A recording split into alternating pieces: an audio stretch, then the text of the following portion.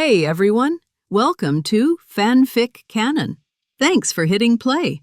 I'm thrilled to bring this fan-made story to life for you.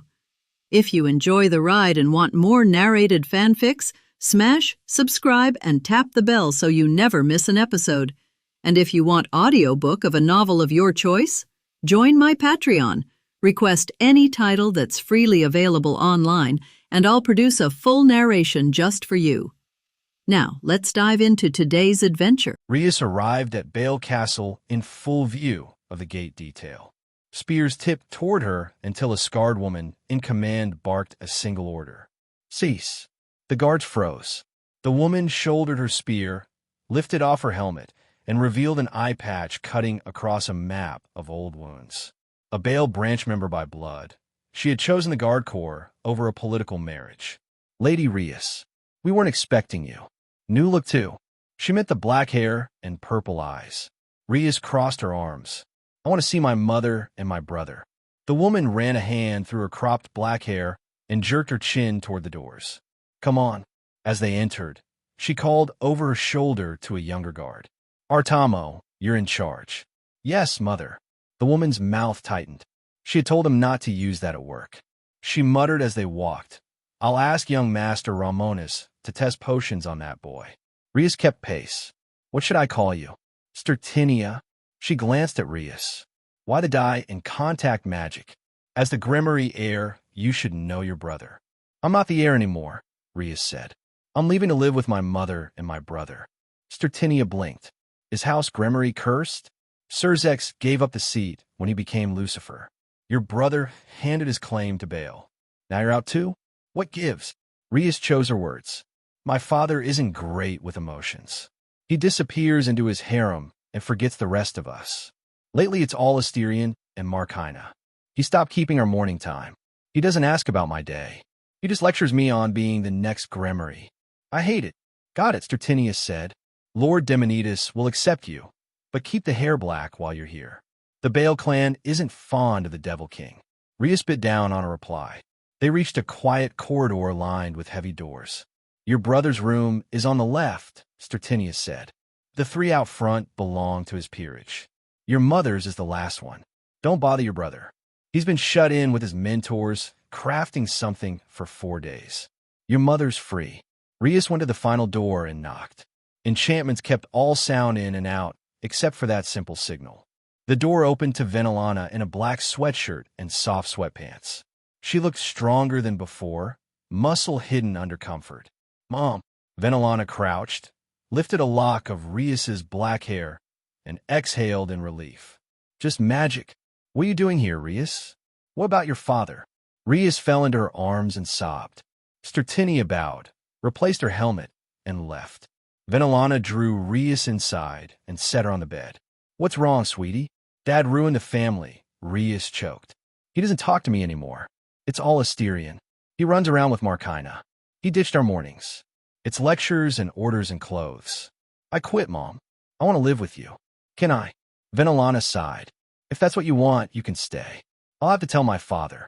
Rias stiffened at the name Demonidas. He had never been kind to what he called noble softness. Venelana stroked her hair. Relax. You don't have your brother's obsession with training, but your talent alone has you brushing the ultimate class. You're not weak anymore. I'll stand up for you, but you'll stand for yourself too. That's how Bale works. Rias clenched the fabric of her dress. I will. Just don't send me back. I won't. Venelana hugged her close. Your brother will want to see you in the morning, but he's exhausted. Let him rest. Can I sleep here? Of course. You're still my baby. For the first time in 6 months, Rias slept without fear. Venelana did too, her only daughter warm against her side. Romonus woke to a pillow of white fur. Chiron was curled on his chest, quietly weaving senjutsu through his body. He always slept better when she did. His overflowing demonic energy gave her something to process, a training edge he encouraged. One day, he wanted 9 tails on her, not 2. If fortune favored them, he would pry the white tiger Baihu from the Shinra clan and steer her toward a tiger yokai's path. He lifted her gently. She blinked down at him. Sleep well? She asked. I did. Thanks to you. She smiled like a cat and groomed a paw. Good. He set her on the mattress, and she slipped back into her Nakomata form, two tails waving. Latia slept at his side. Akino and Itsuki shared the foot of the bed, Itsuki farthest away, Akino tucked close. He smiled. Adorable, all of them, and far too young. He slid free without waking them. That hope lasted 3 seconds. They stirred, stretched, and pulsed demonic energy to shake off sleep. Morning, he said. Akino's eyes softened. Something between them felt easier today, like a wall had fallen. Good morning, Romonus. Rested? I am. I finished forging our Cheon. Today I undergo the baptism. Latia flinched. She knew what that meant. Worth the power, maybe, but being eaten inside out was still being eaten inside out. If you go through with it, she said, steady but pale, what do you expect to gain? He ticked the goals off. Hypersaturate the body with liquid mana, so the whole frame acts as a focus. Maybe evolve into a mana-tuned physique or a perfect blend with demonic energy. Strength, durability, speed. Regeneration and the healing arrays will keep me alive. Breathe. I'm not nervous, she said behind her hands. I'm worried. Itsuki swung her legs over the side. Why? He can take it. Romonus gave her a thumbs up. You know it. They crossed into the open forge. The baptism pod waited, drained and chill. Latia trailed him, jaw set. Fine, she said. If you're doing this, I'm here to help. Akino, Itsuki, and Chiron followed, curious and concerned, crowding the tank that would try to unmake him. Romonus turned. You'll need to clear out. I have to be naked for this. Itsuki fled. Tell me when it's done. Akino covered her eyes. Chiron mirrored her. Both peeked through their fingers. He scowled. Out. I'm not flashing a lot of you. Akino sighed and tugged Chiron away, leaving Latia at the console. She squinted at him. Come on. Strip. Do you just want to see me naked? No, she snapped, pink in the cheeks. I want this finished so I can stop worrying. He snorted. You're doing it too when you're ready. Latia froze. He peeled off shirt and shorts, paused in his underwear, then glanced over. She didn't blink. If you don't want to see it, turn around, he said. We'll be doing more than looking when I finish maturing. She shot back, voice small and brave. Take it off. He did. She flushed hard. Curiosity beat dignity. Is that? Focus, he said, stepping into the pod. The door sealed. Close your mouth, Latia. Wrong message at the wrong time. She went scarlet and fled to the control panel. He braced. Do it. She pressed the activation rune. Liquid mana fell like a shower that burned cold and hot at once. His skin sloughed, then reknit. The trickle became a flood. Flesh vanished. Regeneration surged. Pain climbed past reason, and Ajuka's layered enchantments held his mind together while the arrays stitched whatever the mana tore. Chunks of muscle sheared away. He sat cross-legged to sink faster.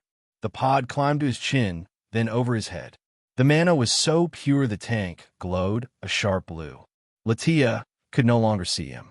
She sat in front of the pod and waited. Inside, Romonus drowned in ice and fire. Cells swelled with mana until they burst, then repaired. He inhaled liquid and made himself drink it. Lungs boiled and regrew. Blood learned to carry mana instead of oxygen. When the blend reached his brain, neurons fired faster, cleaner. His eyes melted, then rebuilt sharper than before. His gut stripped and remade itself to digest the fuel he was bathing in. Mutations crept forward hour by hour. Muscle drank mana and braided it with demonic energy. Two colors of the same river met and mixed, not devil and mage anymore, but something that belonged to him alone. After 6 hours, a purple light pulsed from the pod center. Latia checked the time and scowled at the glow. Romonus, if you're a puddle, I'll clone you just to kill you. His voice brushed her mind. I'm fine. 18 more hours. She exhaled. Good. I thought you were soup. I'm not that weak, Latia. She stood. Then I'm leaving you to it. He let her go and clinched through another wave. He couldn't close his eyes. They had to suffer too. How are we doing, Archeon? The living armor rested in his soul, a newborn storm caged in steel. Armored. I stabilize our bond. I bring order to my chaos. When this ends, I will be ready for real war. Good. Archeon went quiet again, working. Romonus kept breathing, drinking, absorbing. No part of him would escape the mana by the end. Demonic energy seeped into every cell to meet it. He toyed with names for the blend and let it go. Labels could come later. He relaxed his mind into a hard, bright place and endured while bones liquefied and reformed, stronger each cycle. He thought of his peerage and the future he wanted for them. They would walk this path too when their wills could bear it. I won't be the only one to learn this pain. With every hour inside the pod, more mana sank into Romonus's body. Skin, muscle, and marrow drank it until something new began to happen. His demonic energy and the soaked mana fused into a third current. It threaded through him first in hair-fine filaments, then in clear, pulsing lines that lit his musculature and skin like dark purple veins. He no longer breathed air. His heart had switched fuel, pumping mana-rich blood that glowed. If anyone drew a vial from him now, they wouldn't see red. They'd see neon violet. The old oxygen exchange had been pushed aside by a full-body mana cycle, and it reached everything. Hour by hour, those glowing veins webbed across his organs, bones, nerves, and even down into the cells. It was the right storm for him in particular. Humans were built to handle mana. Devils channeled demonic power. He had both. His Cambion soul and hybrid body pulsed, bright purple, and the change rolled out from his core. His teeth lit as he grit down. The veins around his heart tightened and sank in. The organ caught the rhythm and beat like a dragon's heart, thudding power through his frame. That pulse spread. Everywhere, the purple wove itself into tissue it stayed. His eyes burned violet. The baptism array wound down. No more fresh mana poured in. He had to finish with what remained. He absorbed, breathed, and drank the last of it until the chamber finally cleared. Finally, air. He opened the pod, stepped out, and drew a deep breath. Even that felt different. His lungs broke the trace mana in the air and folded it neatly into demonic power. He flexed his fingers. Tougher, denser. Every piece of him hummed. The tempering worked, he said. These bones alone would sell as artifacts. Time to test and tune. Construct formation. He pressed a hand to his chest. A suit formed from the new current, cleaner and tighter than his old one. He could feel the difference. Better. And now it's purple, he muttered. Great. I look like some shadow sovereign. Energy overflowed. His thoughts ran in parallel tracks. Neurons quickened by mana kept up easily. He could see ambient motes, hear the smallest scrape, feel the faintest shift of air. His sense of smell sharpened enough that he chose not to test it on himself. With each heartbeat, the dragon thrum sent fresh charge into his blood. Archeon, verdict? The living armor's voice rang through his soul. Armored, your new current, the mana, demonic fusion, is twice as potent as before. It matches our souls far better than raw demonic power. With it, I can finish synchronization in time for the vampire campaign. One question. The necklace. Did she bathe in the baptism as well? Romonus touched the mithril pendant. He had forgotten to remove it, and Vespera had asked him not to anyway. Vespera, you still with me? Her voice was bright, better than ever. Mithril conducts mana beautifully. It healed my soul and let me gather strength. The bat medallion's eyes glowed red. Metal creaked and softened around a will that was suddenly awake. I meant to ask, Romonus said. Why your grandmother? She made my childhood a cage, Vespera said without a pause. I'll take her body and take back my life. You have no objection. Your revenge. I'll settle for the collateral benefits, he said. Now to find the girls. They're all sharing this gift. Archeon cut in. Use a gentler concentration. Your regeneration kept you from melting. They don't have that buffer. Romonus blew out a breath. Fine. Back to the drawing board. If Archeon said it, he would listen. The peerage would still undergo the baptism, but it's safe for tears. The payoff was too good to ignore. He had what he wanted now, a body tuned to mana. He named it simply the demonic mana body. He headed out to find everyone and learn his new senses by using them. Elsewhere, Demonitis sat in his mistress's rooms. He kept no harem. He was hard to please. His niece Palestra Bale was the exception. Venelana's mother, Romonus's grandmother, 6 feet of cool poise and old violets, curves and grace like her daughter, and a lifetime of enemies ground under heel. She slid her arms around him from behind and pressed close. "Uncle," she murmured, "what weighs on you? Want me to fix it?" He flinched when she licked his neck. "You incorrigible succubus. I should stuff that mouth of yours." "Kinky," she said, smirking. He chuckled despite himself. Palestra hadn't inherited the power of destruction, but her magic was vicious, and he had a heart that turned up every few centuries for a few lucky souls. He thought of the day she decided he was hers and rode him into silence. Relaxed now, he finally spoke. "I found a match for our grandson. The family will hate it. If I'm honest, I don't love it either." She settled in his lap. "Why would they hate it? And why was it so hard?" "He has standards," Demonitis sighed. "The ball is in 5 days. I found a candidate only 20 days ago. She brings problems with her father, her mother, and her own nature." He smoothed his beard. The ancestor wanted a pure-blood political card in Romonus's household. "I wanted stability too, but Romonus would call out the Great King faction in public if he smelled a leash. He'll be a super devil soon enough. I picked the best I could." Palestra tugged his beard. "Good. Or I'd have told Venelana, and she'd have told him, and you know what would come next." "True." He exhaled. The suitor had to pass Romonus's eye and his circles. Seraphal Leviathan, Miria, Amdusias, Latia, Astaroth. Even Venelana had to tolerate it. "I prefer to pick from the Great King faction, but that meant 16 clans. I courted every lord with daughters, granddaughters, nieces, even younger sisters. Background checks on all, so no public rejections. We can't afford shattered alliances. Surzex, the Satans, and Romonus keep pulling people out of Great King orbit. I did what I could for the faction." "So what's wrong with the girl?" "Clan Barith," he said. "Dukes. Odd lot.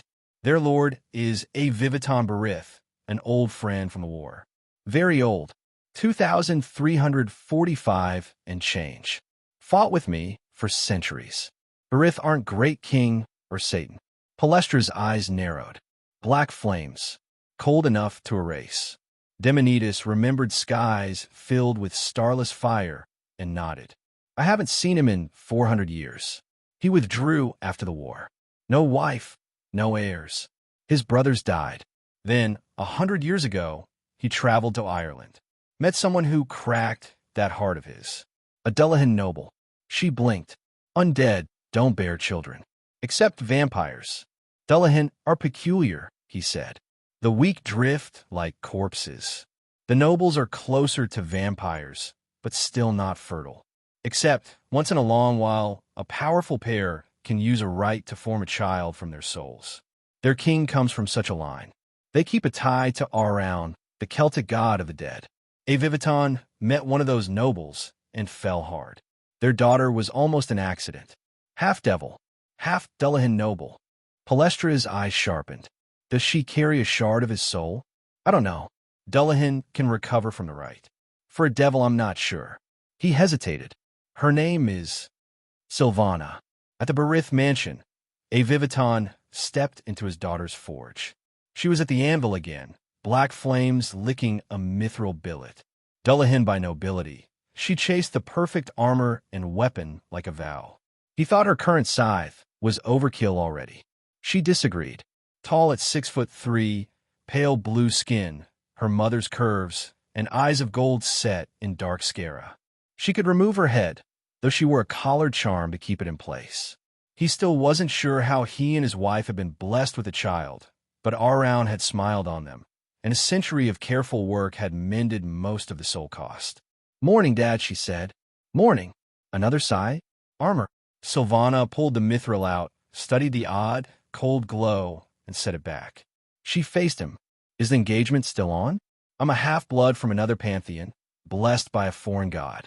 The Great King faction won't stand for me. Who picked me and why?" "You're right about the pushback," a Vivitan said. Demonidas told me he didn't like it either. He still chose you. His words were that you fit his grandson best, and that Romonus would blast apart any other choice. This keeps the peace. Romonus, she said, thinking, the 12-year-old in Satan class already? I heard he likes older women. She slipped her phone out of her cleavage and scrolled devil media. A month-old post from Aquino popped up. Romonus, shirtless, squatting 100 tons before stacking gravity magic until the bar might as well have been 1,000. She swallowed and looked up. He's strong. Will he care about the gap? Or that this started as a plan? Seraphal is nearly 600. Miria is pushing 900. In devil terms, you're practically his age, a Viviton said. He knows every ploy his elders try. You're sheltered, not childish. Meet him in 5 days at the ball. Accept or refuse as you please. He turned to leave. Good luck. Alone, Sylvana scrolled more of Aquino's feed. Training clips. No technique, just raw work. Another post showed Romonus upside down on 2 fingers, shoulders bulging, the same impossible weight balanced over him. Her face flushed, nearly purple. I might be interested, she admitted to herself. The 5 days until the rescheduled ball passed fast. Romonus found Rias in the halls and got the whole story. He comforted her and called her out. He made her turn her hair crimson again. He told her she could loathe Markina and see that their father all she wanted, but Asterion was 2 months old. A baby isn't a villain. She apologized. He let it go. If she stayed, she trained. He and Venelana stripped off the training wheels. Rias started his potion regimen too. He brewed hers awful on purpose. The others laughed into their sweet elixirs. Venelana meant to scold him, then decided it was funny. A message arrived from his would-be fiancé. They switched to a live call. Her head spoke from frame height while her hands hammered in the background. Half Dullahan, clearly. She was forging between sentences. That part hooked him. Before they met in person, he and Sylvana traded notes on metal, heat, and edge geometry, then the easy likes and dislikes. She was reserved, nearly 40 and a recluse by choice. She also knew exactly why the great kingside would snarl at her. Her father had told her plainly that Demonidas wanted to keep the peace by choosing someone Romonus would not reject. Romonus didn't mind. She was different and interesting. When they hung up, he went back to work. He layered Archaon's senses on top of his own, learning to wear the armor like a second body. The materials inside Archaon still boiled like an elemental soup. Forge fire, dragon heart, and rare metals, all held together by his soul. Tuki and Senjutsu passively stacked. The dragon heart generated mana inside Archaon, which converted to demonic power for the armor, then back again through Romonus's own demon heart, a loop that fed itself. There were more tricks buried in there, and he dug for them in every spare hour. He didn't forget it's Suki's birthday, either. He sent her home to celebrate, stopped by with a hug, and left a necklace forged from leftover stock. It was small and, somehow, still heavy. She wore it anyway. It held more than shine. Vespera, meanwhile, sipped his power and sharpened her will for the reckoning she wanted with her grandmother. By the 5th morning, Romonus was ready to meet Sylvana in person. He woke with Chiron sprawled over his face, glowing faint blue as Senjutsu washed through him. She was close to a 3rd tail now, gorging on the overflow of his demonic energy. He moved her gently and found Aquino and its Suki had drifted in too. Again, one time is not an invitation, he muttered, amused despite himself. Karn the badger snored in his little tree, drunk on honey. Romonus considered calling Sylvana, then decided to enjoy the surprise. Her mother would dress her to dazzle. The nobles would whisper about a half-blood from another mythology. Irish at that. Dullahans were strange, and he had asked how her parents had healed. Slowly and well, it turned out. For decades was enough when gods and old devils got involved. He smiled. A steelworker with a good eye and cold fire in her furnace was his kind of trouble. She would fit beside him and Latia at the anvil just fine. Now that Romonus was awake, he got out of bed before walking over to his mirror. Today was going to be one of the last peaceful days he would have. He had 1 year until the start of the evil fiend's incident, meaning he was free until then. After that, he would spend the next 4 years sowing chaos wherever he went. However, his plans could only flourish if he had Valerie Teeps and the Holy Grail. Taking her would stop the evil dragon war and the return of Trihexa. More importantly, it would delay the invasion of the EV into Dragon Deus, giving him more time to prepare against their overwhelming power. With the Holy Grail itself, he could learn the secrets of life and souls. That was the ability of Sephiroth Graal, as Valerie could grant vampires truly immortal bodies as long as they kept the shape of their souls. It was exactly like Mojito, but unlike Rias, who could not affect the soul with the power of destruction, he could. He cleared his head as he could get lost in his plots from time to time. Instead, he focused on something else and telepathically communicated with his maids. Ladies, I will be requiring your help. The 10 maids who had never been called by him all dropped what they were doing to rush to his side. It was their job as maids, and ever since they had given to him, he hadn't even made a move on them. Each one was expected to please their master, but thus far he hadn't even called them at all. As they moved to his side, he turned to the 3 sleeping girls in his bed. They had been sleeping in his room all this time since he allowed it. Aquino, Chiron, Itsuki, wake up. Today is a wonderful day. Aquino sat up and rubbed her eyes. You're meeting the blue headless girl, right? Romonus corrected her. Yes, and she isn't headless. She could just detach her head. Nothing wrong with that. I could do the same, I think. Now that I think about it, what would happen if I cut off my head? Itsuki shot up out of bed as she did not like the sound of that.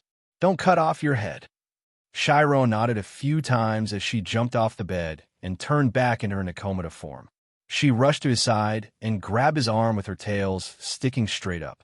Keep on. Romonus shook his head as he did not want to test it out. The thing was that he could keep the shape of his soul as his memories were all in his soul. As long as his mighty Cambion soul kept its shape, he might as well be immortal. Mostly, though, he learned this not from Mojito, but from Vandally from Death Mage Doesn't Want a Fourth Time. The kid made Mojito look like a baby when it came to souls. He could learn a lot from him, which cemented that world as a future destination. I'm not going to cut it off, girls. He saw all of them sigh in relief. As they calmed down, he turned to the door as the 10 maids one by one entered his room. They lined up in a row and lowered their heads before speaking in unison. They had time to practice this. How can we be of assistance, Master? Romonus started to give them their assignment. Today is going to be my last social event for a few years, so I want to shock the crowd. I will be showing up in my soul armor, but it lacks a cape.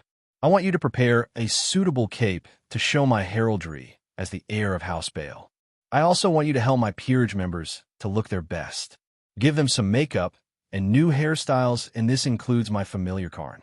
Romonus pointed to Karn in his tree. One of you will find my cousin Magdaran and ask him if he can produce a tree I can take with me. I want to give Karn a real tree to climb, preferably with fruits or flowers for him to snack on. He will need to have his claws and teeth cleaned, his fur combed to look his best. Every one of his requests had been fine, but once he mentioned Karn, the maids all looked up at Karn in his tree. The badger grinned, showing off his shiny red teeth to the poor women. The maids instantly moved away to get to their positions. Most of the maids went to help his peerage, which was only 3 girls at the moment. The others all rushed out of the room to gather the materials to prepare his cape, as even these maids could use magic to speed up the process. However, this left the youngest, who was a mere 29, with Karn. She looked ready to cry as she gazed up at the badger. He was still lying down, but from the look of it, he was enjoying her torment. His head was held high as he made her stare up at his glorious form. As Karn had his fun, Romonus summoned Archeon over his body, the helmet before the helmet began to disassemble to expose his face. Archeon himself instantly began to ponder on things. We shall show these inferior nobles the superiority of our power. Romonus grinned as the face of Archeon appeared on the chest plate. The demonic armor was simply the greatest thing he could have made. That we shall. Just as Romonus was looking himself in the mirror, he heard the pleading voice of his maid. Master, please don't make me do this. Your familiar will tear me apart. Look at him. Romonus looked over to Karn, who was still up in his tree, teasing the girl. "Give her some slack, won't you?" Karn snorted before jumping down into the maid's arms. He chittered and made a few noises, making Romonus laugh. He said he will allow you the honor of helping him look more magnificent. Go on, make him dazzle. The maid walked off with Karn, who from the look of it considered this maid nothing more than a servant for his amusement. Karn was by no means a good-natured honey badger, as even compared to his kind, he was especially nasty and prideful. He took after his master Romonus, well, which might have been destiny that they met. Regardless, as Romonus waited for his cape to be made, the maids got to work on Itsuki, Akino, and Chiron. While the girls themselves did not enjoy the attention, they knew it was for his sake. Their Victorian blood-borne suits, which were made for efficiency, were removed in favor of dresses.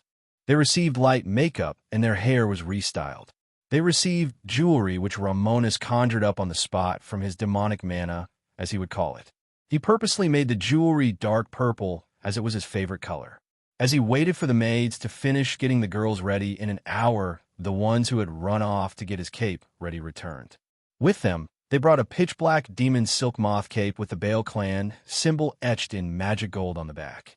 Romonus felt it was missing one thing, so he surged power into the cape, causing the fabric to glow with energy. He etched into it a honey badger and wolverine roaring at each other from conjured purple gold. Once it was ready, Archeon drew it to himself and perfectly bonded it to his shoulders. Thanks to this, the cape could sway in the wind if Romonus wanted to be edgy or just show off. Once everything was ready, Romonus took in the three girls who looked amazing. Each one was sparkled with purple jewelry. Despite their ages, each girl made the dresses dazzle. "Let's go." Itsuki, Akino, and Chiron smiled as they walked next to him. Before they left for the ballroom, the maid with Karn returned in one piece. His claws had been waxed, his teeth flossed, his fur combed, and he was even wearing a little Victorian hat. "Here he is." "Thank you.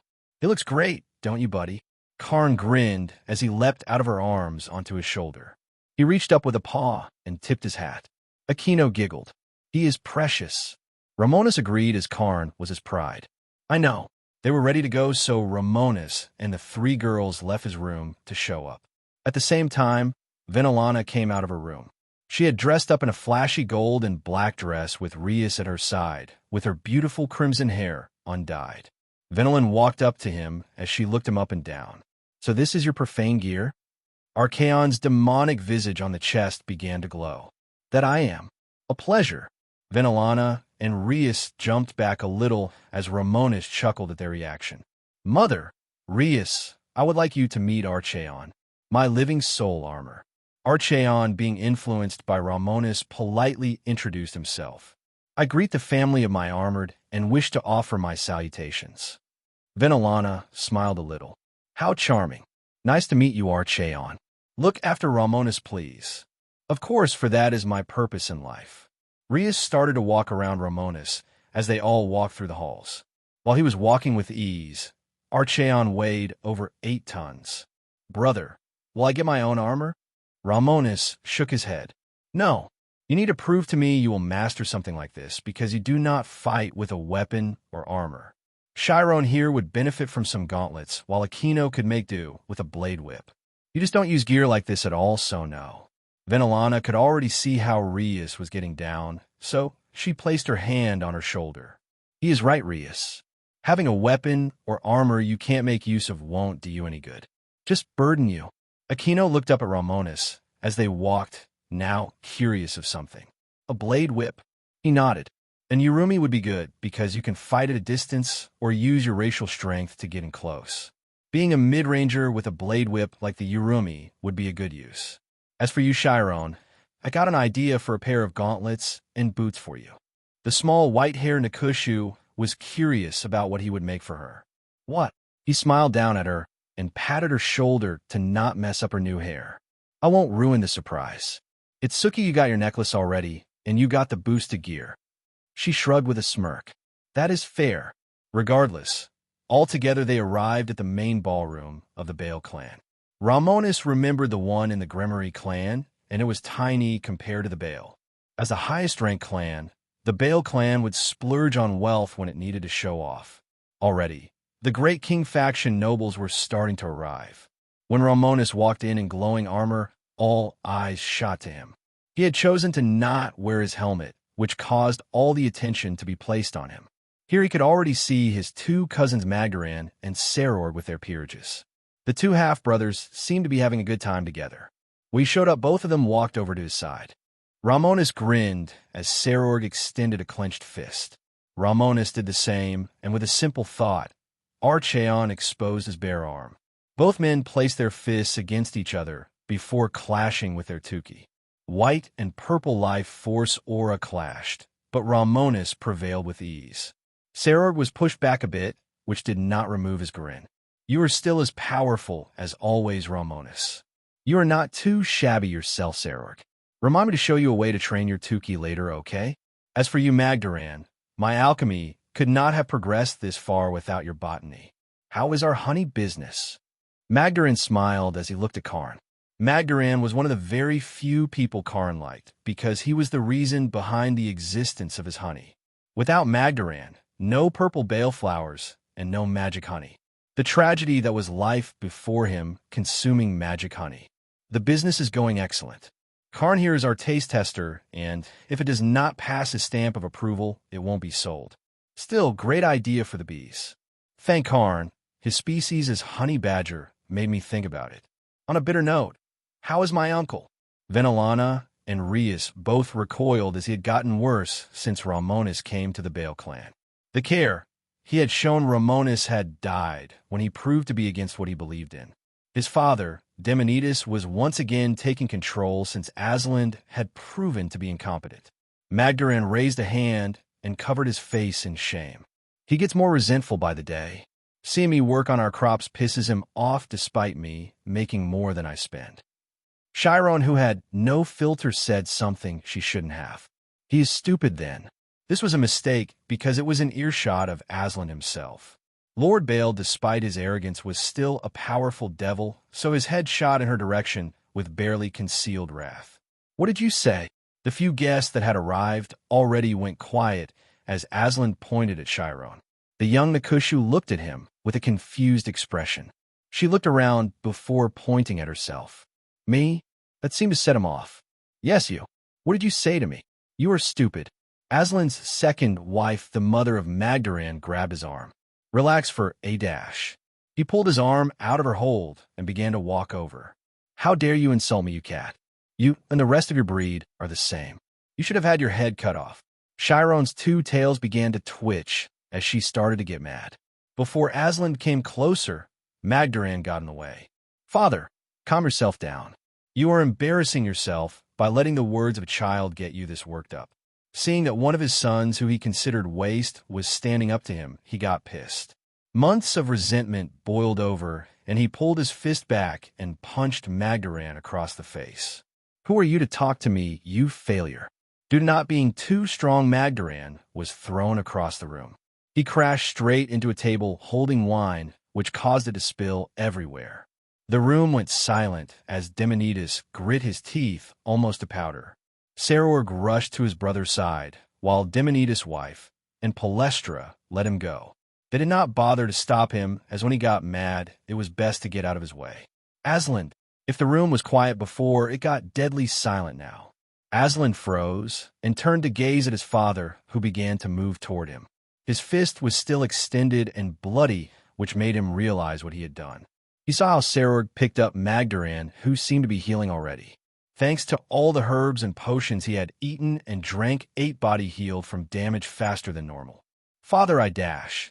Before he could finish, Demonides punched his only son across the face. He held back and didn't send him flying, but that was the first time his father had laid a hand on him. Much less now that he was Lord Baal. You are a fucking joke, Aslan. You have disgraced House Baal with your actions. You have disgraced me by making me strike you. I want to spit at the sight of you. More than anything, I regret ever making you the heir. Before he could say more, Zekrom Baal, who was in the room, stood up from his throne. Once the ancestor of House Baal stood, everyone could see his displeased expression. Romonus crossed his arms, as he was not going to make Chiron apologize. When Zekrom spoke, everyone listened. Aslan, you have shamed yourself. Magdaren's botany has made House Bale a massive fortune, much less the potions made by Romonus. They have contributed more than you have in your time as Lord Bale. May I remind everyone that I stepped down as Lord Bale willingly? If I wanted to keep ruling the clan, I would have done so. Not only have you not made a single choice without asking me, but you can't even appreciate your son, and you struck him. You have proven to not be worthy of your status. I, Zekrom Bale, progenitor of House Bale, remove your status as Lord Bale. Demonides, you shall take up the mantle until Romonus is of age.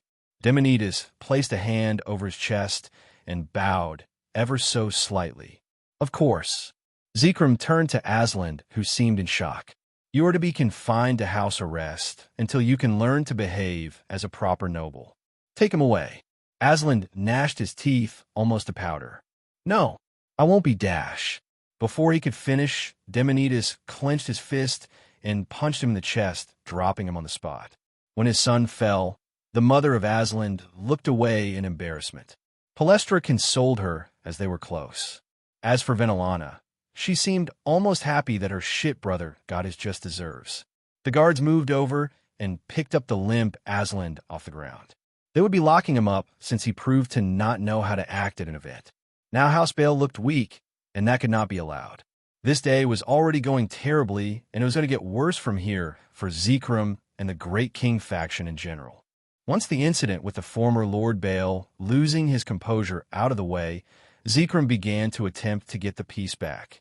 The few guests from the Great King faction allied clans were already starting to whisper negative words about House Bale. If the standing Lord Bale had to be removed, what did that mean for the rest of the clan? Since Aslan had to be picked, it would mean that Demonides himself didn't know how to choose his heirs. Now that he was once again Lord Bale, he began to aid his ancestor in his efforts. This was a very shameful event for all the guests who had been here to witness it. He began to pull his political expertise to promise compensation for the shame. Devil Society was just like this, as your closest allies and family would jump ship the instant there was even a bit of trouble. As Zekrom and Demonides tried to appease the guests, Romonus walked over to check up on Magdaran. His cousin was not the toughest guy around, and Romonus could respect that. He made up for his weakness with his botany, which he most certainly respected. It was how he made his elixirs, so Magdaran was crucial for that. When he got to his side, his cousin was already on his feet and healed. The constant consumption of herbs, magical fruits, and potions made him quite durable. His spirit, though, was crushed from the look of his downcast face. Romonus and Serorg started to check in with him. They were quite pissed that their brother and cousin had been punched in front of everyone. You okay? Magdaran wiped his face off with his handkerchief and nodded. I am all right. Honesty, what was he thinking? He knows that will just ruin his reputation. Serorg scoffed at the man they called father. He wasn't thinking. He let his emotions take control, and it cost him everything. His status is gone, and his reputation is tainted. Romonus, I'm sorry this had to happen on the day your engagement is set to be revealed. Romonus did not mind it. Don't worry about it. Sylvana won't care, and neither will I. Until then, let's get you cleaned up. He placed a hand on Magdaran's shoulder, and with a simple spell cleaned and dried him off. Magdaran sighed as his father had been neglectful, not abusive until now. He would much have preferred some attention growing up as he had been neglected. Thank you. I will have to deal with that stigma for the rest of my life. Former heir of Bale clan punched by his own father on the day of his cousin's engagement and birthday ball. My reputation is sullied. Romonus patted him on the shoulder. Don't take it to heart. It will blow over. Right, Karn? With a snap of his teeth, the honey badger agreed. Magdaran was the reason he got his magic honey fix, as without it he would become violent. More than he already was. Magdaran shook his head as he walked off, as staying would just expose him to the gossip. Romonus could not blame him, so he let his cousin go. Serorg sighed as he ran a hand through his hair. That just happened. I could never have believed it before. Romonus also could not believe his arrogant uncle had struck his son. Honestly, if you told me that would have happened a few months ago, I would not have believed you. My uncle was always a man who kept himself in check, But guess me not being what he expected messed with him more than I thought. Serog felt that as part of the issue. That, or he was madder that his sons who he thought were failures being praised. Me, the Baal-born with weak demonic power and no power of destruction. And Magdaran the Baal who likes plants. Then there is you who is changing the status quo with your opinions. I can see why he went mad. Romonus shook his head as he turned around. Whatever happened, he chose wrong. Children are supposed to be cherished and nurtured, not scorned. Serog crossed his arms as he wished that had been so. Too bad he was born to a devil with an ego so fragile that just having a child without a clan trait was seen as a shame. Romonus returned to his peerage's side, along with his mother and Rias. When he returned, Venelana held his hand. He smiled as he telepathically spoke with her. "You look stunning, mother. I think I'm dying to get a taste of you." She would love to take him up on that. She smiled his way. "Oh, you flirt. I'm open for you any time." He turned to gaze at her with an expression of longing. "I will say I will make it worth your while for making you wait this long." Venelana loved that gaze, something her ex-husband had not shown her in centuries. "I can hardly wait, Romonus. Go have fun. Your new fiancé will be here any moment." He left her side and decided to enjoy the fancy food and drinks. Devils could drink from a young age, so no one batted an eye to him and his young peerage drinking. However, they were not getting drunk because of how powerful their bodies were.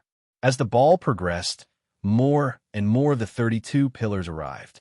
First, all of the Great King faction allied lords, their wives, and heirs showed up.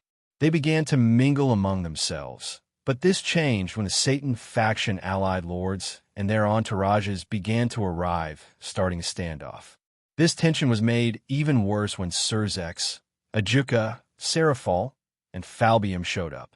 As usual, Graphia was right with Surzex, meaning that 2 super devils and 3 Satan-class devils on the Satan faction side had arrived. For if Romonus was to be counted, which he was, because he instantly went to be with his brother, sister-in-law, uncle-in-law, girlfriend, and a close family friend in Falbium. When he arrived, he instantly hugged Surzex, who returned the powerful hug. "Surzex, my brother, how are you doing these days?" Surzex patted his back firmly before they released their hug. "I have been great. You have no idea how easy my life is now that I have a full team of assistants working with me to get my duties done. That computer was the best investment I ever made. I got more time for Millicass and Graphia." "That's great, brother. Take time to enjoy the festivities. Uncle, good to see you in good health." Ajuka gave a polite smile. "Of course, I would be. I see your armor is stable now." Archeon would normally be fully open to speaking with anyone, but at the moment that was being kept secret. "That is rare that Latia isn't with you. She is coming with her parents.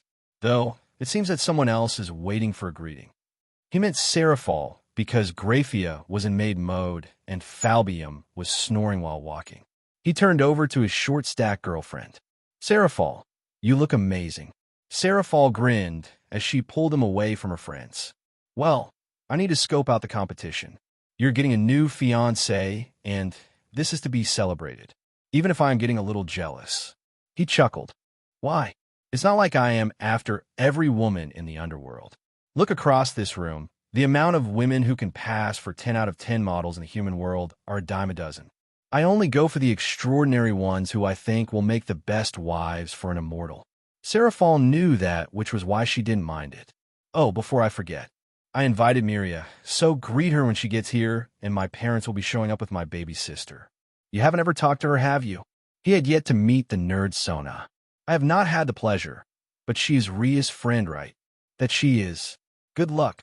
Until Sylvana arrived, Romonus got to moving around socializing with the nobles. He hated doing so, but it was a skill he had. Regardless, all of them complimented him on the engagement and his fancy armor.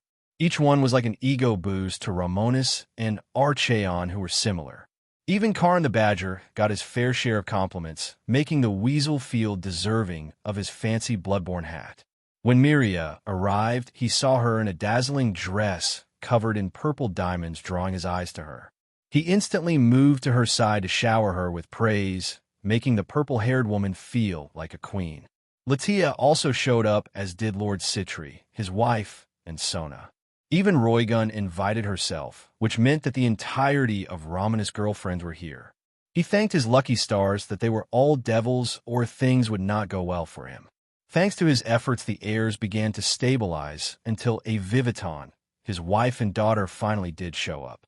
They were the very last clan to show up, and when they walked through the door, the ballroom was met with silence. Zekrom openly recoiled when he saw Sylvana and her mother because of their blue skin. She was certainly not a pure-blooded devil, so he turned to his side at Demonidas, who had been the one to set this up. Demonidas, what did you do? I was adamant about a pure-blooded noble. What is this shame you bring? Demonidas frowned, as while he shared in the sentiment, his grandson mattered more than some petty scheme. I did the best that I could. I cannot find a match for him among the clans of the Great King faction. House Barith is neutral, so the status quo can remain as it has been. Zekrom was not pleased at all. This was supposed to expand the unity of House Baal with its allies. This will drive them away, you damn fool. You might as well be a Satan rather than one of us. This example will just ruin the purity of the clans. Demonidas, unlike his son, was not going to take insults lying down. Then you should have searched for a suitable woman yourself. This is happening, and look, Romonus is already interested. I did the best I could for his sake. When Zekrom looked over, he could see it in Romonus' eyes that he did. This was not good, but if he stepped in, Romonus would not be pleased. For Romonus, despite already talking to her over FaceTime a couple of times, she was prettier in person. He instantly walked over to greet her and her parents. When he got there, he had to look up to look at a Viviton because he was gigantic. The devil had a thick black beard and long black hair that was barely graying and braided in a Viking-style braids. His noble attire was also mixed in with armor, making him look more like a barbarian than a noble. He looked awesome in Romonus' opinion, so he extended a hand to his future father-in-law. Sir, how tall are you, if you don't mind me asking? A Viviton grinned and shook his hand back. 6 feet 10 inches. I am impressive, am I not? When they shook hands, Romonus, through his eyes of the soul, noticed something. This guy is a secret Satan-class devil. Despite the way his soul was split to form Sylvana, it's almost fully recovered. The mother has it worse than him. She is still healing. This was why a Viviton became a recluse, to train his powers in secret in case of a second Great War. He had been training daily because he hated sitting still, and after fighting in 2 wars, retirement wasn't for him. I'm glad to meet you, sir.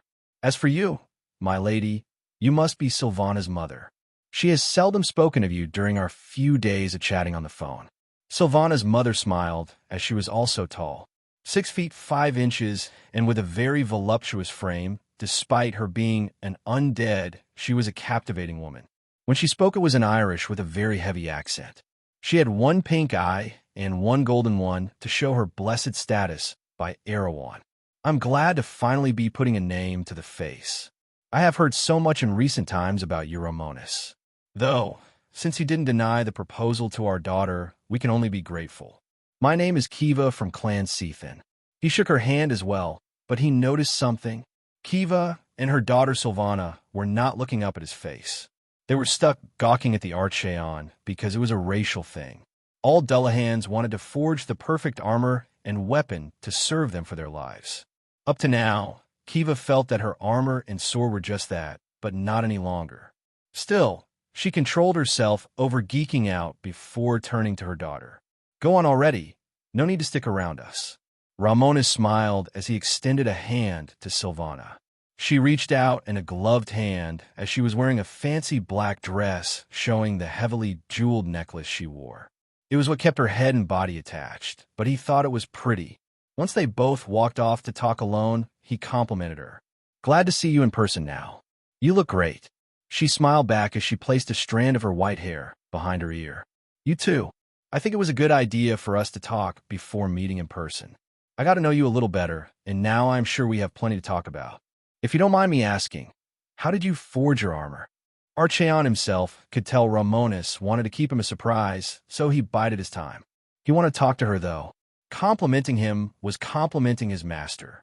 It's my masterpiece, though I wanted to ask why the scythe? I won't lie that in the right hands a scythe can be deadly, but they take careful skill to use. Sylvana panicked inside as she spoke to herself. She had a bit of trouble speaking clearly because of her reclusive nature. Calm down, smart thoughts. When she opened her mouth, what she wanted to say did not come out. The scythe is just what I need to be a better death dealer. She instantly felt ashamed as her little quirk came out when she was nervous. She started to talk nonsense. Damn it! Romonus chuckled as he found an interesting fact. Ah, you can use death magic? Charming. Sylvana nodded. I can. I am not an expert on it since I never leave my home. But even then, I am still a Dullahan devil hybrid blessed by Erewhon, the Celtic god of the dead. That got his attention because Balor, the evil god of the baleful, I was sealed away in Gasper's eyes. He was a Celtic god and also the equivalent of Cronus of the Greek pantheon. He was the grandfather of Luff, who was the father of Cuchulainn. For what I remember, I hear Erewhon was a noble god who rules the Celtic underworld and the wild. Sylvana smiled that he knew that. He does. People think that because of being a death god he is evil, but he is a noble god who only sees that the dead pass on. I sometimes get visions of him because he is the patron god of the Dullahan race. He is the only reason our race can bear offspring. Otherwise, we would just be smart, sentient undead. Either way, Romonus was interested in meeting Erewhon or even the Dullahan noble clan. I want to get this out of the way, but I will be beginning my world exploration soon. I can see you have a lot of untapped power that you aren't using. Do you want to start to make use of it in the expedition? It might get dangerous. Sylvana looked at Archeon before finding it a good way to gather experience. I would, but for my entire life, I have wanted to forge my armor and weapon, but nothing is good enough. Can you help me? She looked super hopeful, and he loved blacksmithing, so he agreed. Of course, I'm always ready to forge a new weapon or armor. I bet we have a lot to learn from each other in the coming years. And how can we forget? She tilted her head a little. Forget what? Romonus placed a hand over his left eye and, as exaggerated as he could spoke, show how the great me become the personification of death. Her face turned bright purple as steam left her ears. She cooped her face in embarrassment. Is that how I look? He chuckled as he did not mind it. When one had power and was nearly ageless, being a little wacky was fine. It's fine. If that makes you happy, don't let anyone else tell you otherwise. I do have my question. You can hear them right. He meant the offhand remarks the great King faction clans were making about her. Even some of the Satan faction were speaking badly of her, a Viviton, and her mother, saying how he had dirted their race by breeding with an undead. Sylvana could hear it. She had very good senses, not just because of her blessed status, but because her father and mother were mentoring her all this time. Especially because of her aviviton, she was innately powerful from birth, just sheltered. I am used to it. Romonus grinned as he asked her question. What do you want to do about it? Sylvana thought about it before she turned around with an irate expression. Shut them up. He walked forward and wrapped an arm around her back. Then, let's shut them up. From Romonus, a vast, dark purple aura filled the entire ballroom, leaving all the devils frozen in place. Only those who were in the Satan class, above or he spared, could still move. Romonus did not plan to make a bigger scene, so he spoke plainly. I can hear you all. You're all talking very rudely about my fiancée. I will not allow this. If you have a problem with my decision, or with Sylvana herself, you can go through me. Seraphal smirked as she looked up at Surzex. Isn't he a charmer? Surzex smiled. That he is. At least he can stand up for his woman, as any man with balls should. Zekrom Bale at this point stood up, as he was not going to stay quiet. That is quite enough. I have stayed silent, but this is not what I had in mind by this engagement. Sylvana wrapped her arm around Romonus as he responded for her sake. Why? She is perfect. She blushed at the praise, but that seemed to grind Zekrom nuts. Perfect? She is a half-breed. She is more zombie than she is a devil. Her damn head can come off. Romonus frowned. So what? Her father is still a pure-blooded devil, making her a noble. Her mother is from the noble line of Dullahans, making her still of noble blood. Hybrids are always stronger than pure breeds anyways. Surzex at this point spoke up. Zekrom, if my brother is happy with who his fiancée is to be, who are we to stop him? His happiness is what matters most. Zekrom was unrelenting in his ideology. If he is to be the next Lord Bael, he must marry a pure-blooded noble of our choosing. That is the only way to guarantee the right of succession. This half-breed will not work. A Viviton grit his teeth as black flames begin to appear in his open palms. His wife grabbed his arm. Keep a cool head. We are not on the battlefield here. Fine. Sarah Fall crossed her arms as she stepped out to confront Zekrom. Why not? Noble, pure blood, commoner. All that matters is that the two of them accept. Politics be damned. Ajuka simply nodded. I agree. Every day more reincarnated devils are introduced and more are marrying. We are already on the path to a new union. Falbium raised a thumb while still sleeping. Zekrom grit his teeth, but he calmed himself. He was still 10,000 years old with more experience than most. I see.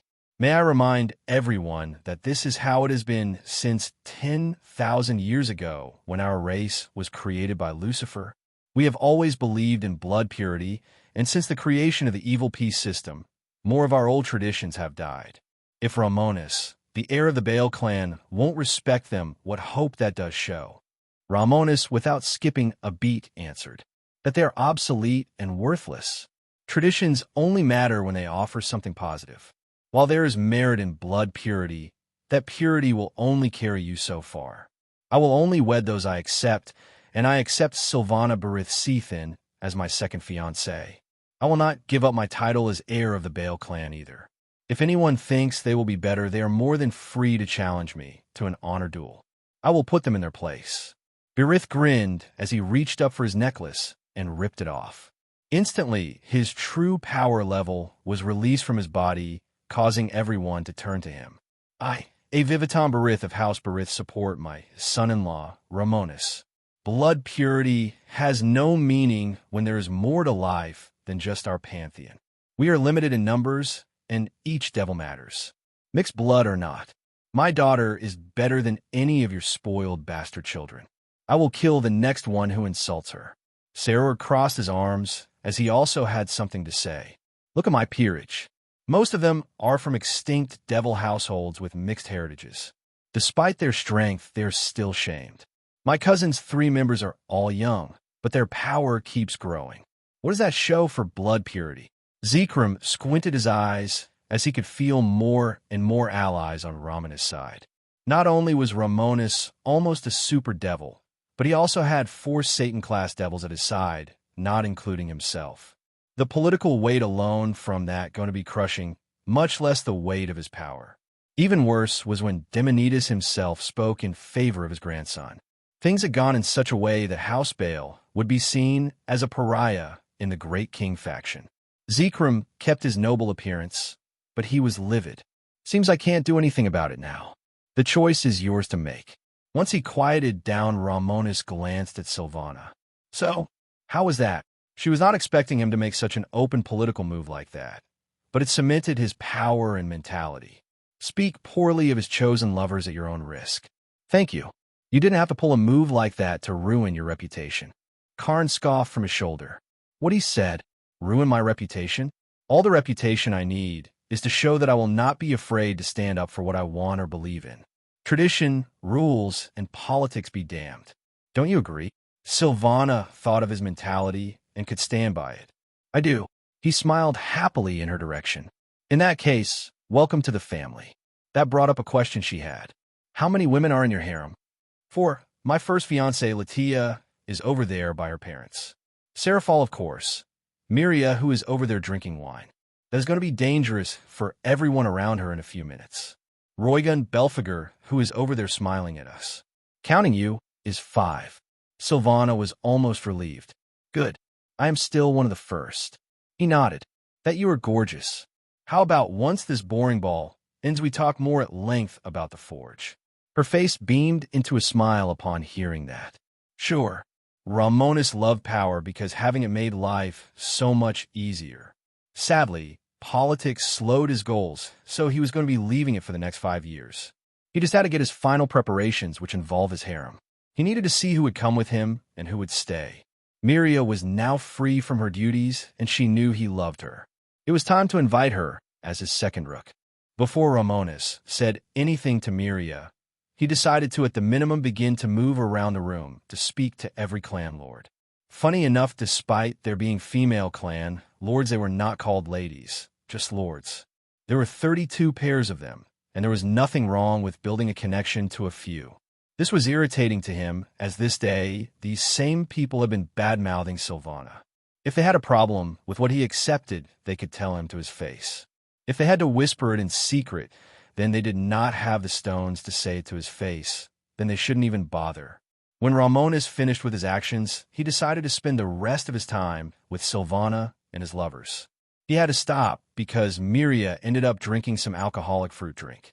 She had only drunk a few glasses, but that was enough for her to start entering an alcoholic rage. Her getting violent when she drank alcohol was true. The instant her body metabolized alcohol, she started to go berserk. Romonus had to intervene and catch her before she lunged at Zekrom, because he was the first thing she saw. She was about to start blasting demonic lightning in her drunken rage, so he put her to sleep with a simple spell. Once Miria was asleep, he was curious if she could become a drunken brawler. It might be a good path for her, because her strength rose when she was under the influence. Though, since she was out for the count, he let her sleep in his room until she worked the alcohol out of her system. With that out of the way, he spent the rest of the time with Latia, Seraphol, and Sylvana to get to know his in-laws better. All three of his lovers had great loving parents, and he even got to speak to Sona a little for the first time. He knew her from the anime and light novel, but she was quite clever for her young age. She started to ask him questions about his peerage members and why he chose them. He kept it on the down low, as he didn't want all his information out there with a strategist like Sona. She let slip her dream to create a school for low-class devils to play in the raiding game.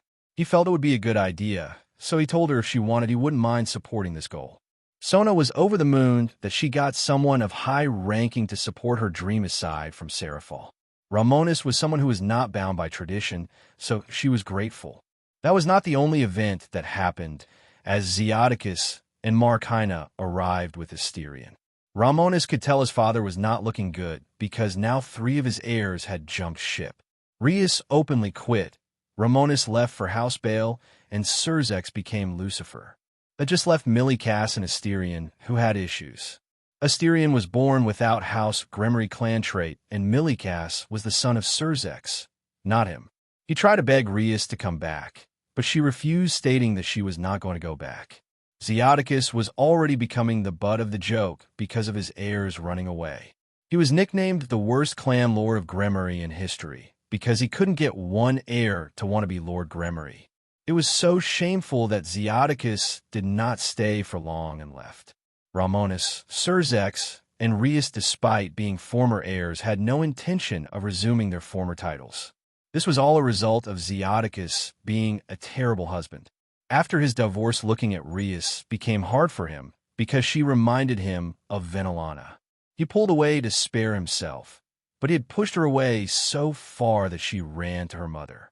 Overall, House Gremory was in a downward spiral as long as Zeodicus allowed his mind to keep deteriorating. This was sad because before his divorce, he had been an okay father. Romonus, though, just knew that if Zeodicus didn't do something, House Gremory would lose its standing. Though before the ball ended, Romonus clapped his hands together to get attention to himself and Sylvana, as she was his fiancée now. Sometimes, Romonus questioned the ethics of noble engagements as they were fast-paced. A few phone calls, a meeting, and now they were engaged. On another note, he would not give it or his power up. Once everyone was looking in his direction, he began to speak in a disappointed tone. Today could have gone better.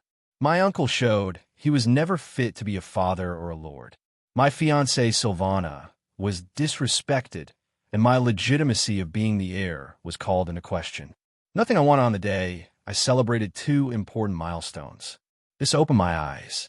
Things need to change for devils to have a shot at prospering without the failures that were the original Satans and their offspring. Instantly, all eyes were on Romonus.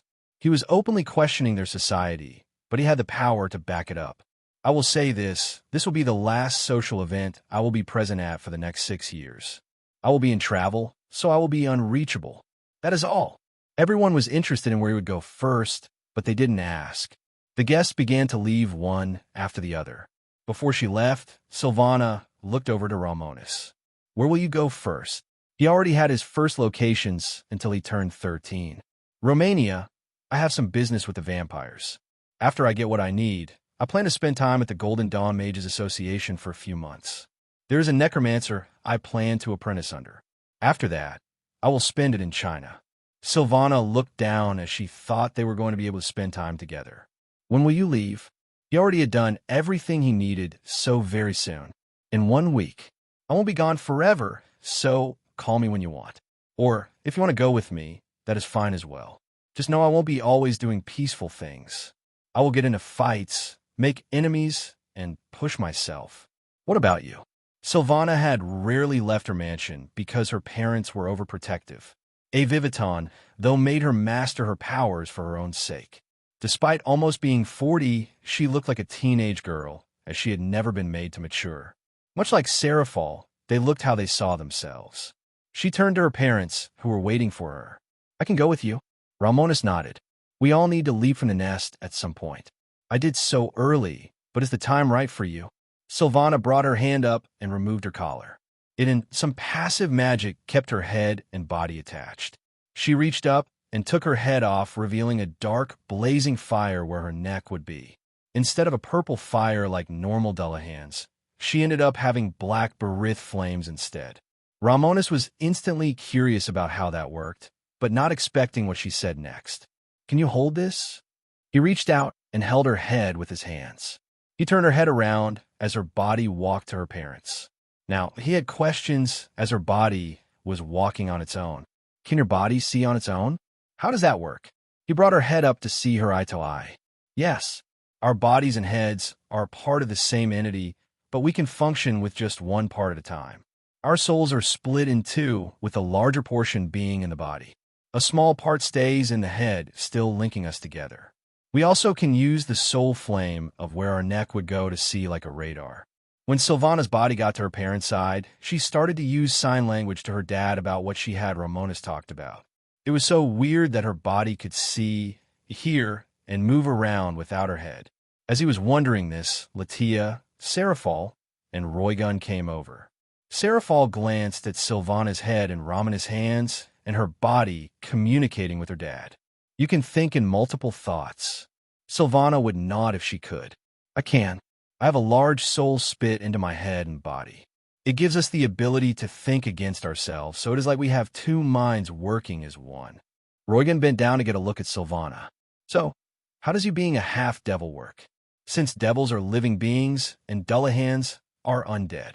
We Dullahans are a unique race of undead that the stronger we get, the more lifelike we get. Through contracts with our patron god Erewhon, we were given a ritual to bear offspring through the union of two souls. That is just how it happened to me, just that half my soul was part of my father's soul rather than another Dullahan. I now am the perfect hybrid of both races. By this point her body had returned, so he returned her head to her. She flipped it around and placed her head over her neck flame. Everyone saw how the flames vanished as her head and body joined back together.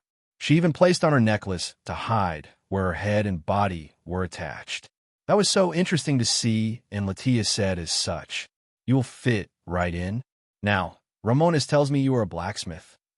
Silvana cleared her voice as she was enthused to socializing. I would like to think of myself as one, but I am self-taught. I just learned by watching human videos on the internet and seeing it in person. I still got more to learn. Latia was now curious about one thing. What do you think of Archeon? Romonus armor. Silvana gazed at the glowing dark armor, constantly releasing a slight purple aura. It is magnificent. Suddenly Archeon responded. Why, thank you. From the chest plate, the face of Archeon glowed brighter. Her mouth went agape as she realized she was looking at a set of living armor. Seraphol and Roygun, who knew nothing about this, also were unexpecting it. Romonus grinned as Archeon concealed his face once more. Meet Archeon the Profane, my soul armor. The armor himself introduced himself. My armor named me as such. A pleasure. Now both women were interested in talking more about Archeon. But Archeon returned to Romonus' soul. Karn was forced to float to not fall, so he landed on Romonus' shoulder. The ball was over, and he didn't have long to prepare for his departure. Well then, I leave in a week. I might as well begin to prepare now. Chiron, Aquino, Itsuki, come on. The three girls all ran over as he began to leave the ballroom. As they all started to walk, Seraphal asked a question. How long will you be gone? Not the full 6 years, right? No, I will still stop by to visit, but it will be much rarer, as there will be times I won't be able to drop everything. Roigan reached down and ruffled Seraphal's hair. We will have so much time to get to know each other, Seraphal. More girl time. Seraphal pushed her hands away as she hated her head getting touched. Watch the hair. It's not easy to get to look this good. While they started to bicker between themselves, Romonus returned to his room. Miria was all cuddled up on his bed, smiling to herself about it smelling like him. He walked over before pulling the covers over her to let her sleep off the alcohol. Chiron, mind giving her a hand? Got it. She then Akushu used some senjutsu to let her recover faster. Meanwhile, Romonus walked into his forge room. Once he got here, Seraphal, Roigan, and Sylvana all were left staring in wonder. Latia smirked at the Dullahan as she knew what it was like to appreciate someone else's forge room. Get used to it, this is what Romonus is like. Only the best for him is acceptable. Romonus walked over to his pile of metal that went to forge his gear and stored all of it in his ring, except one ingot. As he picked it up, he fired up the volcano core and Tiamat's fire seed. They all looked at him as he cut a chunk of the ingot before placing them in the forge. As waited for it to heat up, Sylvana walked behind him. Do you need some fire? While Barith flames are cold rather than hot, they may have an interesting effect. Romonus thought about it, as he wasn't making a weapon. He was making a set of 13 playing cards.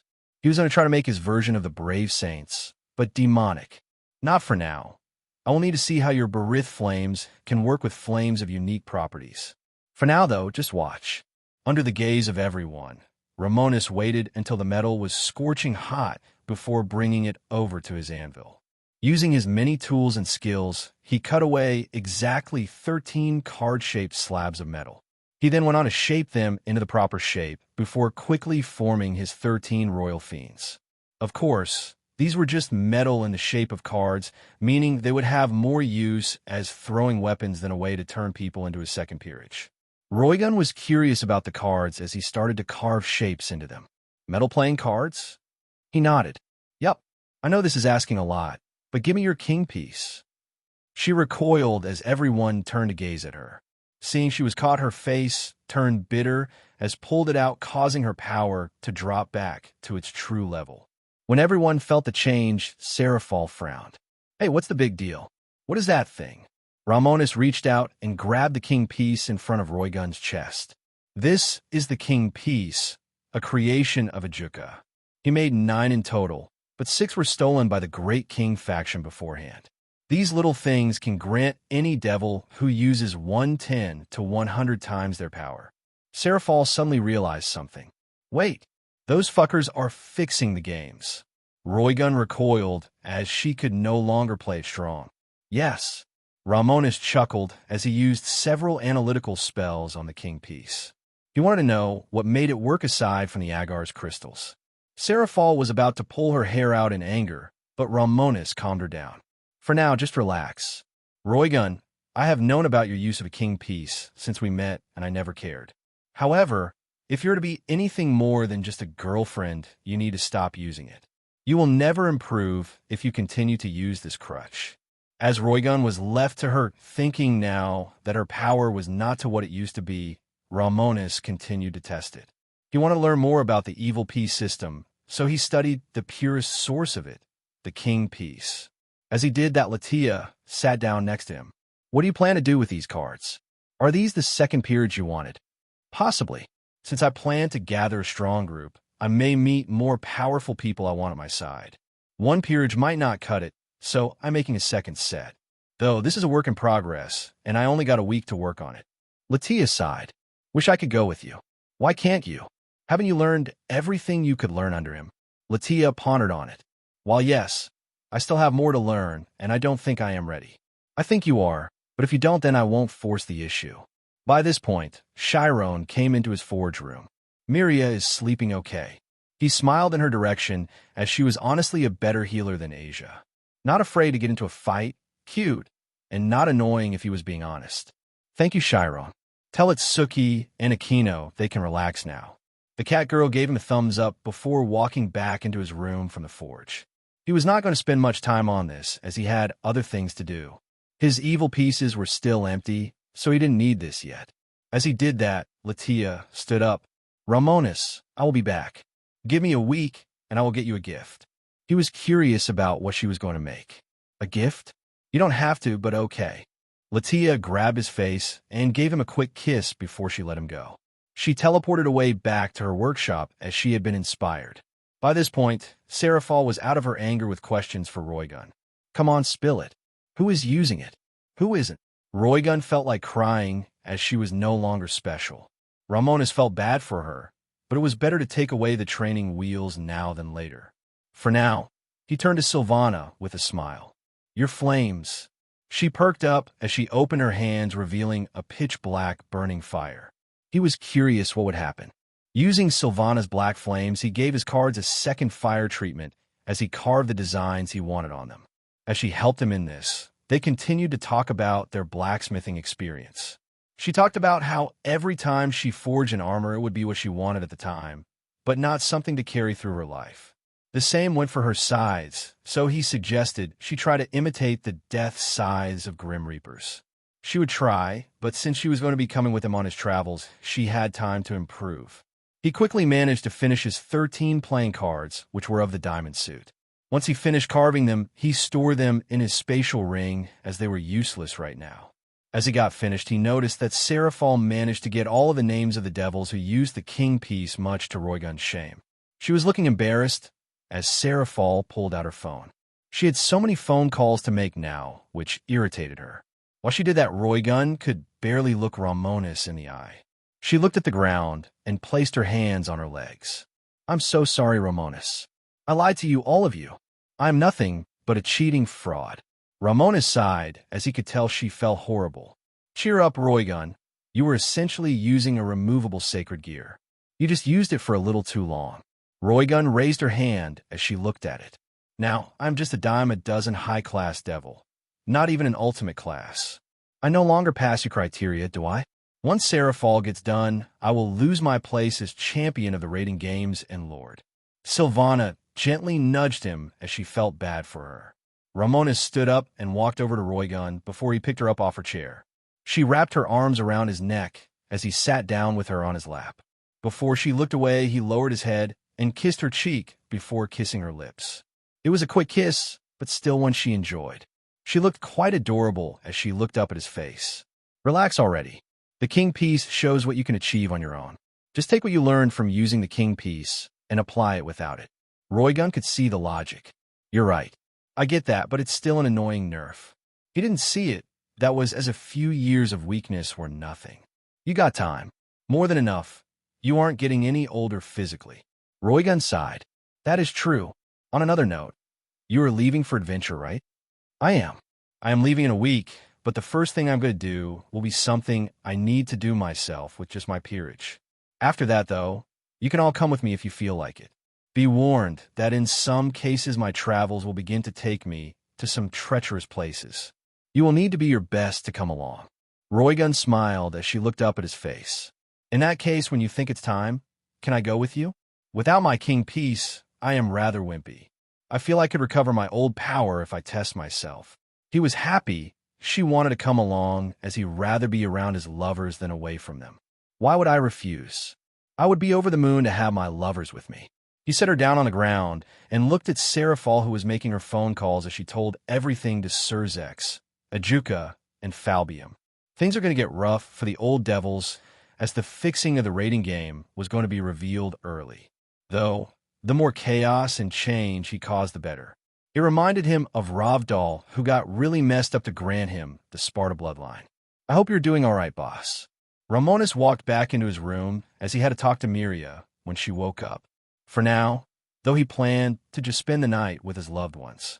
He didn't know when to break it to them about him and his mother, but Venolana was okay with waiting. If she was fine with it, he would give her the time because they were trying to keep it down low. For the entire night, he just spent it taking it easy with the girls.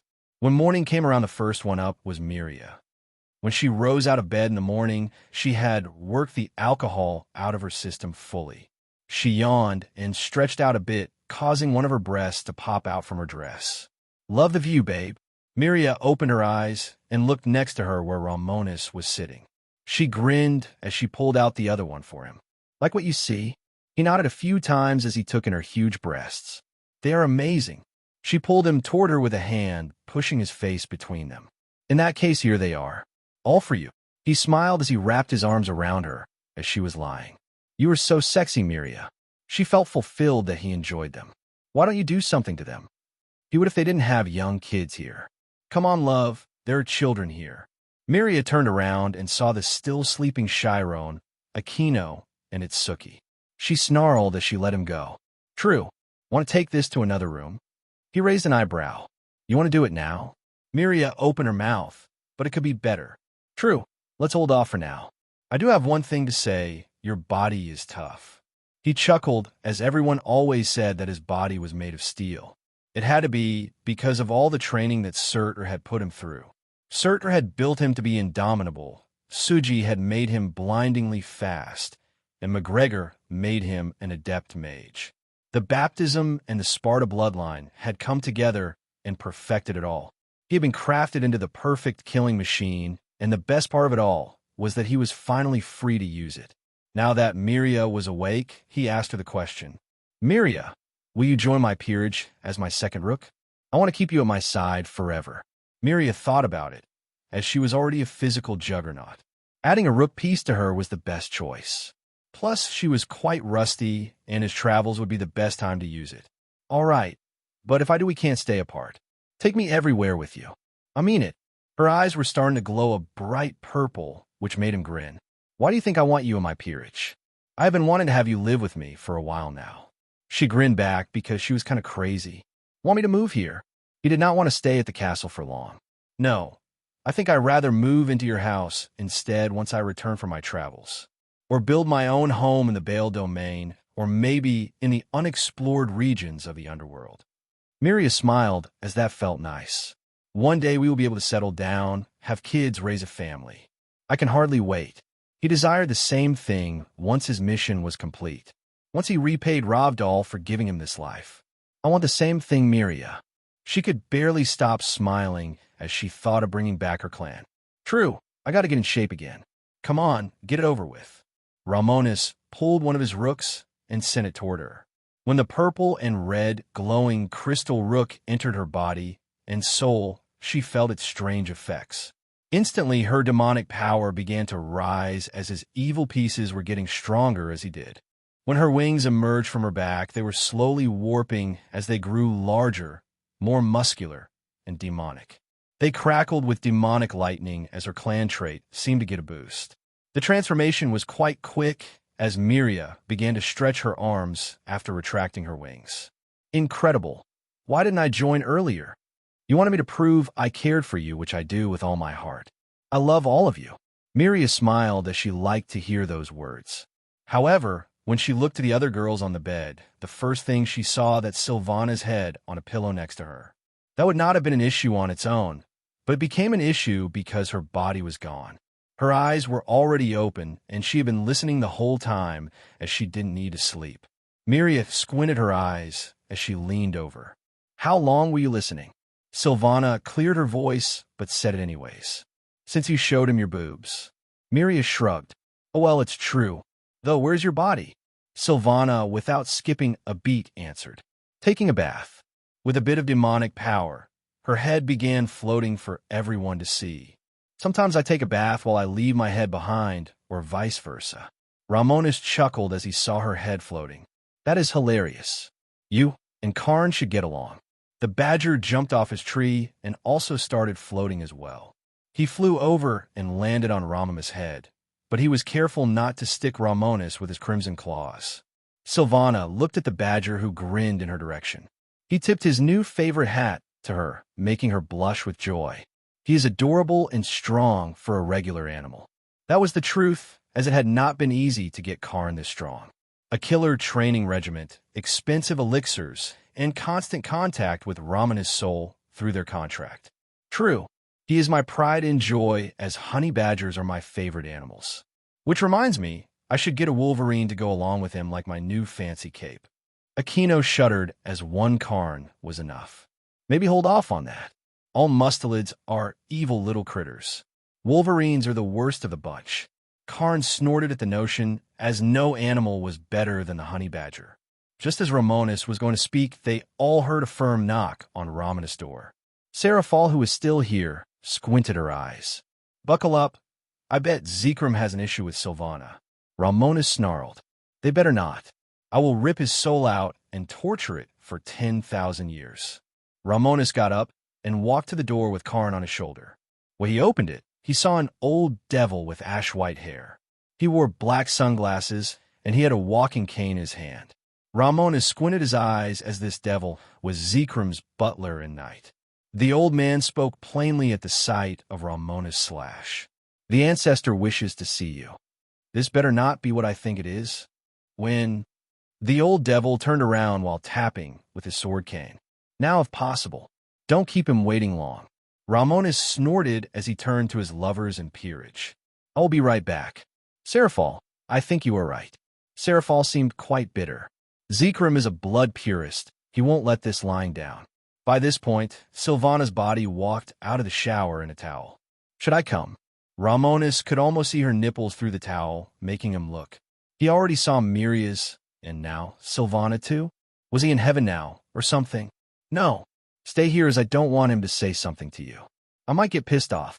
She accepted it as she dried herself off and put her clothes back on with magic. Damn, I love her skin tone. He stepped out with Karn and teleported into the depths of the Bale Castle. Zekrom kept his study and office down in the deepest section of the castle. When Romonus appeared here, he saw two devils standing by the door.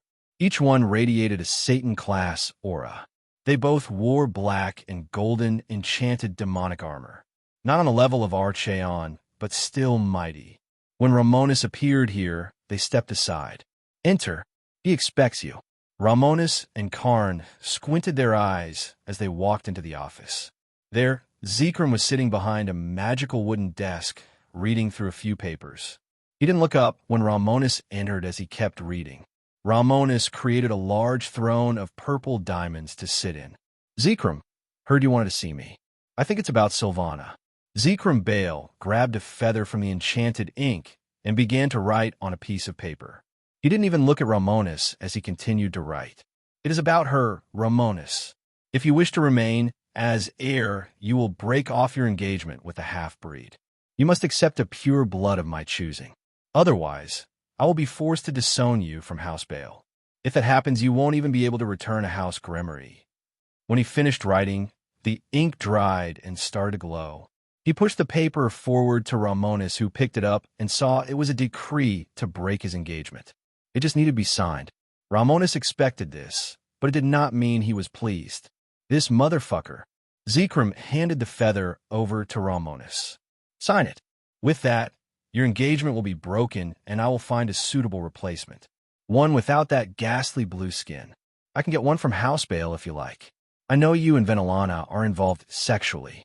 Take a girl from House Bale, or even from Ajiras. If that is what you're into, I can get you 10 of the purest Bale girls just for you. Just sign that, and this shame will be forgotten. Romonus wanted to laugh at the sheer audacity. He looked up at Zekrom with an unamused expression. First of all, her blue skin is sexy as hell. Second of all, you should know already that I don't like being told what to do. Zekrom didn't care. In that case, keep her if you want as your mistress or sex slave. She just can't ever be your official fiancé. If you are to become the king of devils, you must abide by the rules. Half-breeds are disgusting. The blood of House Bale must be pure. Otherwise, we are no better than the commoners, much less an undead of a foreign mythology. Romonus leaned back on his throne before he started laughing. Ha ha ha ha, you think so, don't you? Vespera was right about you. Zekrom's face went red at that name. How do you know that name?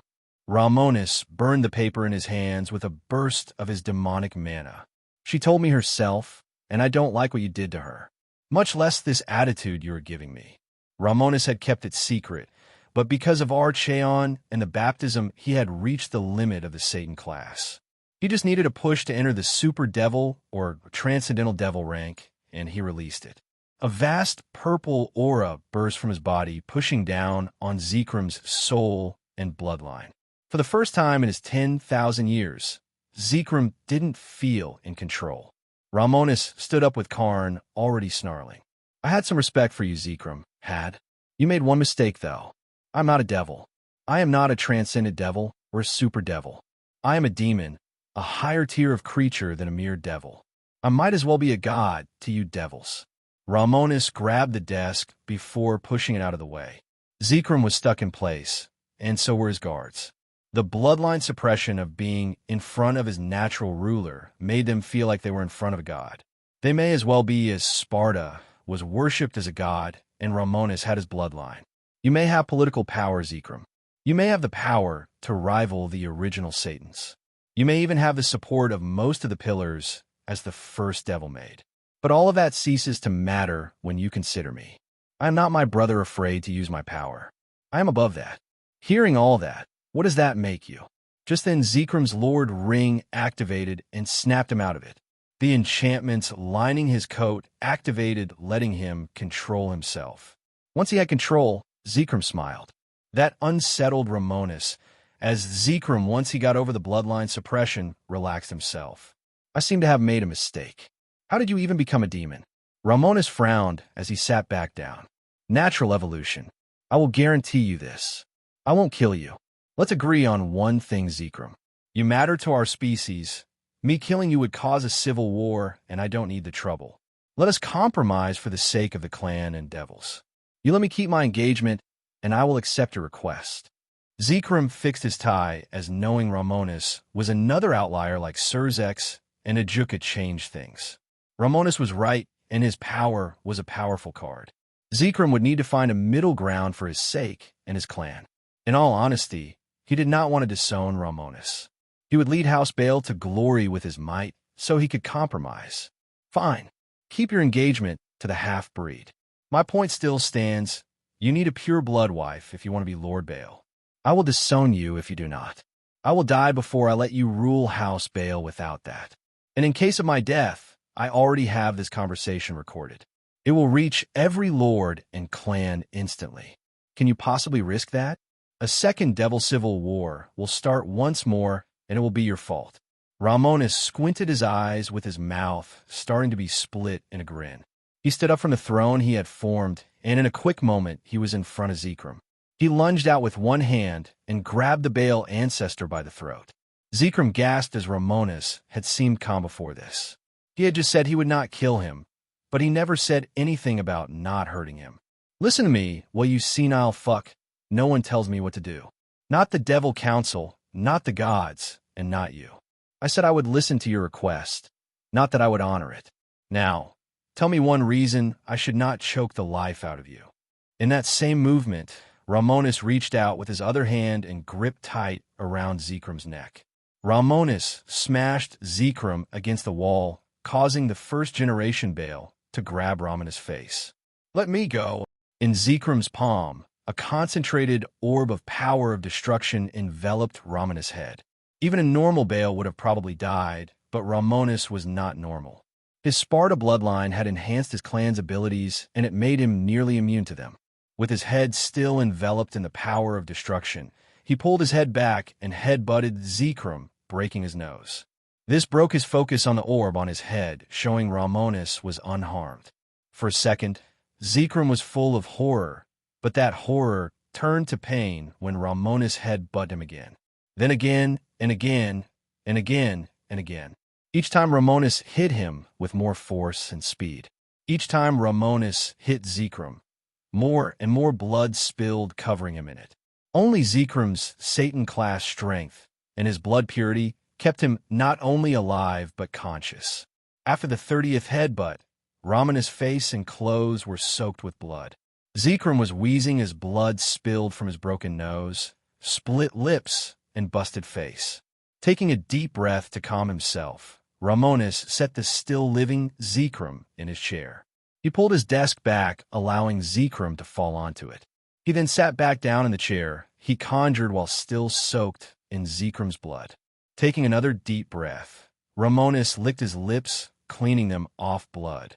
I feel a lot better. I hope you learned something about this, Zekrom. You can't intimidate me. You can't manipulate me. Show all the clan lords this. I don't care. A second civil war? Let it start, I will win it. Zekrom pushed himself off his desk, spitting out a few of his broken teeth. He reached up and touched his broken nose. No, he could feel several of the bones in his skull were broken. Romonus' bones were extremely strong thanks to the baptism and the Sparta bloodline. Zekrom grit his teeth that he still had before sitting up. You are crazy. Romonus snorted as Karn started to lick the blood off his face. Better crazy than arrogant. Now, what were you saying about Sylvana? Zekrom stood up and poured himself a drink before chugging it down for the pain. He knew Romonus would not let him heal. Keep your engagement, keep your status as lord, keep all of it. Romonus chuckled. That wasn't so hard. Now then, let me hear it. Who did you have in mind? Zekrom fell into his chair, knowing several more of his teeth would fall out unless he did something. He was not in the mood, but he wanted to preserve even a modicum of pride. Seek Vera, a jurist. She is the heir, but her father owes me more favors than he can count. One word from me, and he will be forced to engage her to you. She is more than good enough, and I am sure she is up to your tastes. She is your age, but she is becoming quite an attractive girl, just like the women you are involved with. Romonus tapped his fingers against his throne as he thought of Seek Vera. She was up to his standards, and he did not think Latia would mind.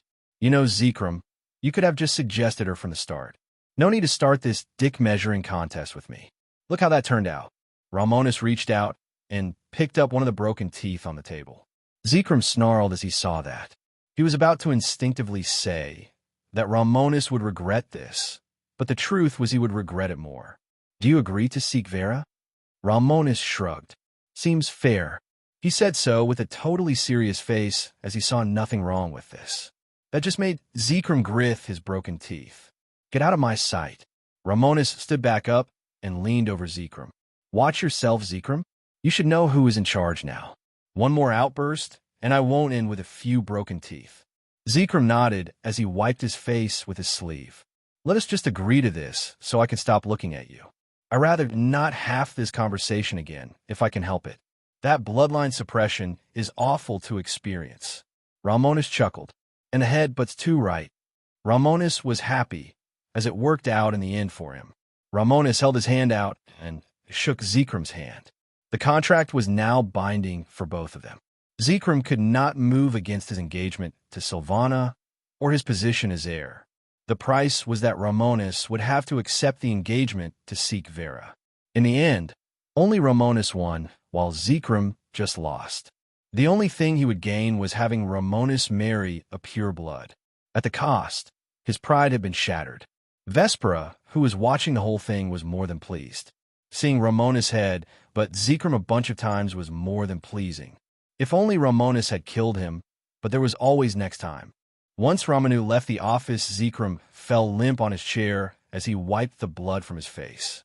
His gambit had succeeded in a way, but at the cost of his pride. He looked at the table where several broken teeth were on. His brain was rattled, and he felt like the bones in his skull were held together by luck. Fucking bastard. He smashed his fists on the table, breaking it. If he showed that recording to the clan lords is revenge, it would just make him look weak while making Romonus strong. He had lost entirely, and even Romonus had just used his skull. Was this all worth it? He did not think it was, but it was too late for regret. First, he used a bottle of Phoenix tears to heal his damage before taking care to erase that this shameful event ever happened. He may be willing to die, but not at the cost of his pride. He had lived too long to die now, but he would need to stay out of Romonus' way from here on.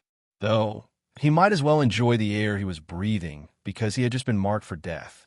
He was on borrowed time as Vespera wanted to get to him, and now Romonus did too. To Romonus, Zekrom was just an old fossil of the past. As for Romonus himself, he teleported back to his room, and when he did so, his face was barely concealed amusement. Karn jumped off his shoulder as Romonus started to cackle like a madman. Though, as he was laughing, Miria rushed to his side as she grabbed his face.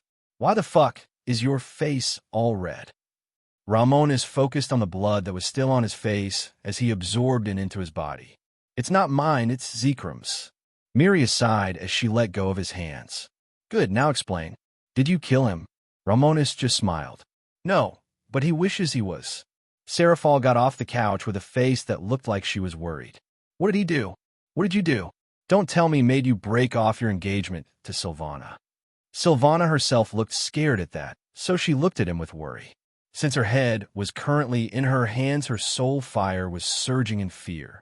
"Did he?" Romonus sat down on his bed next to her. He reached down and patted her head. "No, we're still set to marry. He wanted to force me to end our engagement, but it pissed me off. So I may have grabbed him by the throat and headbutt him a bunch of times. All the blood on my face was because of the headbutts. He threatened to disown me from the Bale clan too, so I showed him who was boss. Though I'm now engaged again. He wanted to force it. I accepted because I didn't have anything against the girl." Roygun frowned as Romonus truly lost out in this exchange. "To whom?" Romonus turned to her with a smirk expression. "Seek Vera Agar's. While this is sudden, if she rejects me, that is fine with me. If she doesn't, that will be fine too. From what Latia tells me, she is a great person." Seraphal walked over to him and held his shoulders. "But she is the heir? Any groom she takes will join House Agar's, not the other way around." Romonus knew that, but Zekrum was a conniving weasel. No offense to weasels. I said that myself. However, Zekrum was going to call up every favor he could to force her father to accept. Now, I think he's going to be more careful. At first, he thought he was winning, but when I revealed just how powerful I was, he wasn't so tough. Miria began to ruffle his hair, as while he didn't try to expand his harem actively, others added to it. "Call her. You got Seek Vera's number from Latia, right? Tell her ahead of time, and tell Latia too. I'm sure they won't mind." Chiron nodded and wrapped her arms around his neck. She could tell he was still amped up on bloodlust, so she used her sinjutsu to calm him down. "Feel better." He smiled as her sinjutsu always made him feel like everything was better. "Thank you, all of you. Now to let them know." Romonus pulled out his phone and called Latia first and foremost. When Latia said she would make Romonus a gift, she meant it. Her uncle was helping her craft something she knew Romonus would love. A living metal wolverine, as Romonus loved all members of the mustelid family. Ajuka was enchanting the metal while she programmed the AI, all the while he used his canker formula to grant it an artificial soul with soul stones made of criminals. Ajuka was more than happy to help as Latia explained what she wanted to gift Romonus. The creation of Archeon had inspired Ajuka, and now he wanted to test out his theories. As they worked on the sentient robot, Latia's phone began to ring with Romonus' ringtone. "Romonus?" Latia pulled her phone out and answered the call with a smile. "Romonus, your gift is coming along nicely. I can't wait to see it, but I need to tell you something. Zekrum kind of pulled his political bullshit and engaged me to Seek Vera. I was calling you to let you know since she is your cousin, and that would be a bit weird." Instantly, Latia's face fell to pure shock before turning to her uncle. "Are you hearing this?" Ajuka nodded with a serious expression. He was already going to be busy because of the fixing of the rating games Seraphal revealed, but not this. "I am." "Romonus, explain how this happened." "Simply put, he wanted me to break my engagement with Sylvana. When I refused, he tried to coerce me into my position as heir. So I kind of nearly beat him to death with many headbutts. The engagement will proceed since I made the deal. It can be broken if Seek Vera herself rejects it, though. Ajuka had known Zekrum since he was young, and this was his specialty. It was why Surzex and Ajuka himself still had to play nice. Though, hearing that Romonus nearly killed him with headbutts did nearly make him chuckle. "Yes, Zekrum will now coerce Lord Agar's to engage her with me. We can cancel it now if that is better." Latia, hearing that, looked pissed. "That asshole. Don't worry, I will let her know. If she decides to go through with it, I don't have an issue with it, but if she doesn't, don't get mad." "Why would I get mad? It is her choice in the end." Latia nodded. "I will tell her myself." "Uncle, what do you think?" Ajuka sat down as he thought about it. Depends if you think Sigvera and Romonus would make a good match. If not, you could just tell her to reject it, but maybe this is not so bad. Latia nodded as she spoke to Romonus. You hear that? I did. Whatever she says goes. She smiled. True. Ajuka suddenly asked something. What if she accepts? Latia thought about it with a slight frown. She was determined to find her husband, but since she was the one who got me into my artificer hobby, that is a possibility. However, I don't want to force this on her. You understand, don't you, Romonus? I understand perfectly. If something was to happen, I wanted it to be natural, not forced. Latia sighed as she looked at the half-built Wolverine robot. This can wait. I'm hanging up. I got to visit her. Got it. She hung up the call, which made Romonus feel better. Now, though Latia was pissed that not only her fiancé got pulled along into a scheme, her best friend too. Uncle, I will be back. Ajuka placed a hand on her shoulder. Go on. Latia made a teleport circle and teleported to the Agar's castle. The Agar's clan was the second ranked of the 32 pillars ranked at Archduke. Since she and Sigvera were very close, she had been granted a ring that she wore around her neck as a necklace. It let her teleport directly into the castle despite the wards. She did so inside Sigvera's room, which surprised the Agar's heiress. She had been building a Gundam her father bought for her from Japan. When she saw Latia's teleport circle, she was wondering what happened. As soon as Latia teleported inside, Sigvera got up to give her a big hug. Both girls were the same age at the moment, so neither looked older than the other. Latia, you rarely visit these days. Latia hugged her cousin and best friend back first. I'm glad to see you. I just wish it was in better circumstances.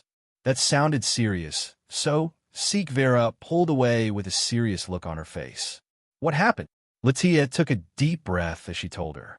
Be ready, because you will soon be engaged to Romonus. Sigvera was confused. Why? He is your fiancé, and he never seemed to be interested in me. Latia shook her head. Romonus isn't the one behind it. It is a political scheme by Zekrom. Romonus accepted it, but he did leave a chance for you to reject it. What do you think? Sigvera thought about it, as this could be ended with a simple no on her part.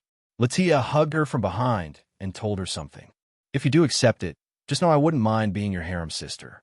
You were looking for a boyfriend, so why not Romonus? Isn't he like the best young man of our generation? Think about it. Sigvera truly did think about it, as it was a serious decision. She started to remember some things about Romonus. She had treated him as just her friend's fiancé, but wasn't he what she was looking for? He wasn't arrogant about blood purity. He was a huge nerd when it came to blacksmithing and alchemy. He always helped Latia in her artificer work, which was a bitter pill to swallow. She was the Gundam nerd, while Latia had just picked up on it from her. Now, Latia was making some serious tech that Sigvera was trying to outdo with limited success. The few times she had met him, he had been nothing but polite and handsome. His dark purple eyes seemed to draw you in, while his muscular body showed he was not a bookworm. Latia, don't get mad, okay? Would you care if I got to know him more? Latia wrapped her arms around Sigvera's neck hard. The Agar's heiress held her friend's deceptively strong arms. Uncle, uncle, uncle! Latia let go of her and let Sigvera catch her breath. With a smile, Latia patted her head. Not all, why would I get mad? Isn't it the first wife's job to help her husband find good matches? Latia pulled her phone out and called Romonus, who picked up. Latia, how did it go? Latia was a little annoyed, but not too bothered. Better than I expected. You talked to her. Latia passed her phone to Sigvera, who answered. Romonus, we saw each other yesterday at your engagement. You just greeted my father and me. That I did. I wish I could have spoken to you on better terms. Though, I'm sure you know about Zekrom wanted to engage us. If you say no, that is that, but if you decide to consider it, I am willing to try to make it work. Sigvera shook her head. I was thinking about it, but will I still be the next Lord of Agars? Romonus was confused. Yes? I don't think Zekrom wants to take that from you. Sigvera took a deep breath as she answered. I think I want to give it a try. Latia here is vouching for you, and I am looking for a groom. You are the best of our generation by far, and I am sure by being with you, I will be better for it. Does that sound too materialistic? Romonus hummed as he heard her. No, not really. You are a devil, and I am a demon. We both strive for our desires. That is all that the supernatural community is. If you are too materialistic, I am even worse. Seek Vera cleared her voice again as Latia was looking at her with squinted eyes. She leaned in to stare right at her face. With a whisper, she warned her. Don't mess this up, Seek Vera. Seek Vera returned to the phone call and had an idea. If I talk to my father before Zekrom can pull his schemes, his control will be weakened, right? Romonus thought about it. If her father, Lord Agars, moves before Zekrom, he will still be bound by our contract without being the one to move first. That is true. Seek Vera stood up. In that case, I will get my father on this. We don't have to get married as soon as we turn 18, do we? No. All that matters is that we wed before I am set to be Lord Baal at the turn of the century. That works for me. We got time. Romonus did warn her about his plans. As I said, I won't be sticking around for long. I'll leave in 6 days, and I won't be back for a year at least. Seek Vera understood that. That is fine, as long as Zekrom isn't the one to initiate things. Romonus did not question things as he did have the Sparta bloodline. If dragons could draw in ladies with their aura, why wouldn't demons do the same? He shook the thought from his head and spoke to Seek Vera. Well, here is for us to get to know each other better in the future. We can thank my lovely Latia for that. Latia smirked hearing that. You can always count on me. In the end, I think I'm a good matchmaker. Just don't go having a harem like your father or my father. Hell no. I can't look after each woman like that. Seek Vera here is for the future. Welcome to the family. Seek Vera pushed her glasses up and nodded. I am honored. When they cut the call, Seek Vera handed Latia her phone back. She smiled at her friend, which made Latia frown. Why are you smiling? We are already cousins and best friends. Now we will be sisters. How can I not be happy when your fiancé is such a hottie? He is also super smart, so I think this will be for the best. Latia bonked her on the head. Ow! Seek Vera held her head as Latia shook her head. What was that for? Latia just bonked her again. Not only did you make me and Romonus feel like crap for you, you just accept it? Where are the tears? The crying that this is not fair? That you will marry the man you find? You made it too easy. Seek Vera just rubbed her sore head as she was more of a tactician and mage than anything. Latia, despite having a thin frame, was very strong because of the constant forging of her creations. I mean, what was the point? He was the best candidate. Wait, not again. She covered her head as she saw Latia, pulling her hand back for another one. Latia snorted as she turned around. I am leaving. Bye, Latia. Latia held her head high as she left. Seek Vera looked at her Gundam before standing up to go see her father and inform him of things. When Lord Agars heard of Zekrom's scheme, he was enraged, as he had always been a supporter of Zekrom. He tried to keep the peace between the factions, but this action was starting to push him in the direction of the Satan faction. However, when Seek Vera told him that she did not mind and would like him to push for it first, he was confused. She explained the conversation she had with Latia and Romonus, which made her realize a way out of Zekrom's scheme was to get a drop on it. Lord Agars was not so sure, but since his daughter herself was asking for it, he went ahead with things. However, he did not push for it first, and he waited for Zekrom to cash in his favors to get them out of the way. Zekrom did not expect Lord Agars to not just accept, but push for the engagement himself. That made Zekrom realize that Romonus already told Seek Vera and had come to terms with something. Lord Agars waited for Zekrom to cash in his favors to get that leash off of him. Zekrom was pissed, but he could do nothing about it. Those favors he had been hoarding were gone, leaving Lord Agras free of him. However, he would not mess with Romonus, as he had made it clear that he would kill Zekrom if he bothered him again. As for Romonus, the next 6 days came by quickly as he made a few final preparations for his travels.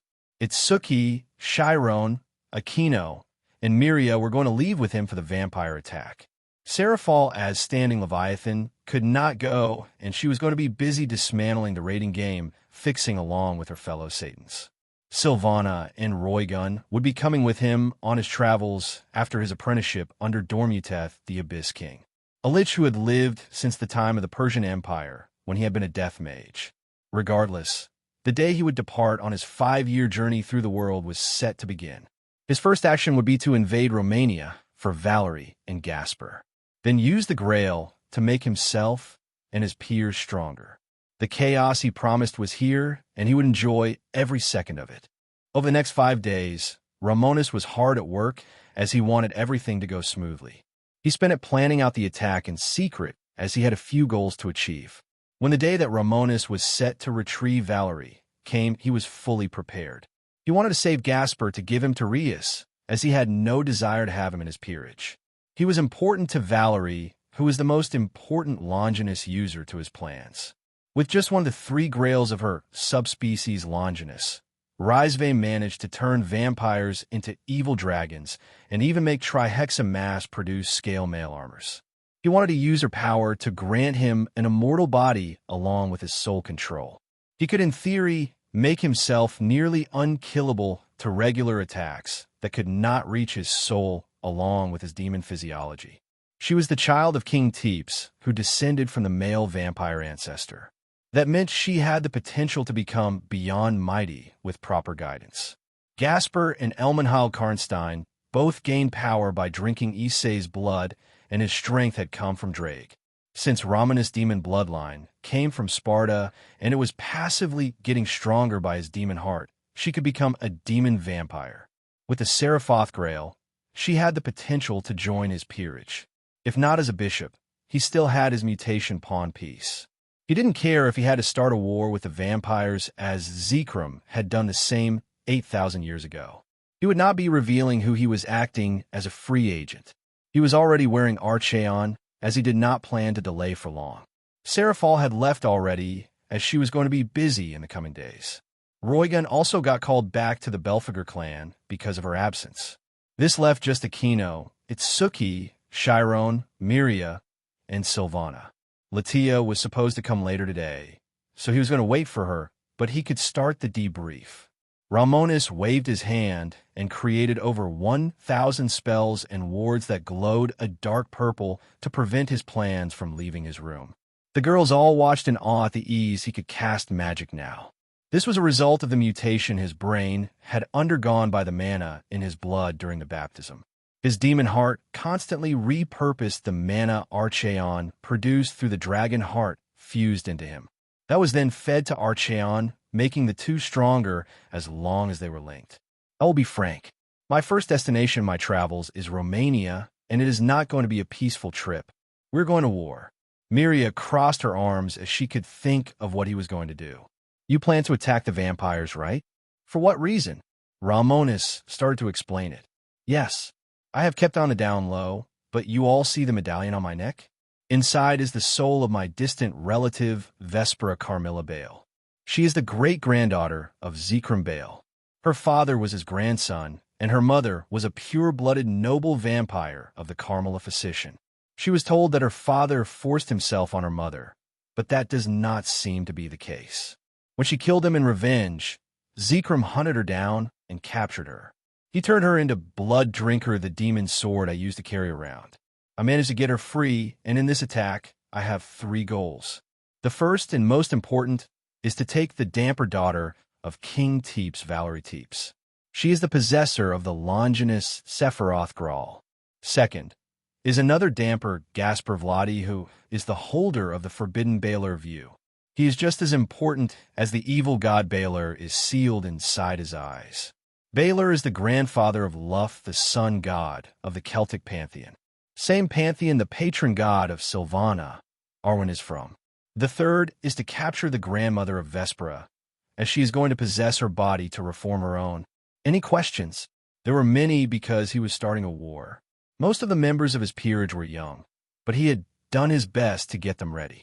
Itsuki, as a former human, was concerned. Will we have to kill people? Romonus nodded.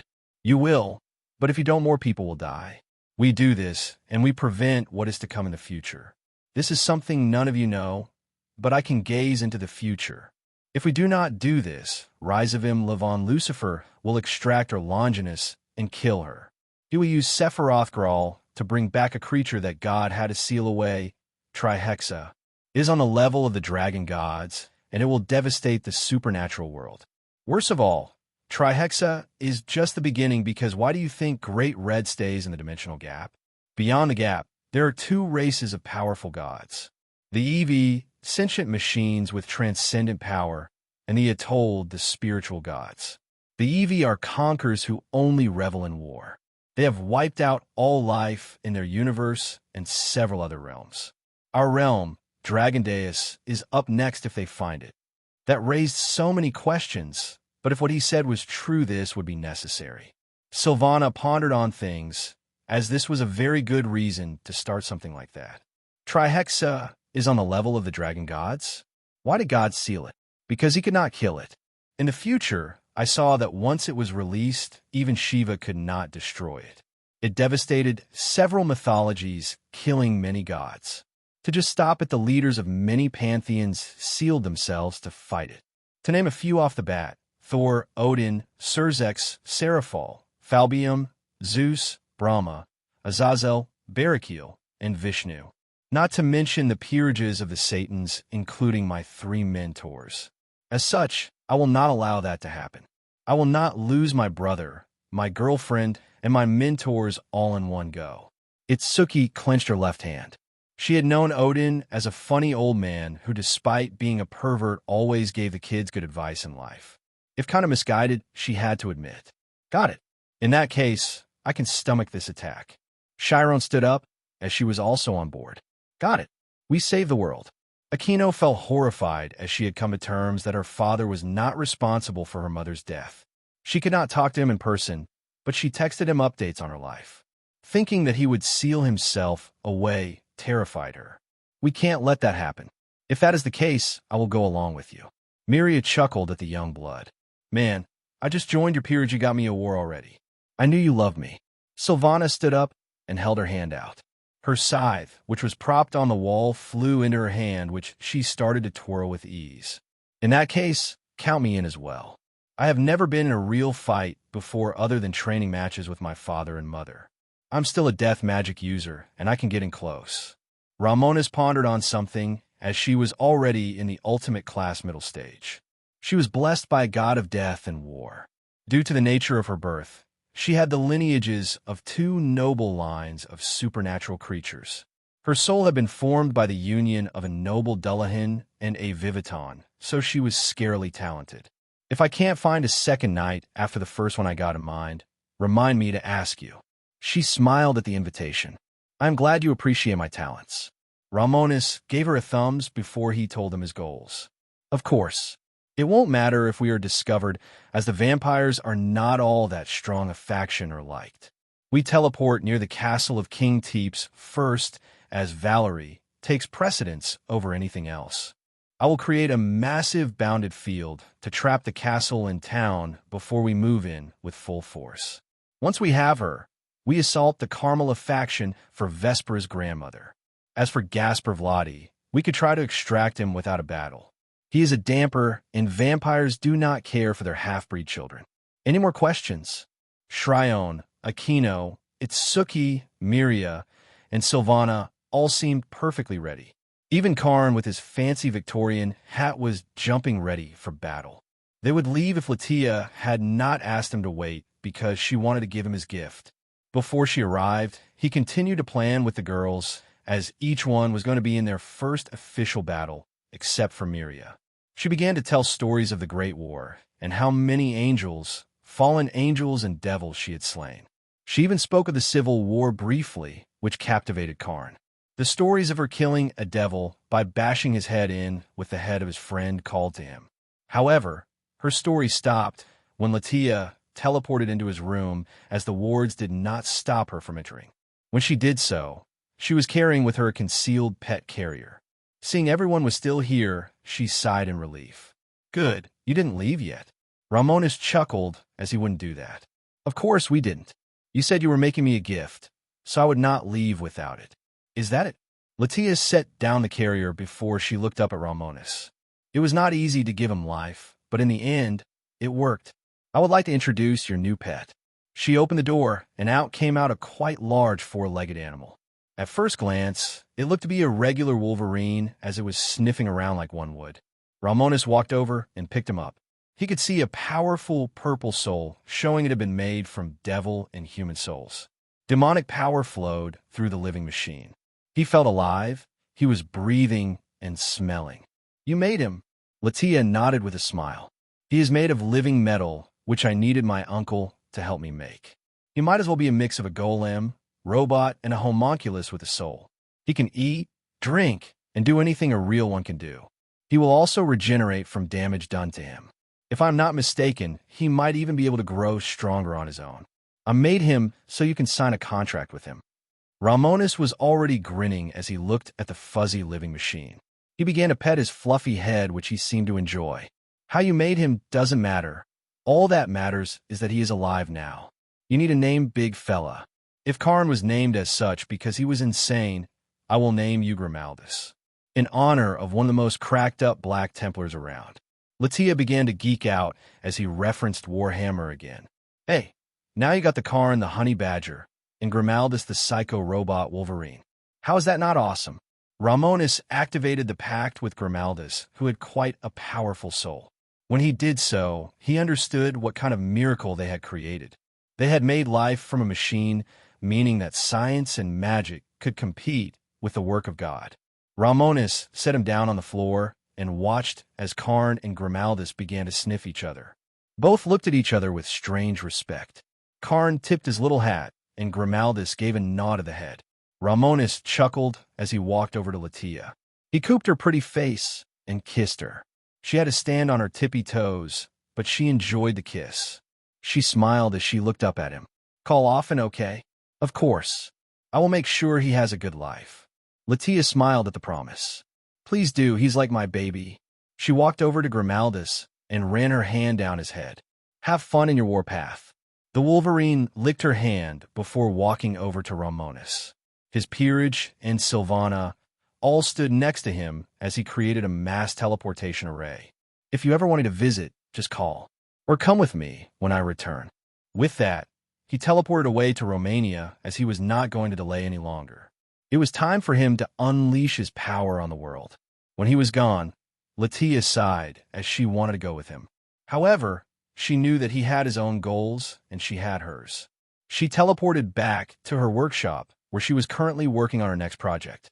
It was to take her Aridificer work to the next level. Grimaldus was just the first step. As for Romonus and his peerage when they appeared in Romania, they did so a distance away from the castle of the Teeps royal family. The castle was in the middle of a large medieval town of enslaved humans. While the castle and town were warded and protected for being nearly in the superclass it might as well not have been. Romonus turned to his peerage and his two pets. You all ready for this? Miria pulled her giant Odachi from her spatial ring before equipping her armor from the war she had been in. Let me at him. It's been centuries since I had a good fight. Romonus chuckled as Archeon encased his head. Instantly their senses synchronized perfectly. Armored, let us reap bone and skulls. Of course. Romonus opened his hand as his sword Ruin Maker appeared in a burst of purple energy. The sword seemed to constantly burn with purple flames, and since his natural path was that of the spell's word, it was also his magic focus. Romonus raised the massive sword into the air before he began to channel a tidal wave of demonic mana into it. As he prepared to cast a massive, multi-layered bounded field, Itsuki summoned the boosted gear on her left hand.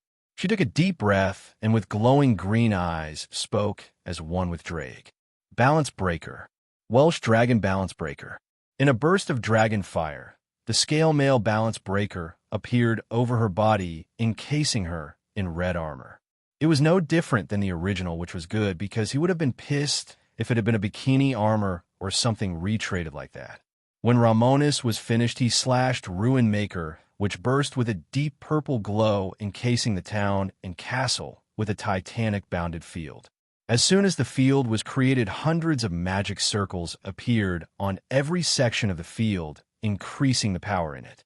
Vampires could not enter or leave it while his allies would be enhanced by it.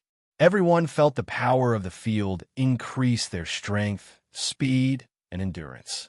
There we are. Nothing will get in or out. You know the plan. Now get going. From his back, 3 pairs of demonic wings, all covered in runic tattoos, emerged. Before he flew off, Karn and Grimaldus leapt onto his back and held on. The 2 mustelids were already excited for the carnage that would begin. Romonus took to the sky, flapped his wings, and charged toward the castle.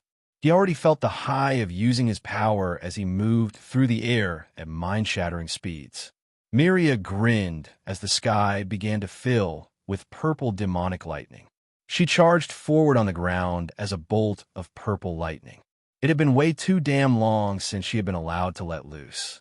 Come on, show me a challenge, bloodsuckers. Once the 2 battle maniacs were gone, Itsuki flew into the sky after Romonus as backup. Chiron and Aquino both chose to fly after Miria, as she was going to be holding off the massive army of slaves of the vampires. They would be better as mob clearers, while Itsuki and Romonus would face the elites. That just left Sylvana, who spun her side a few times as from her back a pair of wings formed of black fire and death magic. She held her hand out, and from her shadow, a black skull helmet was spat out. She pasted on her head, which would not be coming off because of her necklace. She flew into the sky after Romonus and Itsuki.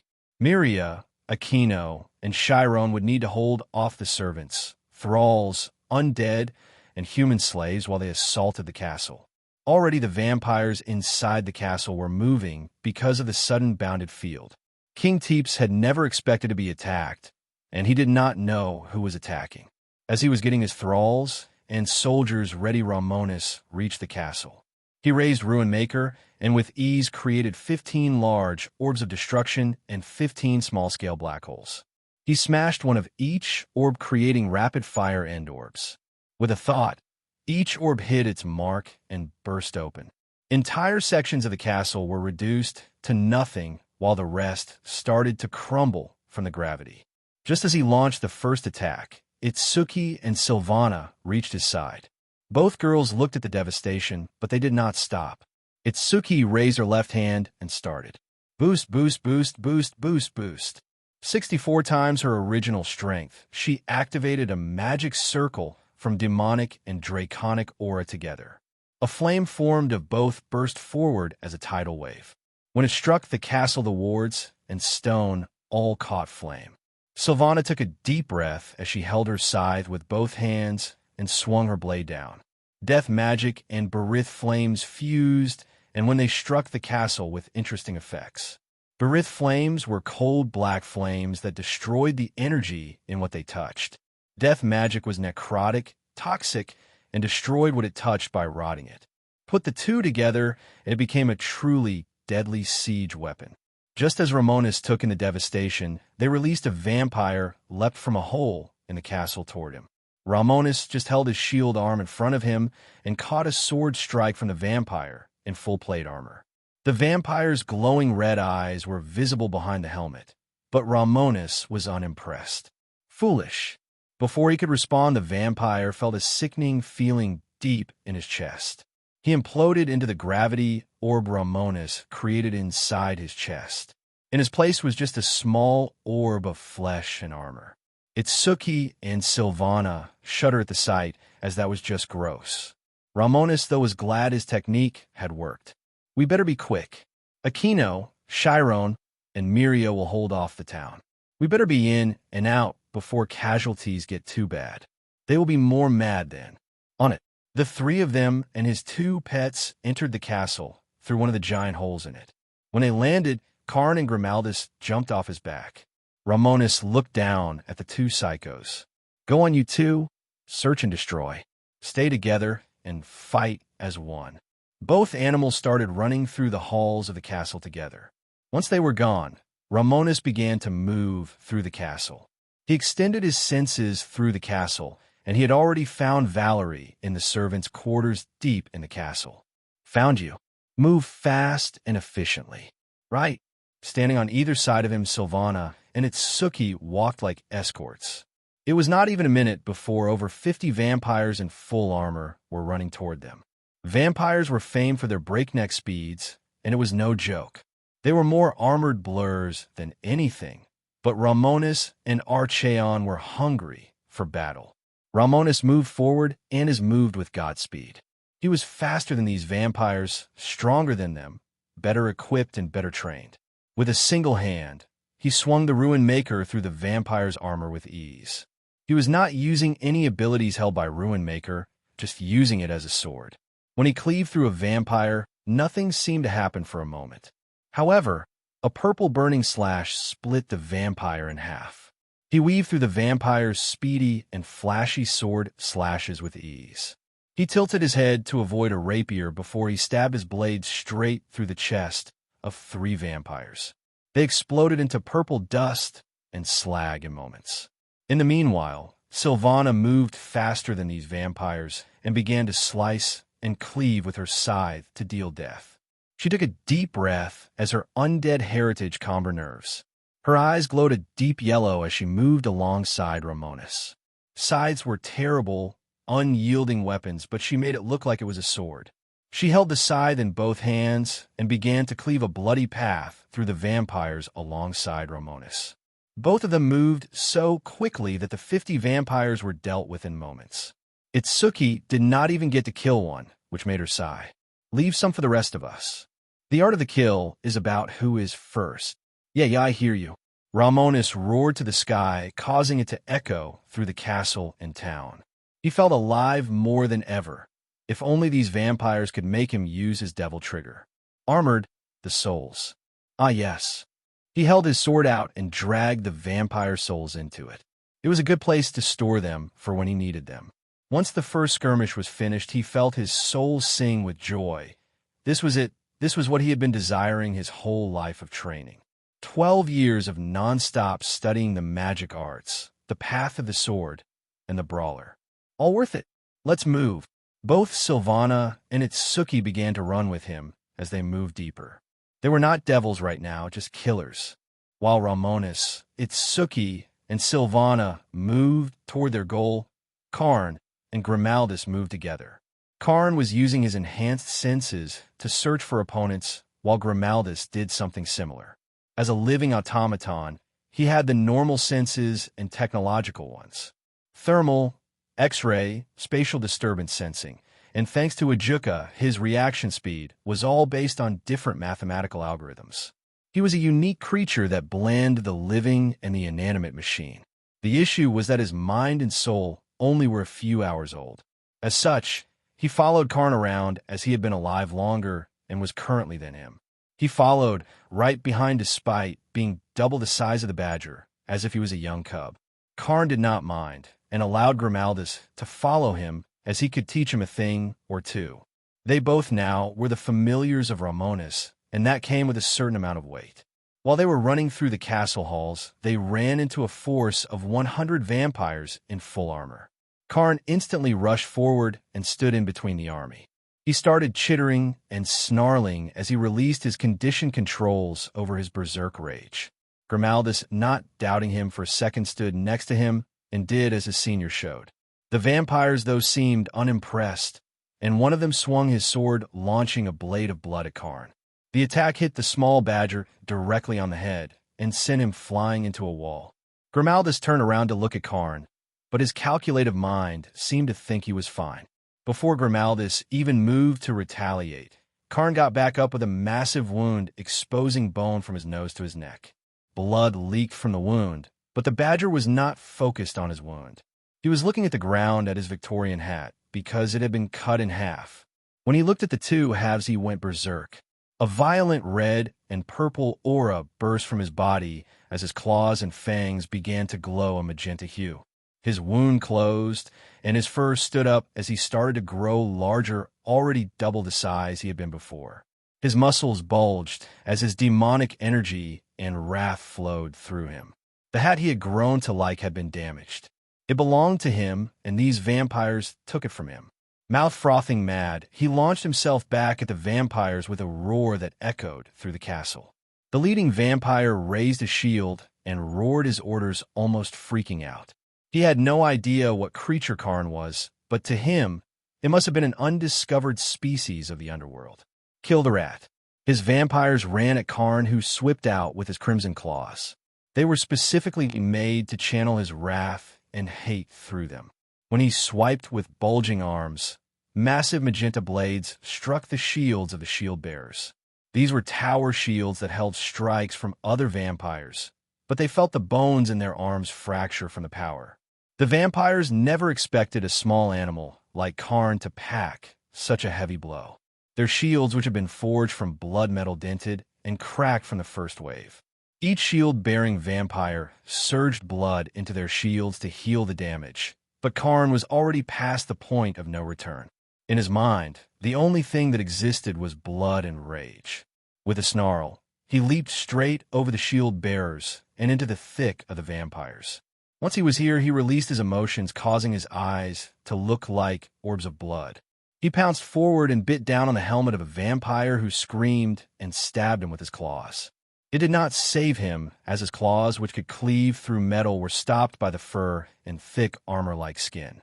The insane badger ripped his head off while the other vampires began to slash, stab, and kick Karn, cutting open his flesh.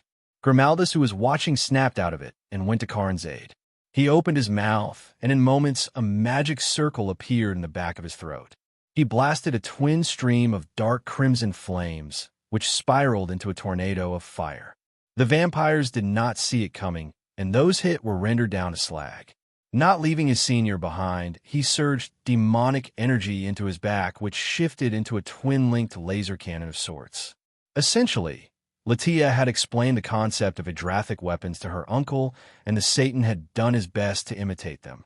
These imitations did effectively the same thing and undid the molecular bonds of the atoms of what they fired. These were just one set of the terrible weapons Grimaldus could warp his body into. He started to run around and fired twin-linked beams of unstable energy, destroying vampires into atoms. Karn bellowed and slashed over and over, launching more and more blades of rage to fly. The vampires did not stop attacking, and one charged at full speed and stabbed Karn with a spear through the left eye. He put all his strength behind it and even stabbed his brain, which would be a lethal blow to any creature other than Karn. Almost grinning, Karn pulled his head back and swung the spear still stuck in his eye to smash the vampire's head off. The berserk badger ripped the spear out of his eye, and under the fearful gaze of the vampires, all the wounds they inflicted burst open. A bloody mist, which for a vampire would be an advantage. But Karn's blood was not normal. Under his frenzy, it had boiled into liquid fire. He was losing blood by the second, but deep in his chest his heart continued to beat away. If dragons had a dragon heart and Romonus had a demon heart, he had a rage heart, which is rage into energy, which was used to keep him alive. As a honey badger, rage was never lacking. Discharges of boiling rage blood spilled from his wounds and mouth, melting vampires. Grimaldus, unsatisfied with being at a distance, undid his cannons. His front arms seemed to turn into metal, and a matter disruption field shimmered over them. He leapt into the fray and helped Karn wipe out the rest of the vampires. Once all were dead, Grimaldus did not collect the souls for Romonus. That would make the master happy. Outside in the town, Miria, Chiron, and Aquino were currently faced with an entire army of undead zombies, thralls, and charmed human slaves. Some came from the town, but the rest came from the castle itself. It was a massive army of slave soldiers led by a few nobles in fancier armor than their guards. The pale-faced vampires seemed to be content to watch as the three were going to be supposedly overwhelmed. Only they were not, as Aquino flew into the sky with her 4 sets of Nephilim wings. Thanks to her natural talent, Romonus' use of elixirs, and his unique evil pieces, she was continuously growing stronger. When she saw the crawling army, she felt bad. She did not smile and merely wished for these poor souls to pass on at last.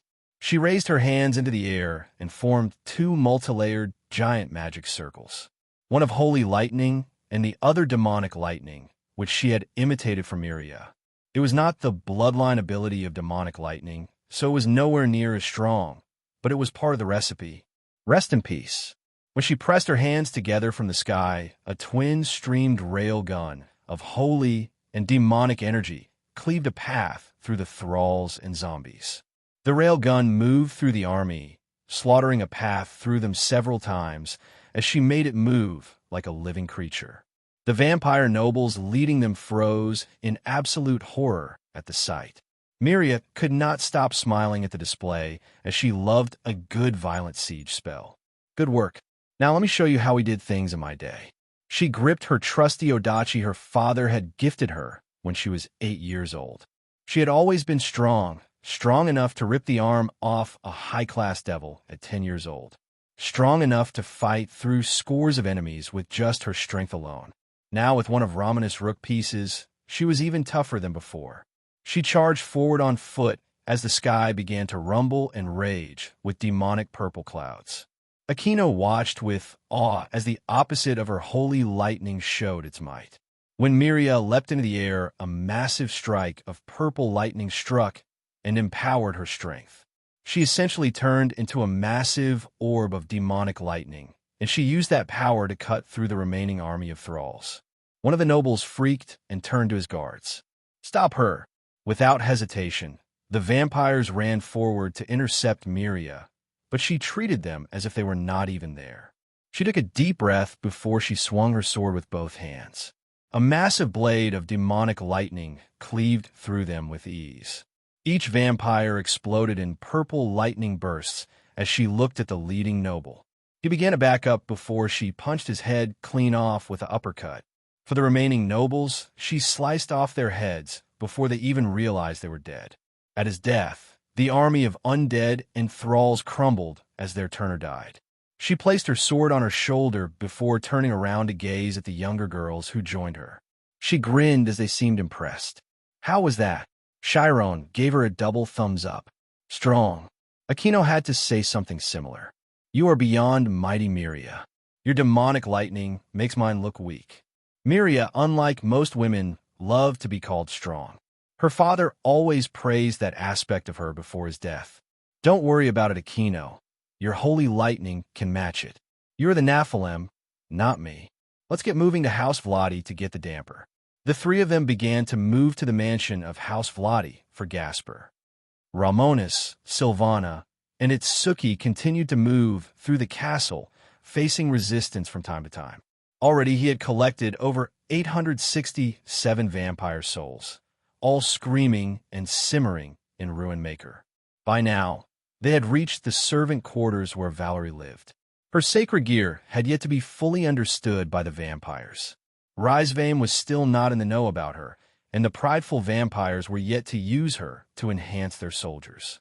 Romonus pushed the door open to her room and saw Valerie not hiding as he expected.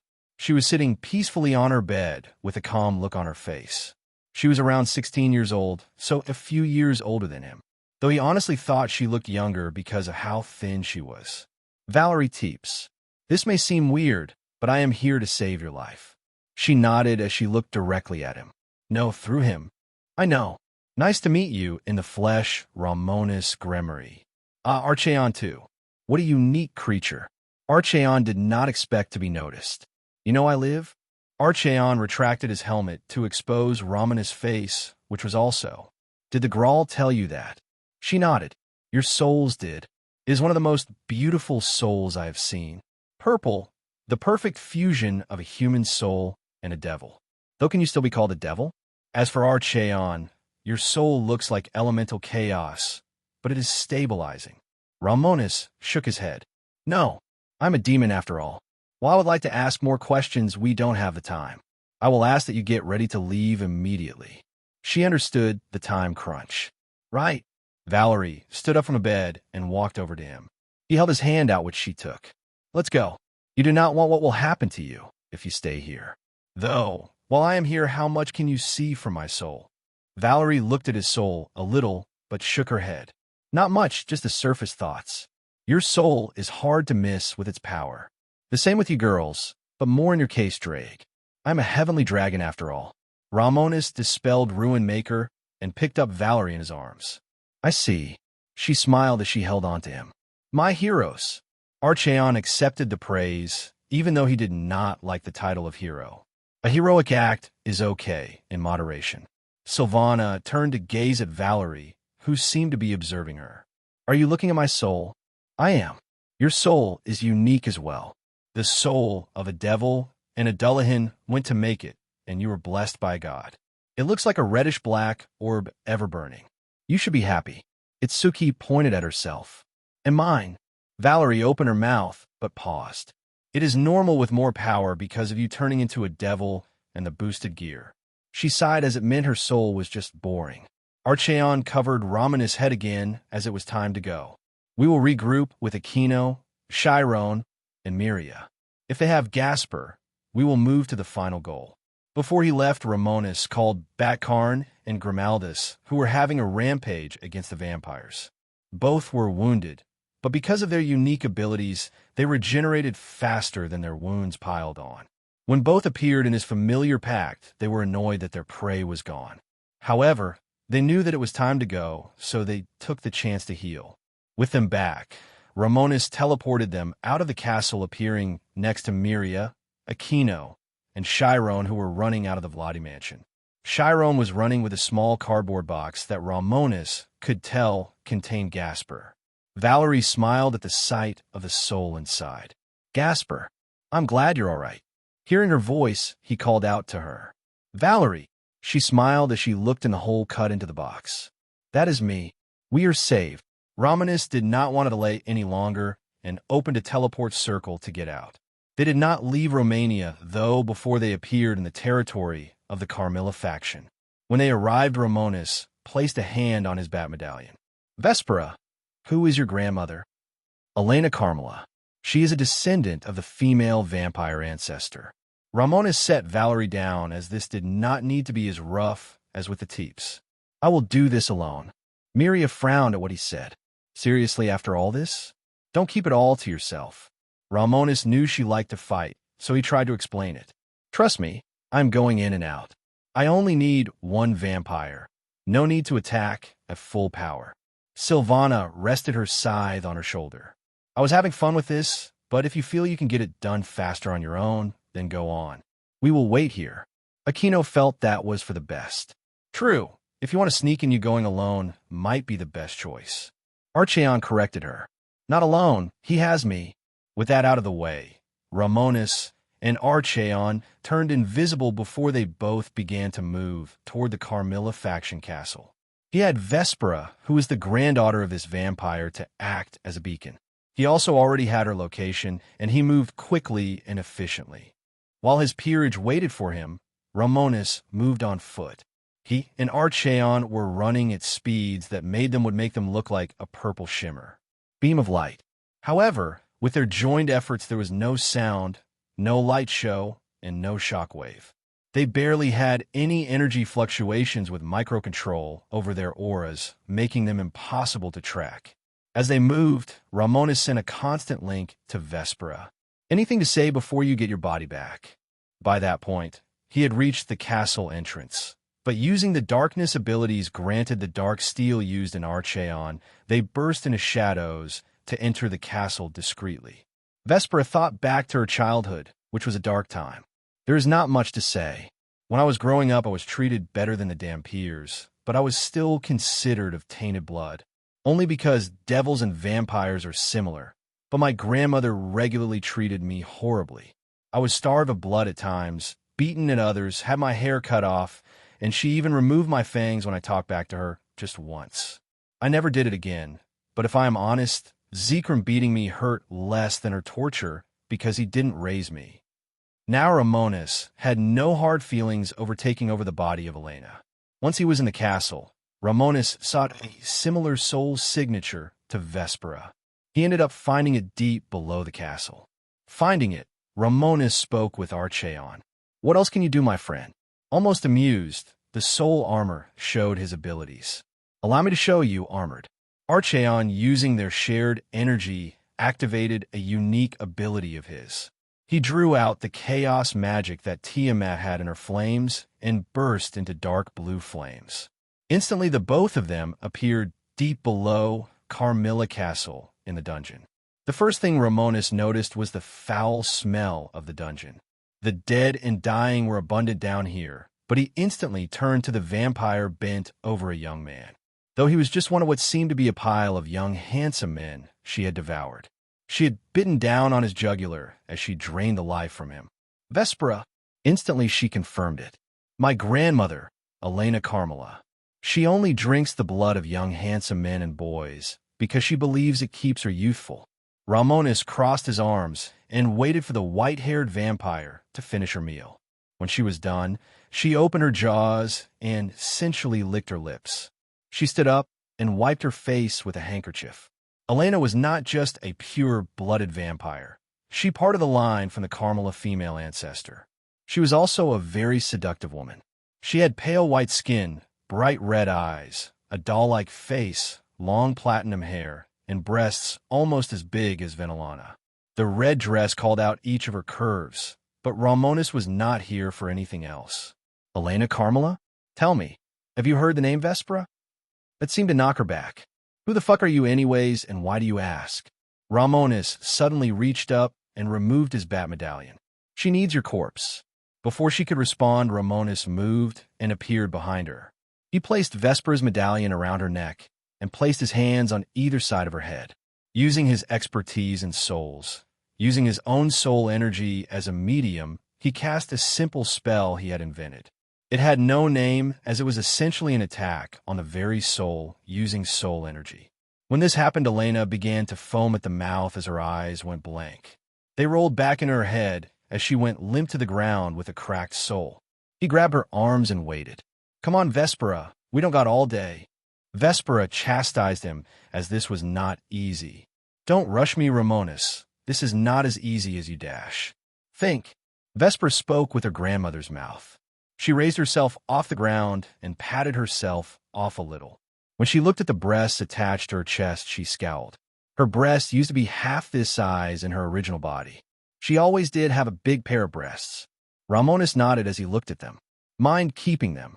Vespera was about to curse him out, but he pulled out a vial of blood from his spatial ring.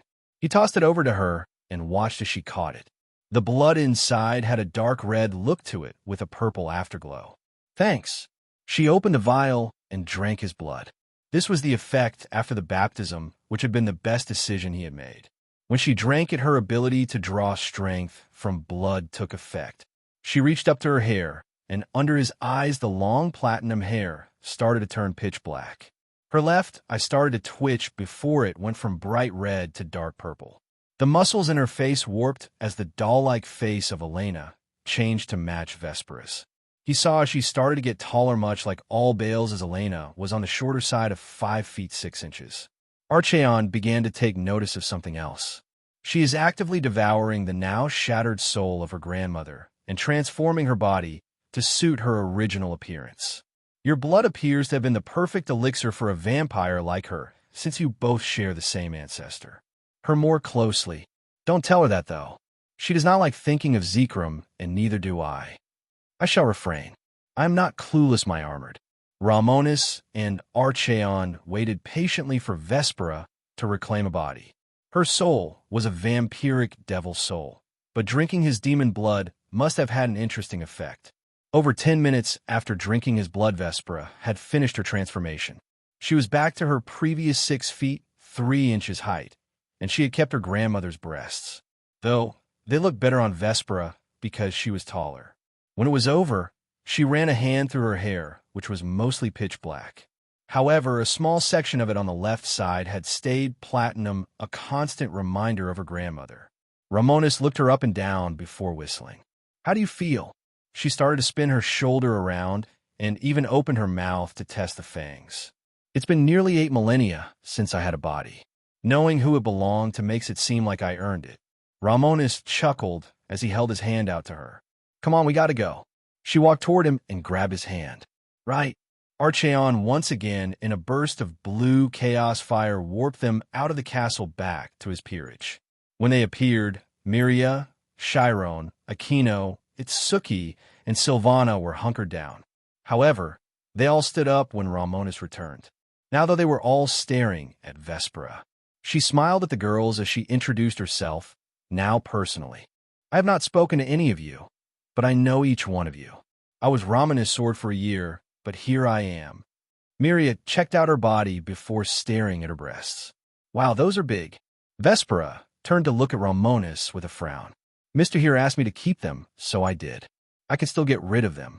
Romonus cleared his voice as now the girls were all giving him the side-eye. Do what you want? Since I achieved every single goal in this attack, let's get out. We will talk about this later. Without even waiting for a response, Romonus stomped on the ground and teleported them all away. His destination was not back to the Bale clan, as he would not be going back for at least a year. He ended up choosing one of McGregor's homes located in the English countryside. When Romonus, his peerage Silvana, and his 2 rescues appeared at the large home, he dispelled Archeon to his soul. He turned to gaze at the large group with a grin. Now we lay low for a month, as the vampires will be pissed. However, since vampires are considered creatures of the night, and evil, we won't face any trouble. Still, attacking another species won't look good. Rias shrugged as she put her sword back in her spatial ring. That is good enough for me. Where are we anyways? Romonus walked over to and sat himself down in a comfy chair. One of my teachers, McGregor Mather's homes. Make yourselves at home, because I got a few phone calls to make. Chiron looked at the cardboard box in her hands and set it down in the corner. She instantly sat down on a couch, as she was annoyed. She hadn't even had a fight really, because Aquino and Miria did everything. She crossed her arms and looked away from Aquino. Seeing this made Aquino smile sheepishly. Are you mad? Chiron's ears twitched, and so did her tails. You didn't let me fight. I did nothing. Aquino from her spatial ring pulled out a bag of cookies and handed it to her. I will let you fight next time. Chiron took the cookies with a smile. Okay. Romonus chuckled as she was still motivated by sweets. Unlike Ophis, who was just an emotionless doll, Chiron was cuter. For now, though he looked up at Vespera, who was looking at her hands in horror. They were shaking and tears were spilling from her eyes. Realizing something was wrong, Romonus walked over to her. He held her hands as he wondered what was wrong. What's wrong?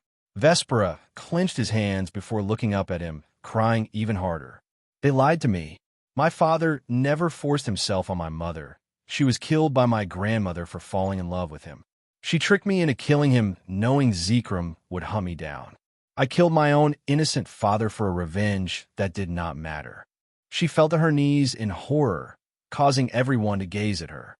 Valerie closed her eyes before looking away. That is horrible. I am sorry you had to undergo that. Romonus turned to Valerie as she could fix this issue. Vespera, when you killed your father, did you destroy his soul? She looked up at him and shook her head. No, I was strong, but not a soul breaker. What? Simply put, if the soul is intact, Valerie and her sacred gear can resurrect the dead. However, if this power is overused, her life and soul will be broken. Gasper popped his head out from his box, worried. You can't make her do it. Romonus rolled his eyes as he was not going to force her. Of course I won't. Any sacred gear can be mastered. She just has to use it in moderation and find out what her natural limit is. It is a good thing you are a damper, because as a human your limit would have been abysmal. I didn't just save you to prevent your death, but to use your power. Not to the point that you suffer from it, just what you can tolerate. At this time he released the impeccable control he had over his soul, as she could see that. Seeing how his soul didn't fluctuate like when someone lied, she knew he was saying the truth. Valerie already felt like she owed him a debt for saving her life, so she was willing to help. If that is the case, I am sure I can be of help. Romonus sat back down after he helped Vespera stand up. I will appreciate that. But unless we have to, it is better for you to not even dare try to resurrect anyone just yet. Gasper did not like the sound of that. However, he was too shy to say anything. Romonus was not going to be keeping him around for long. The first thing he was going to do was send Gasper to Rias, as he did not want him around. First thing first, he pulled out his phone, as he had many people to call. All of you can relax for a while. I will be busy. With that, they all decided to go explore the house, so Romonus phoned Azazel. Valerie and Gasper, in the meantime, walked off, as for the first time, they were not treated badly by their own families. Romonus didn't have to wait long before Azazel picked up the phone. Romonus, my friend, been a while. He grinned. That it has Azazel. How is Viviana? Azazel looked across from him as he was having dinner with her. He would take time to let her experience normal child activities, and a family dinner without being beaten was one. Want to talk to her? Viviana was in the middle of eating her ramen noodles, so she scowled at Azazel. Romonus, though, knew kids did not like being put on the phone, so he rejected it. "No, that is fine. I was calling to ask for a favor. I can pay if you want, though." Azazel leaned back, curious. "What do you need? I know you research sacred gears extensively, and you are ancient. How often have you come across a naturally occurring subspecies, sacred gear, much less a Longinus?" Whenever Romonus called, he always knew how to pitch something to Azazel. "Very rarely. I only have seen it a handful of times." "You got one." "That I do. The Sephiroth Grawl, and it's a subspecies off the bat. I wanted to get anything you know about previous wielders. In exchange, we'll name your price." Azazel froze in place as his inner researcher was coming out. He could ask for several favors, resources, or potions since Romonus was quite famous for his alchemy. But in the end, he picked one thing. "I will tell you all I know. I just want to study it." Romonus accepted the term. "All right then, before I tell you where I am, I need to know if your phone is secure." Azazel started to cackle at the insinuation. "Romonus, I made it myself. Of course it is secure." "Is yours?" "My fiancée made it for me, so yes. I am in the English countryside and hiding right now. I attacked the vampires specifically for the holder of the Sephiroth Grawl." Azazel hummed at the information. "There a good reason for it?" "Very. I just saved your life." Azazel froze at the idea. "A future prediction?" "Possibly." Azazel smirked. "Fine. Keep your secrets. I will be there tomorrow." "Got it. If you want to bring Viviana, she might as well meet her rival now. Despite being the descendant of Lucifer, the competition is rough." "That sounds like a good idea." With that, Azazel hung up before looking at Viviana. "Hear that, kid? Romonus says your rival will give you a run for your money." She scowled as she set down her ramen bowl. "She will still lose." Azazel shrugged and put his phone down before he also began to eat. "Sure, kid, whatever you say." She scowled but went back to eating. Romonus then called McGregor, who picked up instantly. "Romonus, my student, how is Archeon doing?" "He is doing great. He says thanks for asking. On another note, I wanted to tell you that I am taking Safe House 4 on my own for a month or two. Once the waters cool down, I will spend time learning under your Lich mentor." "Understood. I will tell him and see you in a few days. If you're laying low, you must have done something big." "That I did. See you then, master." That was all the phone calls he had to make, so, for now, Romonus decided to look through the house to pick out his room. Though if he was being honest, the chances were that everyone would just pick his room. After exploring the old home that McGregor had built over 80 years ago, everyone chose their rooms. Romonus picked the master bedroom, which was quite small. He fixed the issue with a few spells. He cast a space expansion spell, and he turned it into a replica of his room in the Bale Castle. That reminded him that he should go back to remove his room and forge room from the castle, because that enchantment had remained. He just hadn't bothered to get it. But since his room was protected, no one he didn't want could enter. Once he got his room set up, he noticed another problem. Most of the girls wanted to stick close to him. He had blamed it on his demon aura, but now that they were out of the castle, Miria made it a rule that only she and Sylvana could stay in his room with him. This did not go well with Chiron, who liked to passively help Romonus deal with his mental issues. Plus, she was always processing his demonic aura because it worked like a good tonic for her. Vespera also did not want to be away from Romonus right now because he was the one helping her deal with her troubles. As such, Romonus decided to allow Miria, Sylvana, Vespera, and Chiron to stay with him. That meant that Aquino and Itsuku had to stay in their rooms, which they didn't like at all.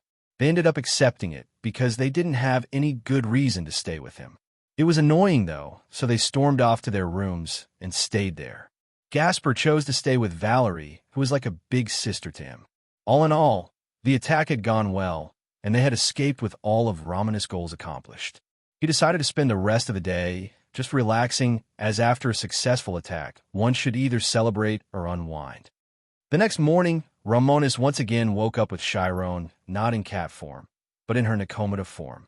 She was hugging his side as she was small enough to not bother him, but that was not going to last long. Since she was not suppressing her senjutsu, she was growing normally. Her body was passively using senjutsu to draw away any negative thoughts he may have. Plus, The vast demonic aura radiating off him was drawn in by her and processed to grow her strength. When he gazed at her soul, he could see she was on the brink of reaching the next level of her species to become a three-tailed Nakushu, meaning that she was almost as strong as the Chiron that Rias took under her wing. Honestly, Rias is too kind for her own good. Only when the plot started did she, in her original peerage, start improving. That reminds me, I better intervene in the Holy Sword Project. Kiba and Tosca can be good members of Rias' peerage. I don't need them. He didn't sit up, but looked next to him where Miria was cuddled up to him. She was not the only one on him, as when he looked at his chest, he saw a small black bat with a streak of white fur on her head. Both Chiron and Vespera could turn into cute animals, but suddenly he heard an angry roar in his head. Karn and Grimaldus were both still inside his familiar space. He had forgotten about them after the attack, and they wanted out. Crap. He gently got out of Chiron's and Miria's holds and held Vespera to not let her fall. All three were woken up, but you did not want to keep Karn cooped up. Romonus released both of his pets and watched as they fell onto the bed. Sorry about that. If you want to sleep more girls, that is fine. Vespera flew out of his hand and landed on the floor before returning to her vampire form.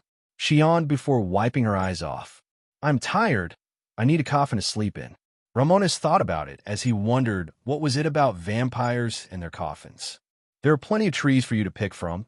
Just make one. Vesper nodded. I think I will. I am hungry too. Romonus pulled his shirt out of the way for her to see his neck. Come on then. She smiled as she walked over to him and bit down on his shoulder. The issue was that his body was so strong that she could not bite through his skin. She tried it a few times before pulling back, looking annoyed. You are like a metal plate. He released his control over his muscles and skin to weaken it. Try it now. This time her fangs pierced through his shoulder and she started to drink his blood. Vesper's eyes went wide open as drinking his blood was like drinking several energy drinks. Watching her close her eyes and enjoy the experience made Miria wonder about something. I have bitten the throats out of my foes before, and their blood just tastes like iron. But what does your blood taste like? Romonus smirked at the idea. Want to try it? Also, mind telling me that story when you get a chance. Miria was always up to tell an old war story. She smiled that her experiences were appreciated. Anytime. As for your blood, no thanks. I am no vampire. By this point, Vespera had drank enough, so she pulled away from Romonus while licking her lips. Instantly, she began to turn less pale than a regular vampire, and her demonic energy began to rise rapidly. Because of her soul, which was formed of a union of a devil and vampire, this solely vampire body needed time to convert. She had to turn it into a perfect vessel for herself. Go on without me. I will be needing regular feedings. Romonus did not mind it at all, as he already regenerated the blood he had lost. Right then, the first item on the docket is breakfast. Instantly Chiron and Miria were out of bed as both of them liked to eat. Silvana leisurely got up as she didn't need to eat, and anything she did eat was just burned by the soul fire on her neck. Guess I should be there too. He nodded. You should. Romonus chuckled as he left his room with them. Karn chose to stay behind, while Grimaldus began to explore the house. MacGregor had spoken of a few of his safe houses and told Romonus to feel free to use them if he needed them. When they got downstairs, they went to the living room, where a giant table for many people was set up. One of you set the table. I will start getting breakfast ready. Chiron decided to do that herself. I got it. Miria smiled as she tied her hair up with magic back into its large purple braid. I will help you. Silvana, what do you want to eat? Silvana raised her hands as she didn't need it. I don't need to eat at all, so dash. Miria raised her hand to stop her. Don't start now. You don't need to eat, but you can write. I can, but dash. Miria felt that was enough reason to eat. Then just enjoy a breakfast. Romonus smiled as he walked over to the kitchen and placed on an apron. When Miria saw how he was dressed, she laughed at the sight. Wow, a man of many talents. You can even cook. That I can. I felt it as a good thing to know, though it just reminded him of his past life. That and Carla made me do all the chores. He shuddered thinking of that woman. He was just glad that he was here and she was alone again. Romonus turned on the stove, which burned magic rather than anything else. He started to place a couple of pans on the stove, but Miria had a question. Is there a cellar? Romonus shook his head as he walked over to the closet.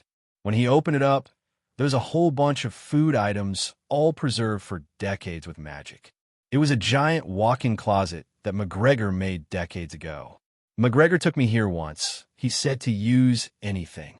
I am making an English breakfast just with pancakes. Miria hummed. I have never eaten an English breakfast or made one. It's nothing tricky. I will show you. While they both got to cooking, the smell of cooking food started to wake up everyone. Aquino and Itsuki didn't even care about being kicked out of his room and sat down for breakfast. As for Valerie and Gasper, they came down together. Romonus was already secretly judging Gasper. He was dressed in a skirt and a blouse, which was because of Valerie. She found boys in skirts to be cute, which made him remember someone. She would get along with Byukabu Kagama from Overlord. She was the one who made Mare, who also cross-dresses.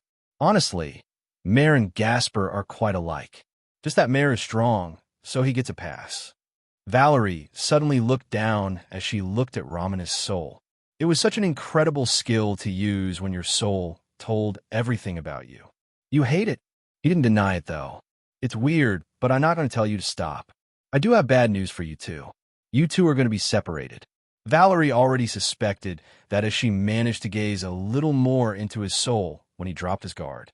Part of his memories were heavily protected, but she saw his surface thoughts. He only wanted to train her because of her Longinus. Gasper, despite having a high-level sacred gear, didn't have the correct mentality to make it through his extreme standard. Already? I thought we had more time. Gasper suddenly looked up at Valerie, worried. Do we have to? She smiled as she patted his head. It won't be forever. You will be going to someone safe, someone who will look after you. Your sister, right? Romonus nodded. Correct. You're in luck, Gasper. She is much nicer than I am. Take some time to discover your powers. When you come back, Valerie will be a different person. You can stay for breakfast, though. Gasper sadly sat down at the table as Romonus and Miria brought out the English breakfasts. He had made them with fried eggs, bacon, sausage, beans, plum tomatoes, and pancakes. Itsuki was already drooling, so she got her fork and started eating. Damn, this is good. Romonus laughed as he sat down to eat as well. Thank you. Me and Miria did the best we could. Miria smiled as she took a bite of the eggs. Well, now and then cooking is fun. Romonus could agree to that, but just as he was going to continue the conversation, he felt two people teleport nearby. Valerie, Miria, Draig, and Chiron instantly noticed them, but Romonus was unworried. My guests are here. Romonus walked to the door and opened it before they could even knock. Outside was Azazel in a suit with a small girl with white hair and hazel, almost yellow eyes. She was a bit young, as she seemed to be about 11. She was dressed in rock-style clothing with what seemed to be several chains hanging off her neck. Azazel, glad of you to come by. Hearing what he said, Aquino jumped a little as she wondered if her dad had come too. She was not sure if she was ready to see him still. Azazel merely shook Romonus' hand. We did have a deal, didn't we? Viviana, say hello. She looked up at Romonus with crossed arms. What are you anyways? You're too strong to be a normal devil. He looked down at her and held his hand out. Romonus Bale, and I have evolved from a devil into a demon. Don't ask me how. She smirked. Ow! He chuckled as she was feisty. Since you are here, you might as well join us for breakfast. Azazel nodded. Don't mind if we do. Romonus stood aside and let them in.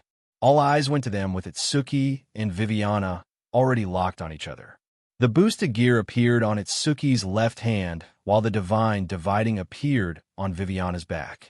Both heavenly dragons instantly started to exchange words. White One, it appears we were both blessed with extraordinary hosts. It appears that way, Red One. Be that as it may, your host will still lose. Don't count Itsuki out for the count already. If not for that one being the descendant of Lucifer, she would be weaker. She is so much more than just a Lucifer descendant. Romonus raised his hand to stop the two bickering dragons. Time and place, guys. True. Apologies for the shameful display. Both sacred gears vanished after getting their words in. Azazel chuckled as he pulled a chair out for himself, with Viviana actively choosing to sit next to Itsuki.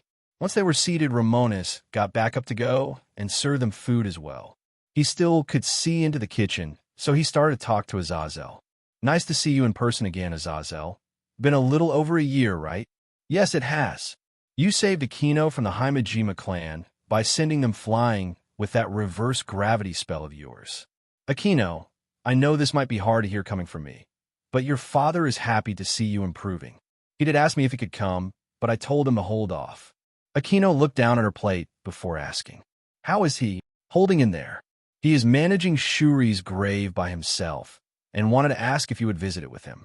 If you can't, he at least wanted you to call him at least once to hear your voice."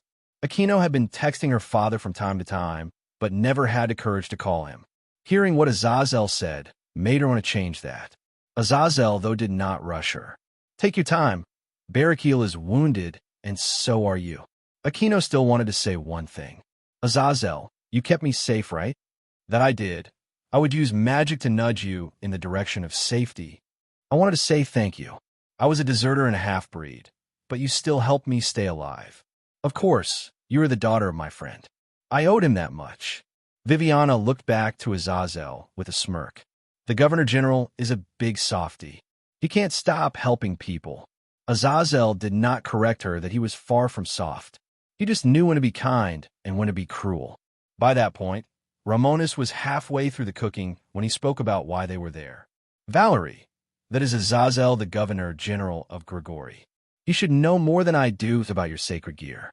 Though, since yours is a subspecies, it might be more tricky to find out proper information." Valerie turned to Azazel before bowing slightly. "Greetings."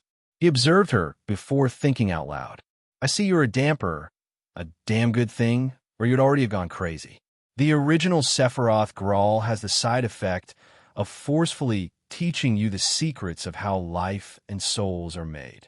The issue is that the human mind is not supposed to understand either, so they begin to go mad.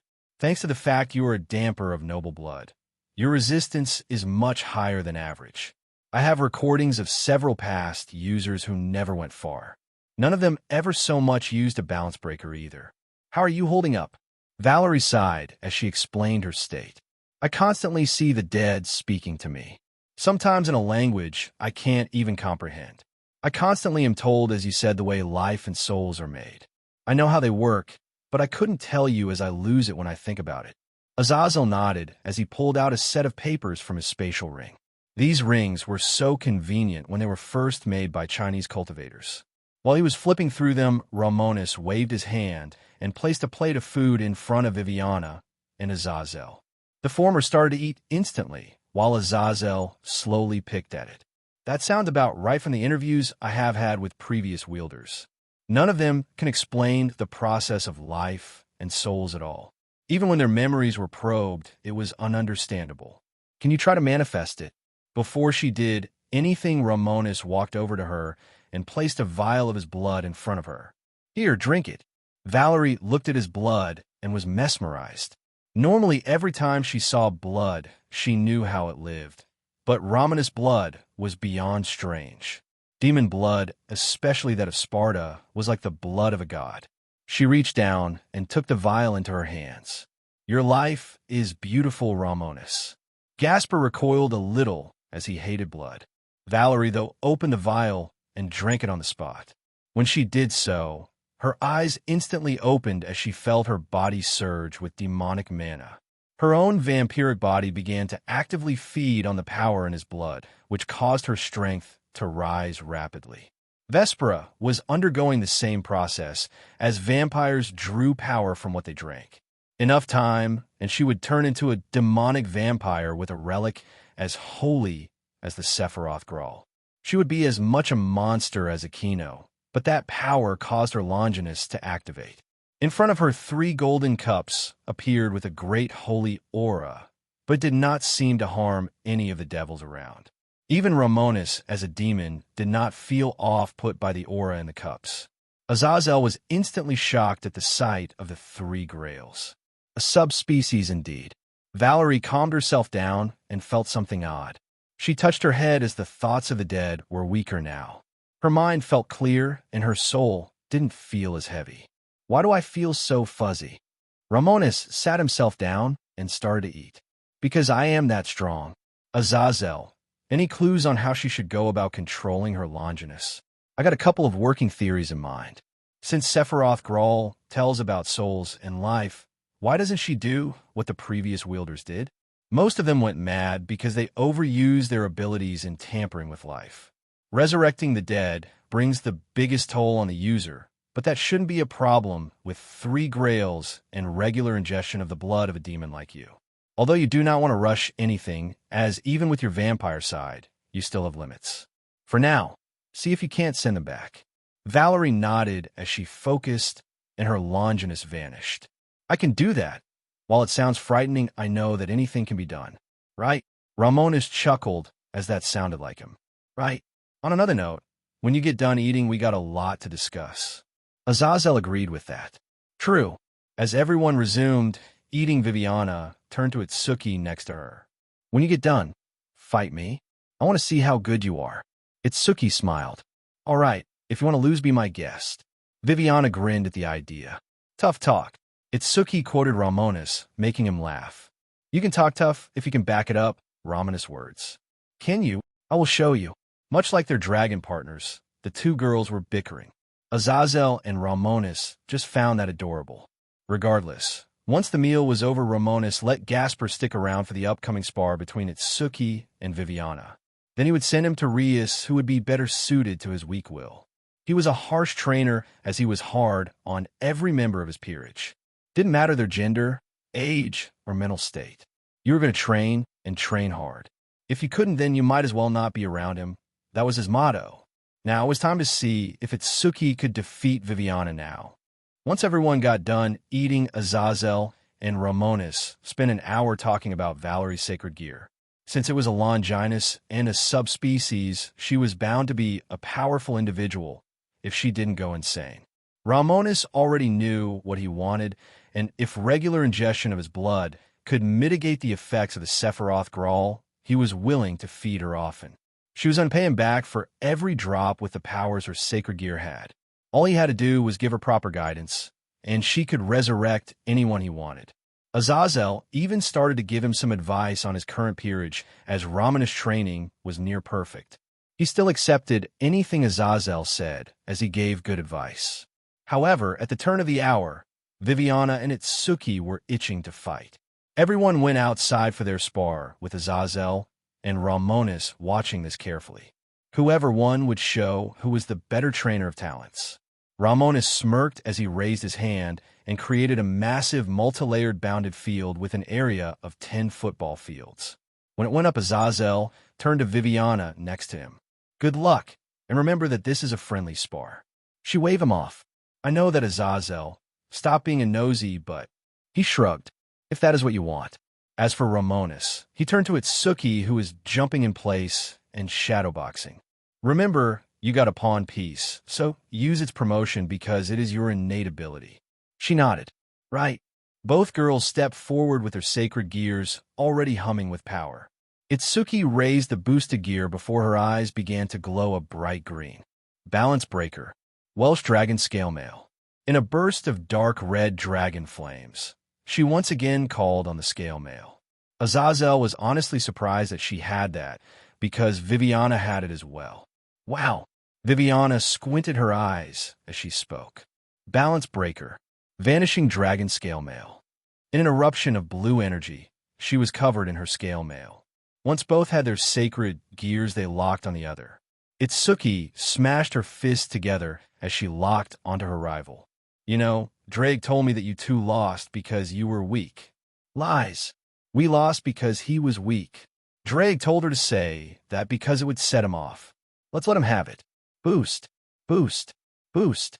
Boost. Boost. Boost. Boost. Boost. Boost. Boost. Already Itsuki had boosted to over 1,000 times her original power, which caused the entire bounded field to fill with a green glow.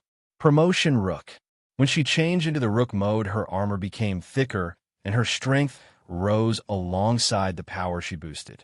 She charged at full speed forward, and she reached Viviana instantly.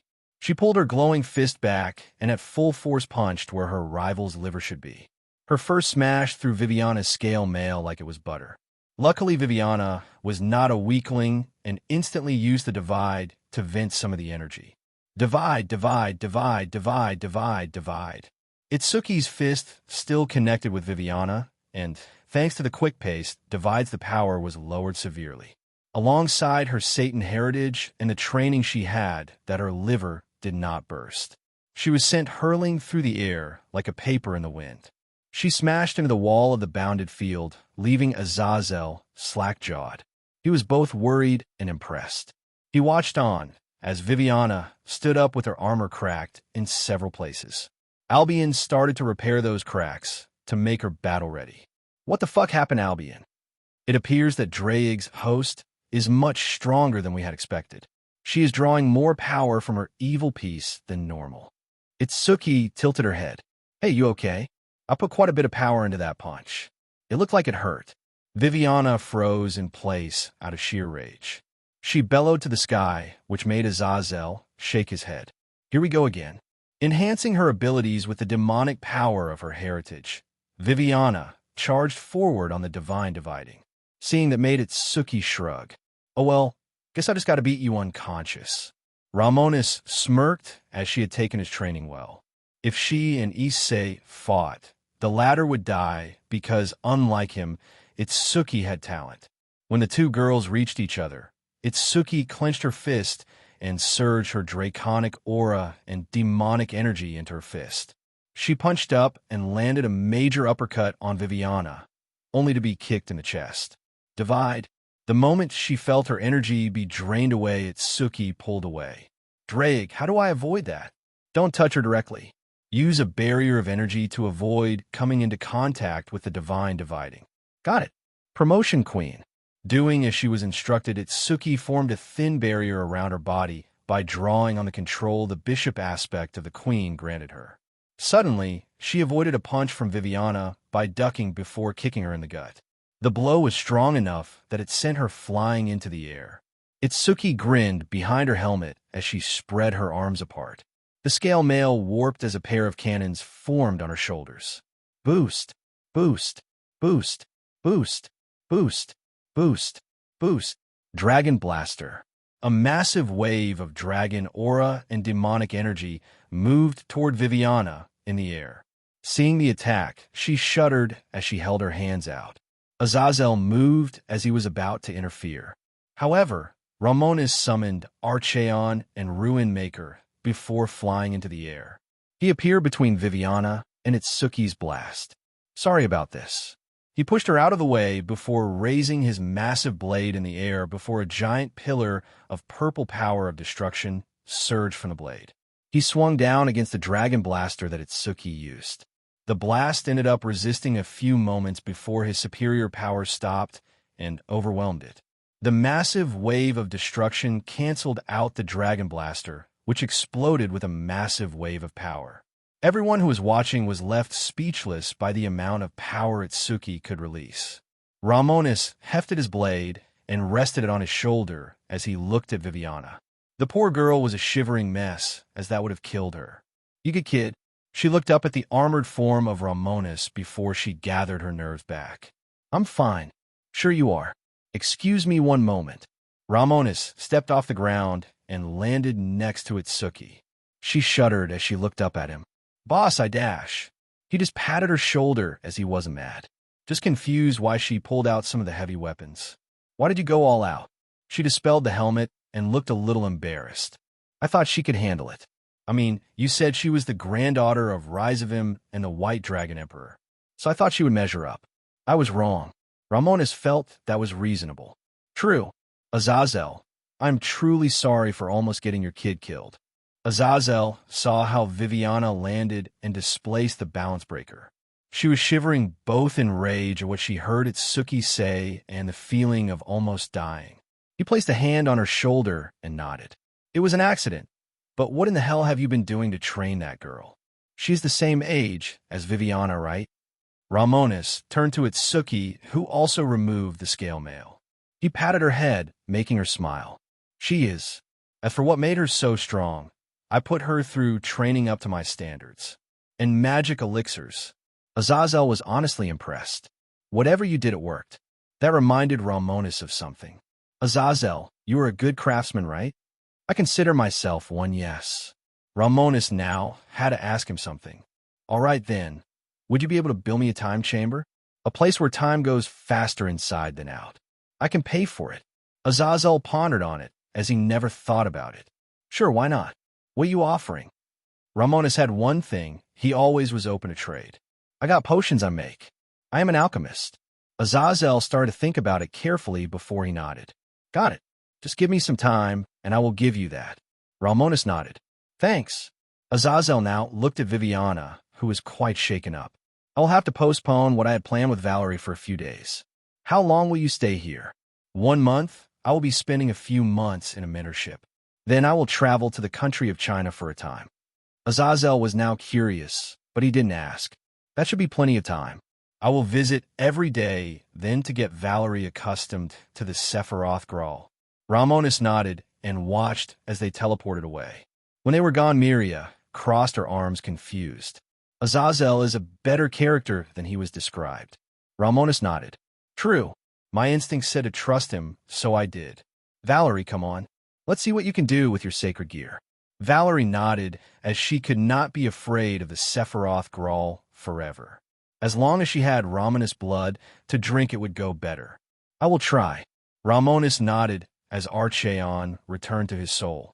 He dispelled the bounded field as he walked toward the house. He didn't say more as they all went back inside. Over the month, several events happened. First, Romonus returned to the Bale Castle, but only to drop off Gasper and to take his room and Forge room. He also told his mother where he would be in case she wanted to visit him. She was sad that he would stay away, but she understood why. As for his room, after it had been plugged in the first time, he made sure he could remove it at any time. Once he did that, and Rias had Gasper, he left once more to the English safe house. Another major event was that the ancient enemy of the vampires attacked the Teeps faction. The werewolves attacked the now weakened Teeps faction with a bloody frenzy. They slaughtered many nobles, savants, and their thralls. Even King Teeps, Valerie's father, was slain by King Arjak, the ruler of the werewolves. His son and Valerie's brother Marius Teeps managed to escape with a few of his trusted followers. As for Gasper's father, House Vladi became turncoats and agreed to submit to Arjak's rule. This wasn't Romonus' intention, but it was a welcomed one. Now, the Carmela faction was what remained as the survivors of the Teeps joined the werewolves.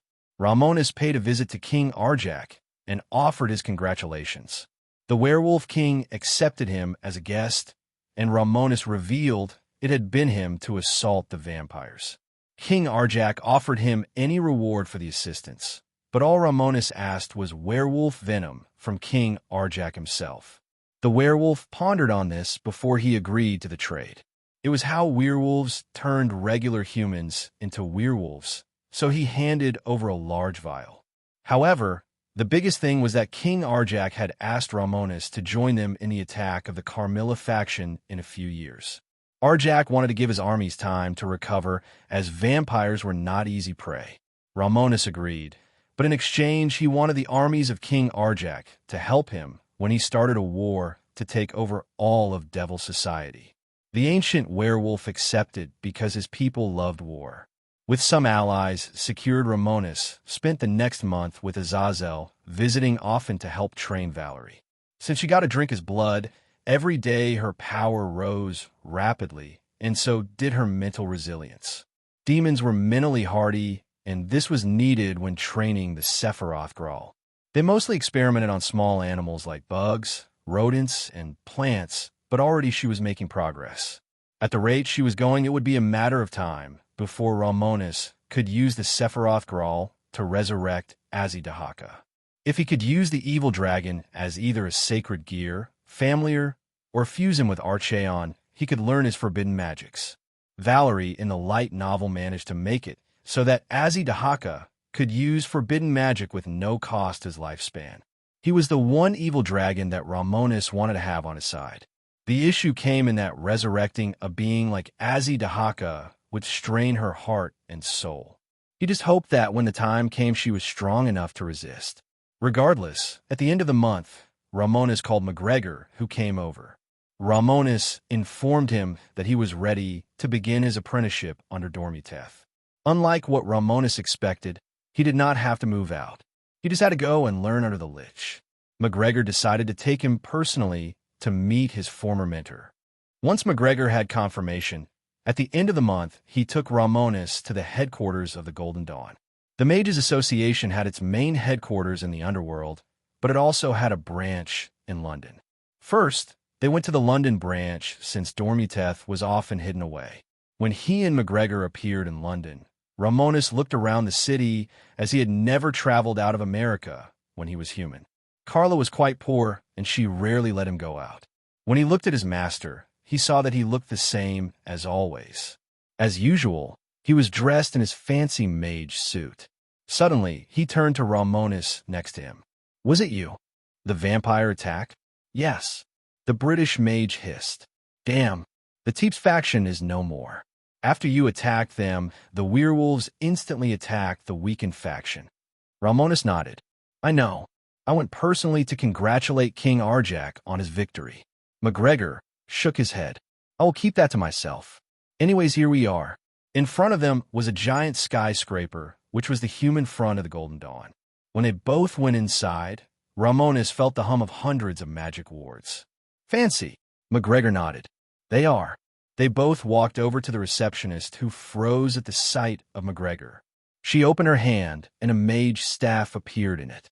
She slammed it down, and in moments, every mortal human who was around them froze and walked out. "Lord Mathers, what can I do for you?" MacGregor smiled as he walked over with his fancy cane. "Heidi, I see your use of magic is as skilled as ever. I am here with my apprentice Romonus. My mentor Dormiteth wanted to take him under his wing for a few months." At the mention of one of the oldest and biggest sources of lost knowledge in their order, Heidi became very respectful. "Of course." She reached in her pocket and pulled out a golden coin. She handed it over to MacGregor, who flipped it in the air. Romonus caught the coin and looked at it. "Isn't this a derrick?" MacGregor nodded as he took the coin back. "Yup, the currency of the Persian Empire. My mentor uses these enchanted coins as a means to find him, though he personified them. Rather than a Persian king, they had undead kings on either side." Once he was holding the coin, MacGregor surged his demonic energy inside as the enchantment activated. He tossed the coin forward, and a massive black gate opened in front of them. MacGregor turned to Heidi and tipped his hat. "Good to see you again." She smiled and waved at him. "Of course." As they stepped into the portal, Romonus asked his mentor about her. "Someone you know?" MacGregor smiled. "My great-granddaughter." Romonus didn't know that MacGregor had children. He was going to ask him, but he held off when they stepped through the gate. What Romonus saw was not what he expected. Rather than a dark room where he expected a necromancer, he saw a clean study with many shelves covered in books. However, in the middle of the room was a dark skeleton reading a book. He wore a red and black suit, with his skull fully visible. He glanced up at MacGregor, causing his black soul eyes to burn more intensely. He almost seemed to smile. "My apprentice and his apprentice. Welcome to my study." Romonus instantly noticed that he was speaking in ancient Persian. The Lich rose from his seat before placing his book back on the chair. When he stood, Romonus saw that this Lich was tall at least 6 feet 6 inches. While he was all bone, his bones were broad and large. He radiated a powerful necrotic aura which would match that of a powerful Satan-class devil. MacGregor bowed before the Lich. "Mentor Dormiteth, I'm glad to see your mind still as sharp as ever." Dormiteth scoffed as the soul flames in his eyes burned. "My mind is still as formidable as it always was. Unlike other Liches, I have not lost my way. I am a scholar first and necromancer second. But I digress. You must be Romonus?" Romonus placed a hand on his heart and bowed. "I am." Dormiteth looked him up and down before nodding. "You know the soul arts, yes?" "I do." "Excellent. I take the grimoire my student wrote for you helped. I did the same for him, but he never had the talent to use the art of necromancy. McGregor seemed bitter as he had tried his best. I never had the affinity for death magic which is needed. Dormuteth ignored him as he walked closer to Romonus and looked him up and down. Mostly he was trying to gaze at his soul, which Romonus allowed. What a mighty soul you possess. Perfect for necromancy and the arts of instant death. Dormuteth raised his skeletal hand and began to scan Romonus. He needed to check if he had an affinity for the art of death magic, which was rare. However, he froze when he felt something. The Harvester's favor and a pure affinity for death magic? McGregor suddenly remembered something. Right? When we summoned the Harvester, he patted your head. Hearing his words, Dormuteth's skull seemed to smile. Excellent, this is excellent. It appears I have found the perfect student to pass on my craft. Romonus asked the question he had. Does necromancy involve bones and zombies? Dormuteth chuckled at the question. Maybe the riffraff, but I am not them. Over my 2,000 years alive, I have carefully dived into the art of necromancy, death magic, and souls. You may see how there is no undead around me, yes? Because they're all in my shadow. I don't deal in corpses, I deal in souls. Soul soldiers. From Dormuteth's soul emerged a giant dark shadow knight. It radiated a fierce aura in the ultimate class and seemed to be stable. This is my unique necromancy. No corpses, no zombies, no skeletons. Pure souls. Interested, Romonus instantly bowed. I am. Accept me as your student, master. Dormuteth turned to McGregor and waved him off. You can leave. I taught you what I could. McGregor shrugged. Fine. See you, Romonus. Once he teleported away, Dormuteth dispelled his shadow. Follow me. You have a long way to go before you can use necromancy. You need to learn to use your death magic, which will be the easy part. It's the soul manipulation that is the hard part, but you already got that down. Romonus started to follow the giant lich with a question. How can I use death magic, and why hasn't McGregor seen it? Simple. Without death magic of your own, you can't interact with it. As for you, you have one of the purest affinities for the art I have seen, which is confusing that you have yet to tap into it. I never really tried. That explains it then. Eventually, Dormuteth led them down a spiral staircase into his lab. It was still a clean place, as he was not a savage. He was a mage and scholar that used necromancy.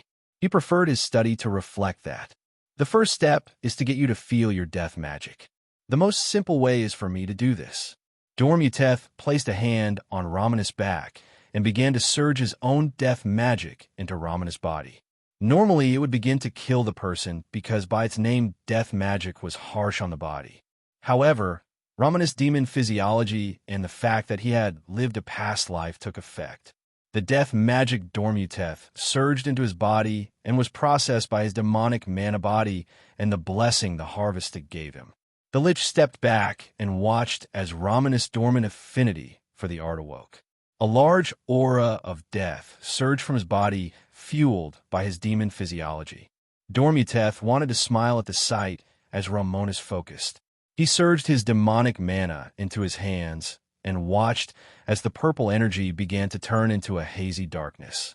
Romonus clenched his hands and dispelled the death magic. How was that? Dormuteth began to clap his bony hands together, overjoyed. I am awed and inspired by you. Your affinity for death magic appears to be quite potent. Are you ready to begin your studies? Romonus nodded. I am. I am open to learn my mentor. All right then.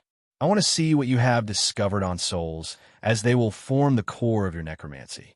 The body is useful, but it has its limitations.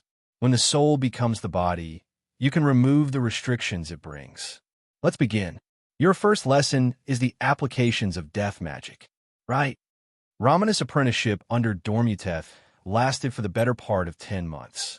Dormuteth taught everything he knew about souls, death magic, magic itself, and necromancy. The Lich, in his 2,000 years of life and undeath, had met only a few talented students like Romonus a couple of times. McGregor had been the very last student he had taken, and he had become Romonus' mentor in magic.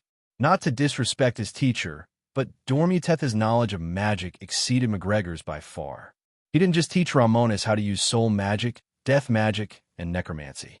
He mentored him in the use of dimensional magic, time magic, space magic, void magic, and even spells of the forbidden nature.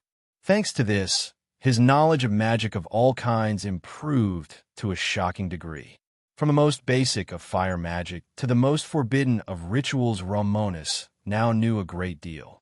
The issue with the forbidden spells is that casting these spells would reduce his lifespan, which is why Dormuteth told him to never use them unless necessary.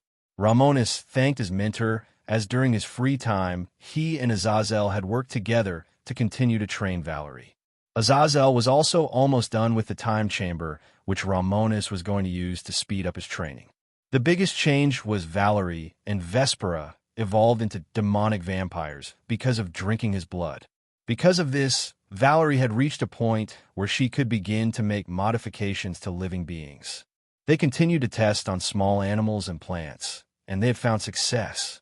She had granted incredible regenerative abilities to every animal, which could regenerate even its head when cut off. Plants that seemed to grow without end needed Romonus to fully obliterate them with the power of destruction.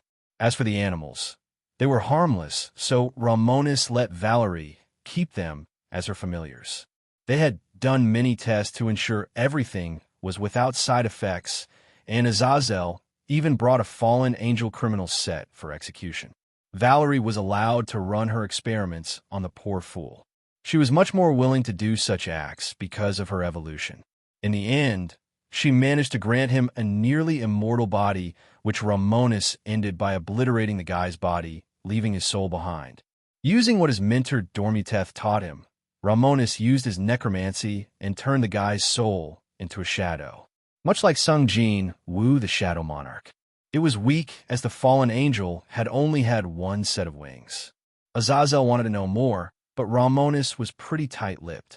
Azazel respected that, but now that Valerie reached such a point, Romonus was going to subject himself to enhancements. If he wanted to be like Azzy Dahaka and use forbidden magics with no side effect, he needed enhancement. Valerie was now much more confident in herself and guaranteed to grant all the modifications he wanted.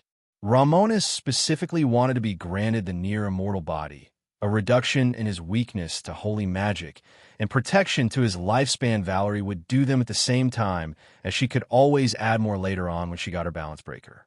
Romonus and Valerie went up into his room, which was his actual room from the Bale Castle. That was probably his favorite enchantment, his room and forge room have. Once they were here, he locked the door and turned to Valerie. She took a deep breath, as this was the real deal. "Are you ready?" Valerie nodded. "I am." Romonus removed his shirt and laid down on the bed with his back to the sky. Valerie climbed onto his back and sat down on it. She opened her hands, and the 3 grails of Sephiroth Graal floated in front of her. "In that case, I will begin." The 3 golden grails landed on his back as their power under Valerie's control surged into his body. Valerie shivered ever so slightly when the 3 grails landed on Romonus' exposed back. At times she would forget that Romonus 12. His birthday was in a month, but he just did not have the body a young boy should have. Despite how mature his personality, body, and face appeared to be, he wasn't even done growing. Despite his age, he had already reached a level of strength many would never even reach. Part of that was raw talent. Another was effort, and the third was his bloodline. Romonus would not lie that without the Sparta bloodline, he would probably be in the Satan class about now. He accepted that as in the past 10 months, he had never stopped pushing himself. He had not reached a bottleneck of growth, but after Valerie did her edits, he would be much better prepared for anything the future had in store. Valerie placed her hands on his back, which would help her control the energy of her Longinus easier. When she did so, she felt skin that felt as hard as diamonds. It was difficult to harm him in the first place, and he wanted to make it so that damage that did get past meant nothing. At times like this, she felt nervous. "Romonus, are you sure I won't fail?" He tilted his body slightly to get a look at Valerie. After a year of proper feeding on his blood, her body had changed quite a bit. By evolving into a demonic damper, she had become much more seductive than before. Vampire and demons both were rather handsome, because he had only gotten better looking as he got stronger. Valerie, when he saved her, had been quite thin and malnourished, since she was a damper her family mistreated her. They locked her away and starved her, and the emotional weight of being despised made her weak-willed. Now, under his care that had gone away, and she had recovered beautifully. All vampire females were attractive, and so was Valerie now. Her golden hair sparkled, her red eyes shimmered like gems, and she seemed to be growing in the right places. She got taller, her bust seemed to have grown a few inches, and so had her hips. From a feeling of her sitting on him, it had been a big change. She even had her birthday a few months ago, so she was now 17. Still, recovering from that abuse took longer than even an evolution. No, Valerie, you won't fail. You have had 10 months of the best training, and you have done this before. Relax yourself as sacred gears run on your emotions. Take a deep breath and don't let your nerves win. You got this. She breathed in deeply before breathing out. I got it. Let's go over what you want for this, since I will do it all at once. You want an upgrade to your healing factor, a constantly recovering life force, and an immunity to holy energies. Yes, if possible. Can you grant me an affinity for light magic? Azazel has taught you, and I have learned that I can't use it no matter how much I train. That needs to change. Light magic is a magic with many applications which I want, but seemingly can't use. Valerie thought about it, as right now, the 3 grails on Romonus' back were teaching her about his soul and life code. This was how she did her work. The grails told her directly what she needed to know about the being she wanted to edit. Romonus relaxed as he allowed her to get a feel for his existence. An interesting thing that happened because of her demon damper state is that the Holy Grail seemed to be reacting neither negatively nor positively to her demonic energy. She just might become a unique holy demon damper with a bit more understanding of her Longinus. Valerie didn't take very long to get a feel because she already learned part of it from drinking his blood. It was inside her body, and she knew herself in and out. I'm ready to start. Before she started, he pulled 2 syringes of glowing liquid. The first was bright green, and the second was blood red. Valerie reached out and held the 2 vials knowing what they were. One of them was the refined werewolf venom of King Arjak, and the second was Vesper's refined vampire venom. Arjak could trace his lineage back to Lyacon, the first werewolf, and Vespera was the same. She was also directly related to Zekrumbale, so her ability to transform others had unique abilities. After careful alchemical experiments, Romonus had refined the venom of both, removing any loyalty-inducing aspects of them. The reason was that he wanted to fuse the bloodlines of werewolves, vampires, demons, devils, and humans. His demon bloodline was the strongest in his body, and it always would be because it had devoured his devil one. He was effectively a demon-human hybrid now, with the abilities of a devil. Demons and devils were so similar that it had just been fused into and devoured by the stronger bloodline. Only the human genes were different and perfectly matched because of the blood essence he used. Now, by adding vampire and werewolf abilities, he would become even mightier. The instant that the edits are finished, use both on me. Valerie took the vials and got ready. I got it. He lowered all his defenses as he felt the overflowing holy energies in the chalices on his exposed back. Despite that, they did not harm him at all. With his confirmation, Valerie took control of her sacred gear and steeled her nerves. A massive surge of holy energies flowed into his body at the root of his existence, life, and soul. It was so pure that it even made him tingle. Valerie fell into a slight trance as she started the modifications he wanted. In a light novel, all of this had been done against her will. The evil dragons like Grendel had been made resistant to dragon-slaying magic. Vampires were made resistant to holy swords, and Marius was granted a nearly immortal body by just one grail taken from her.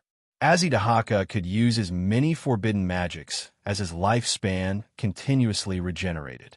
Now a much stronger Valerie with all 3 grails who had not had her life and soul broken was going to use all of those on him. Romonus relaxed everything, did not have his defenses up, and accepted it all. First, Valerie tapped into his genetics and began to remove his weakness to holy energies. He felt a tingle when she did this, as a final restriction was removed because of his devil side. She instead replaced his weakness with light and holy magic with as strong an affinity as she could. Following the first modification, she tapped into his lifespan and made it so it always recovered. This took a little longer, but once this was done, he would never die of age, meaning he could see the end of the universe in theory. His soul was already under his control, which meant as long as his body and soul endured, he would not die. Once his lifespan was taken care of, she moved onto his body, and this one had the biggest feeling.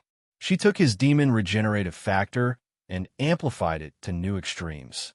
She spent the most amount of time, which meant in theory he could regenerate from a drop of blood or even an atom. Killing him now meant that you had to destroy all of his body and soul at the same time.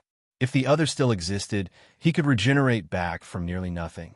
Valerie did not stop and spent time to make sure everything was stable and there was no weakness in his body. The modifications did not take longer than an hour because she had done this before. The fallen angel they tested on was just the final test before they used it on Romonus. When the Grails informed her that the modifications were complete and about to settle down, she deactivated them. Before his modifications settled down into his existence, she instantly stabbed the 2 syringes into either side of his neck. She pushed down on the tops and watched as the green and red serums entered his bloodstream. Romonus exhaled as he felt the werewolf and vampire venoms begin to flow through his bloodstream. He grit his teeth as he felt the 2 transformative serums try to turn him into a vampire and werewolf separately. However, just what he expected to happen occurred as his demon bloodline, which had been strengthened by Valerie, activated. Every cell in his body began to devour the 2 venoms, causing his genetics to change. This was all because of his human genes, which were part of the mix. Valerie did not get off his back, as she could sense great change happening in his body. Romonus grit his teeth as he felt his canines grow larger before his demon side took control. The 2 enhanced transformative serums were processed by the modifications Valerie made in his demon side. The process seemed incredibly quick, as his already durable body seemed to get much stronger.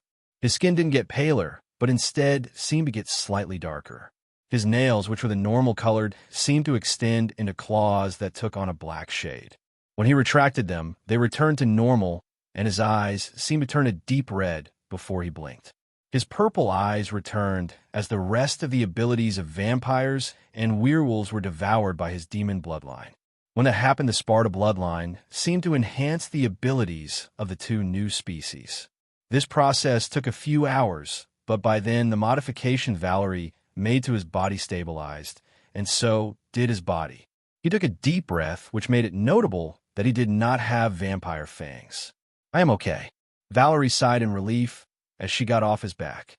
When Romonus stood up, he circulated his demonic mana through his body, looking for any issues. Valerie seemed a little nervous as he stretched out his body somewhat. He even checked his soul for any issues, but as he had said, Valerie was good at what she did. When she wasn't being forced to break her mind, she could do better work and much easier. "Well done, Valerie. You did everything I said perfectly. Archeon, do you sense any issues?" The soul armor used his own senses to search for a problem, but if Romonus could not find a problem, he didn't either. "No, my armored. Everything has gone according to plan." Romonus was itching to test out his new abilities, but he first looked at himself in the mirror. He flexed a few times, happy that he did not become ash white like regular vampires. He also did not get too dark, but it seemed he had more melanin in his body now. When he flexed, he saw his muscles surge with power as his demon heart beat away. "Incredible. I feel amazing. I could take a nuke to the face and I will be fine." Valerie raised her hands to try to not make him test that out.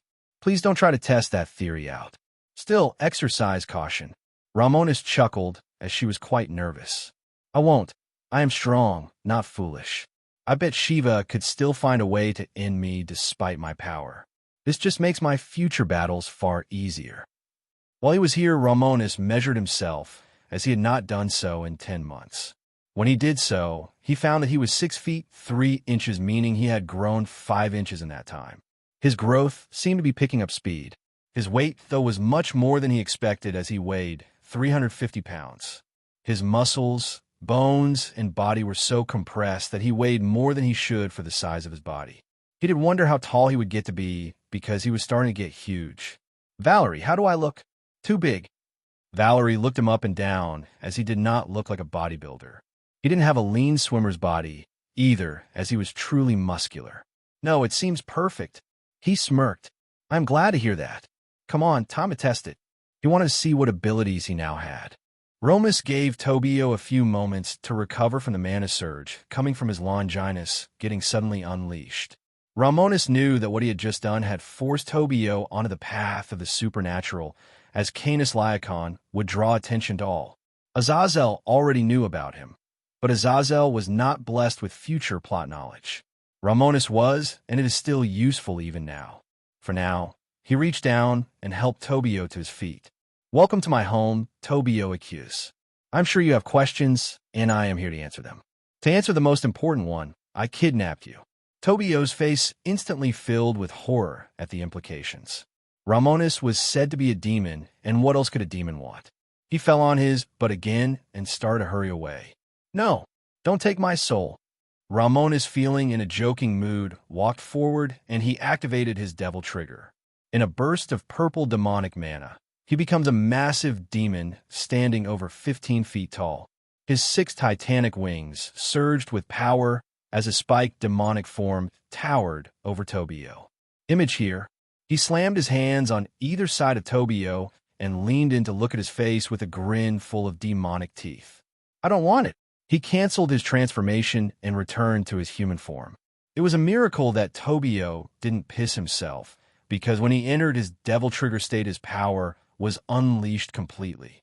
Tobio shivered uncontrollably, so Canis Laicon jumped on his head and slapped him.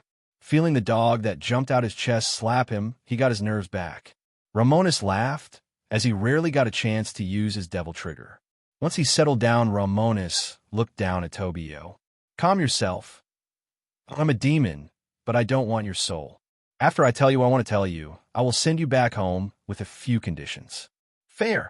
Tobio nodded in fright. "Fair." Romonus sat down while Canis Laicon took Tobio's head as his resting place. "I will give you some big pieces of info, so take that as you will. Your name is Tobio accused because of your grandmother's marriage. However, before she got married, her maiden name was Himejima." Hearing that name made Aquino shoot up. "Himejima?" Romonus nodded. "Exactly. Aquino, meet your cousin's second removed." Tobio turned to look at Aquino, who was now staring at him. When he finally got a look at her, he realized something. "You look just like my grandmother when she was young." Romonus nodded. "Yes, the women of the Himejima clan all look quite similar because they take after their ancestor Amaterasu. As for the men of the clan, you all take after your sire, Ikitsukon, her fourth-born son. Effectively, you got god blood, just very diluted. Even now, Aquino hasn't even tapped into it." She looked a bit down as she had been trying. "It's not easy. Every time I get more wings, I feel closer to it. But it's tricky because there just isn't a lot to tap into." He understood that. "Don't worry about it. I'm not getting onto you. If you and Nephilim can't tap into it, you might as well have no god blood at all. The power it gave has been lost to time more than likely. Unless..." He turned to Valerie, who smiled. "I wake it up again." He grinned as she quickly became his lucky charm, as she was the answer to a lot of problems. "Righto. Tobio, I won't keep you longer than need be. I will tell you this. You were chosen to be the possessor of a Longinus. Canis Laicon, the god-killing blade. What you do with this power is your choice." Romonus didn't give him any chance to ask questions as he teleported him back to his high school. "We did that." Miria smirked at him. "You just doomed him, right?" Romonus chuckled. "I'm a demon, remember. I'm not evil, but I am ruthless. Just the simple fact that his Longinus is active will mean he will never have a normal life again. Not to worry, though. When I used my devil trigger, I took the chance to cover him in trackers, so I know where and how he is at all times." Valerie smiled sadly, as she knew that was the fate of the Longinus wielders. The seal placed on his longinu would break eventually, if not by Romonus, then by some darker force. It's for the best, right? Romonus nodded. Yes, I just ripped off the Band-Aid, as this is the life as a descendant of the Himejima clan and a Longinus wielder. The following week or two will be hard on Tobio, but he will be forged in the chaos to come. Hearing that word again, Vesper asked about it. You use the word chaos a lot. Does it have a meaning? Romonus shook his head. Nah, I just like it. Anyways, now that Tobio is unleashed, I got a Chinese boy to find. This means we will all have to go. Chiron brought up a big point. Your birthday is next month. What about it? Romus was going to skip it. I will pass on it. As I said last year, I will not be doing a big event like that again, because everyone wants to engage their daughters with me. I love the attention, but a man needs to find himself, not others. Okay now, the Chinese supernatural community is ruled by 10 major cultivation sects and several minor ones. As everyone knows, cultivators are assholes. If they look at you and they like you, they will feel entitled to your body. So kill them. Take their spatial rings, corpses, treasures, and collect their souls for me if you can. I need shadows for my army, as my necromancy is quite empty. Miria, Vespera, Aquino, Valerie, and Chiron all pondered on his words and accepted them. Grimaldus would be going with him, while Karn would go with one of the girls as backup. Aquino brought up a question she had. Are we going to be fully alone, or will we be working in teams? Romonus pondered on this. I will have Archeon and Grimaldus with me, so we will do it like this. Aquino, you will move with Chiron. Miria, you are with Valerie. You will have someone to keep you up to health. Vesper, go with Karn. He'll give you back up, as he has been hard at work too. The Badger grinned as the bond between him and Romonus had grown stronger. He had been fed Romonus demon blood, refined in potions, making him effectively a demonic honey badger now. Romonus clapped, as everyone had a partner. All right then, take an hour to prepare. We will be in China for a month, and if you need help, call whoever is closest to you. Everyone agreed, as Romonus instilled in them a sense of pride, not arrogance. In the meantime, he pulled out his phone and started making phone calls. Some plans had been changed, which was why Roygun had not come to live with him. She was going to, but since Seraphal revealed the users of the King Peace Devil Society had been in chaos. 3 were held by Ajuka, 1 by Romonus, leaving 5 in the hands of the Great King faction. They had been forced by Sir Zex, Ajuka, Seraphal, and Falbium, who were no longer playing nice to hand over each king piece, except for the one Romonus still owned. Once they were confiscated, all users of the king piece had their status removed, including Roygun. This included Bediz Abaddon, Roygun, and every top 10 competitor except the king of the rating games Diehauser. This had caused an issue, as Roygun had wanted to move in with Romonus, but Seraphal had convinced Romonus and Roygun to hold off for a time. Roygun now joined Seraphal's side and was training under Seraphal to recover her strength to where it had been with the king piece. As for the rest of his lovers, they all had been hard at work. He often visited Latia and vice versa, but she was still in her apprenticeship under her uncle.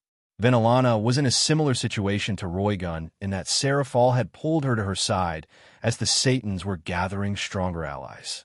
Rias had begun to be taught by her mother, as Romonus was not returning to the Bale Castle for a few years. When Venelana wanted to see him, they often sneak away to hotels in Japan because she knew why he was staying away. He and Zekrom were at odds, and Romonus was not going to give anyone a chance to mess with him. The reason the Satans like Seraphal were gathering allies was that Romonus was constantly causing turmoil. They did not want a war, but it seemed that the stronger Romonus became, the more enemies and allies he made. Already he had secretly reached the level of a super devil and exceeded them in others. No one currently knew of Valerie of the Sephiroth Graal, but that made him almost unkillable to the weaklings. One of his biggest fears of being overwhelmed by numbers mostly was taken care of. Once he gathered enough allies, he would be able to clear house and take over Devil Society under his banner. He had no desire to rule the entire world, but his right to rule the underworld was set in stone. For now, Romonus pulled out his phone as he had a favor to ask of Latia, who might be the girl he loved the most. He wouldn't tell anyone that, though. Deep under the Arteroth mansion, Latia, was currently overseeing the construction of the project she had started 10 months ago after Romonus left. Here, she had set up a massive underground forge by tapping into the energy of the underworld. Her forges down here were burning hot, and she alone would be not enough to manage them all.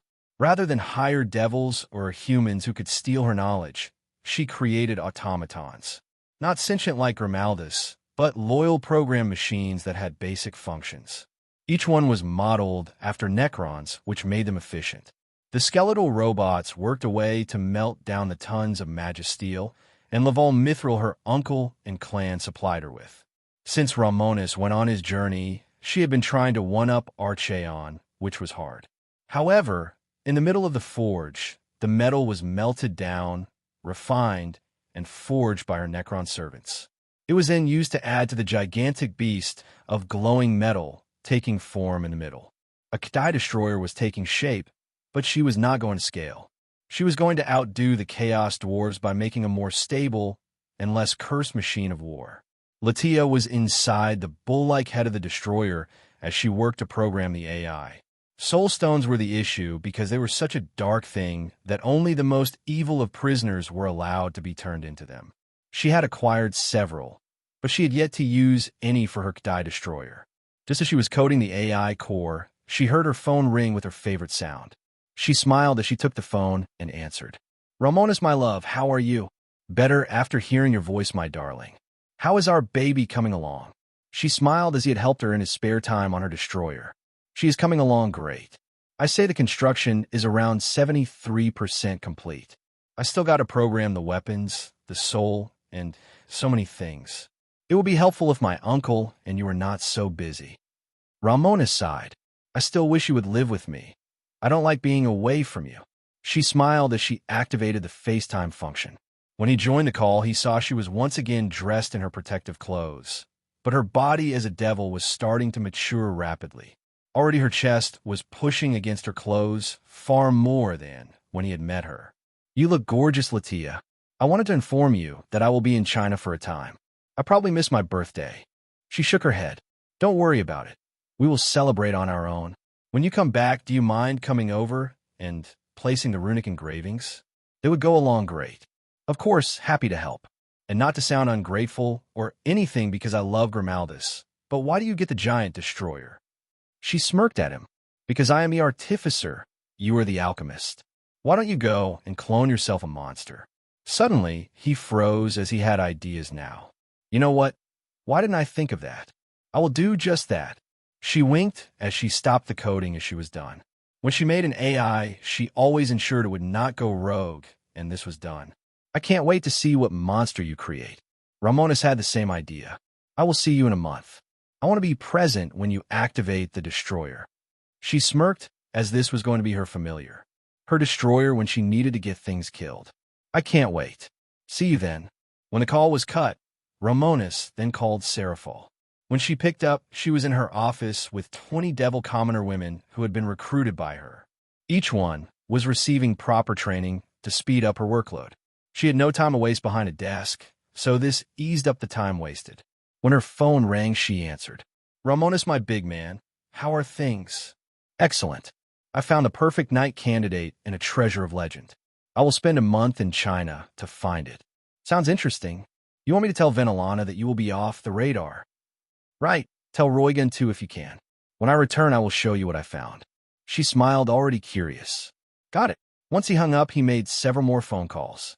He called Surzex to inform him of his new super devil class power, where he would be, and why. Surzex, hearing what he planned to take the wilder of the true Longinus, felt it was a worthwhile endeavor. What Surzex said next surprised him. "In that case, mind take Grafia with you. Another Satan class fighter will make things easier, yes." "It would, but why?" Grafia took the phone from Surzex and answered herself. "Because if we send Surtur, Mathers, and Suji with you, you four will just start chaos wherever you go. When you four get together, nothing goes well. You have met Beowulf before, but you haven't fought with him before. The same goes for Enku and Bahamut, which is why I am going. To keep trouble to a minimum." Romonus shrugged. "Understandable. We leave in 15 minutes, and I have a favor to ask. Don't wear a maid's dress. Dye your hair black and wear something to make you not stand out. Understood. Graphia, with demonic power, changed her made out to fit into something that Romonus still wore. His Victorian hunter suit, which she copied from Venelana. Using the same spell Rias used, she made her silver hair black, made herself look younger, and changed her eyes from red to blue. When that was done, she turned to her husband Serzex. "How is it? You look entirely different. Help him out, please." "I will." Graphia then teleported to Romonus' safe house as he had told only his trusted. When she appeared at his side, he took in her appearance and could barely recognize her. "Good. Graphia, you are too famous to move around, because everyone knows who you are. My peerage is discreet, and while I'm starting to pick up fame, I am still quite reclusive. With this, no one will blame us." "I understand. Should we use fake names?" He shook his head. "No, we can simply use magic to hide that." Everyone gather. At his words, Aquino, Chiron, Miria, Vespera, and Valerie all gathered with their partner. Karn ran next to Vespera, while Grimaldus and Graphia stood by Romonus. Here's the deal. The wilder of the true Longinus is the descendant of the original Chow Chow of the Three Kingdoms. I don't know his true name, but I will be able to track him because of the overwhelming holiness from his spear. If I can recruit him alive, that is great, but if not, I will take the spear for myself. Any questions? Graphia and everyone else shook their heads, so Romonus opened a teleport circle under him, Grimaldus, and Graphia. Everyone else opened their circles as they would separate into the north, south, east, and west. When they all activated their teleports, they all vanished and appeared in China. Romonus, Graphia, and Grimaldus appeared in the west, which was heavily rural. Chow Chow was born to poor farmers on a mountain. That was all that was said, and China was massive, so they might not find him. However, Romonus had something that no other devil or demon had. A new powerful affinity for light and holy magic given to him by Valerie. "Graphia, you know how my brother has a true form as a super devil?" She nodded. "I know. I do as well. Watch." Romonus activated his devil trigger and returned to his true 15 feet height in a burst of dark purple demonic mana. His normal devil trigger seemed to be far more pronounced than Dante's, as Archeon wrapped around him, changing to match his new giant form. He opened his hand and summoned Ruin Maker, which also got larger to match his size. Graphia seemed both surprised by his form, but expecting it. Serzex and Ajuka had their true forms. Why wouldn't Romonus have one? Not scared. Graphia scoffed. "Of course not." "Good." Romonus raised Ruin Maker and stabbed it into the ground. Using his blade as a focus, he surged his energy into the ground, creating a gigantic, profane magic circle. The dark purple circle made use of several magic types, as his Grandmaster Dormuteth had taught him to mix magic types. Once he activated it, he drew out some of the tortured vampire souls still being tortured by Ruin Maker. 100 out to do it. When those 100 vampire souls were pulled out, he spoke in a lost tongue of forbidden magic taught to him by his mentor. "These souls are offered as tribute. I seek the lost blood of Chow Chow, the spear that stabbed Christ himself." As he continued to mumble the dark offerings, Graphia saw as the 100 souls burned in the circle. Romonus was not spared either, as he felt hundreds of years of his lifespan were going to be taken. However, the modification of Valerie made his lifespan unaffected by the forbidden magic. Once the souls were burned away, the information he sought surged into his mind. The price he had paid for 100 vampire and his power was enough. He took a deep breath as the information was deposited in his mind. Of course, it was blurry, as dark magic was forbidden for a reason. However, his mind was as enduring as the mountain and unbreakable as adamantium. Found him. Romonus honestly did not really think he would recruit Chow Chow. The true Longinos was the greatest Longinus made by God. Despite the fact that Romonus did not want to rely on the powers of God, Romonus was adaptable. He wondered what he would pick when he met him. Once Romonus had a general location for Chow Chow, in the true Longinus, he returned to his human form. When he turned to Graphia, Archeon had already exposed his face by retracting the horned helm. "We better get moving." That ritual I used will start to attract attention to us. Could be from the divine court, or it could be the cultivation sects and clans. Graphia pondered on them. Neither is what we want. He nodded. Exactly. There are 10 major sects hidden across China, and each one has a different specialty. As for the clans, much like the clans of the underworld, they are another ruling power. Though, all of the sects and clans must abide by the laws of the Jade Emperor. Funny enough, he was born human and he rose to godhood through cultivation. Graphia pondered on the art of cultivation. If that is the case, why does no other race follow the path of cultivation? There was one simple reason, and Romonus explained it. Time. In ancient times, resources that could be used to grow stronger by mages, warriors, and even cultivators were far more common. Gods walked the earth without hiding. Monsters were abundant, and mana was many times purer than it was now. That was so long ago that few remember that. Regardless, we better move before any cultivators show up. Graphia nodded. Right. When they both took off into the sky, Graphia's eyes instantly locked onto his wings. Not only did he have 3 sets of them, but each one was far more demonic-looking than devil's bat-like wings. Every inch of them was covered in runic tattoos of many magic types. At first glance, she could see some Norse, spirit, fairy, dark, and even other systems of magic she didn't know. He even still had his Cornite runes of hatred, which were his favorite. Romonus, how did you get more wings? A natural mutation. She felt there was more to it, but she didn't ask. By that point, they had already left the area where Romonus cast his dark ritual. Not long after they left, a large golden gate opened in the sky, and 5 men dressed in traditional Taoist robes emerged. All of them radiated an aura of power, but it was surpassed by the cultivator in the middle. He wore red and black robes with 2 cross swords on his back, showing his sect affiliation. The Divine Sword sect and their patriarch had been the ones to send them out at the sensing of foul magic being cast near their territory. When he gazed at the giant still burning ritual circle burned into the ground, he felt the lingering dark magic cast.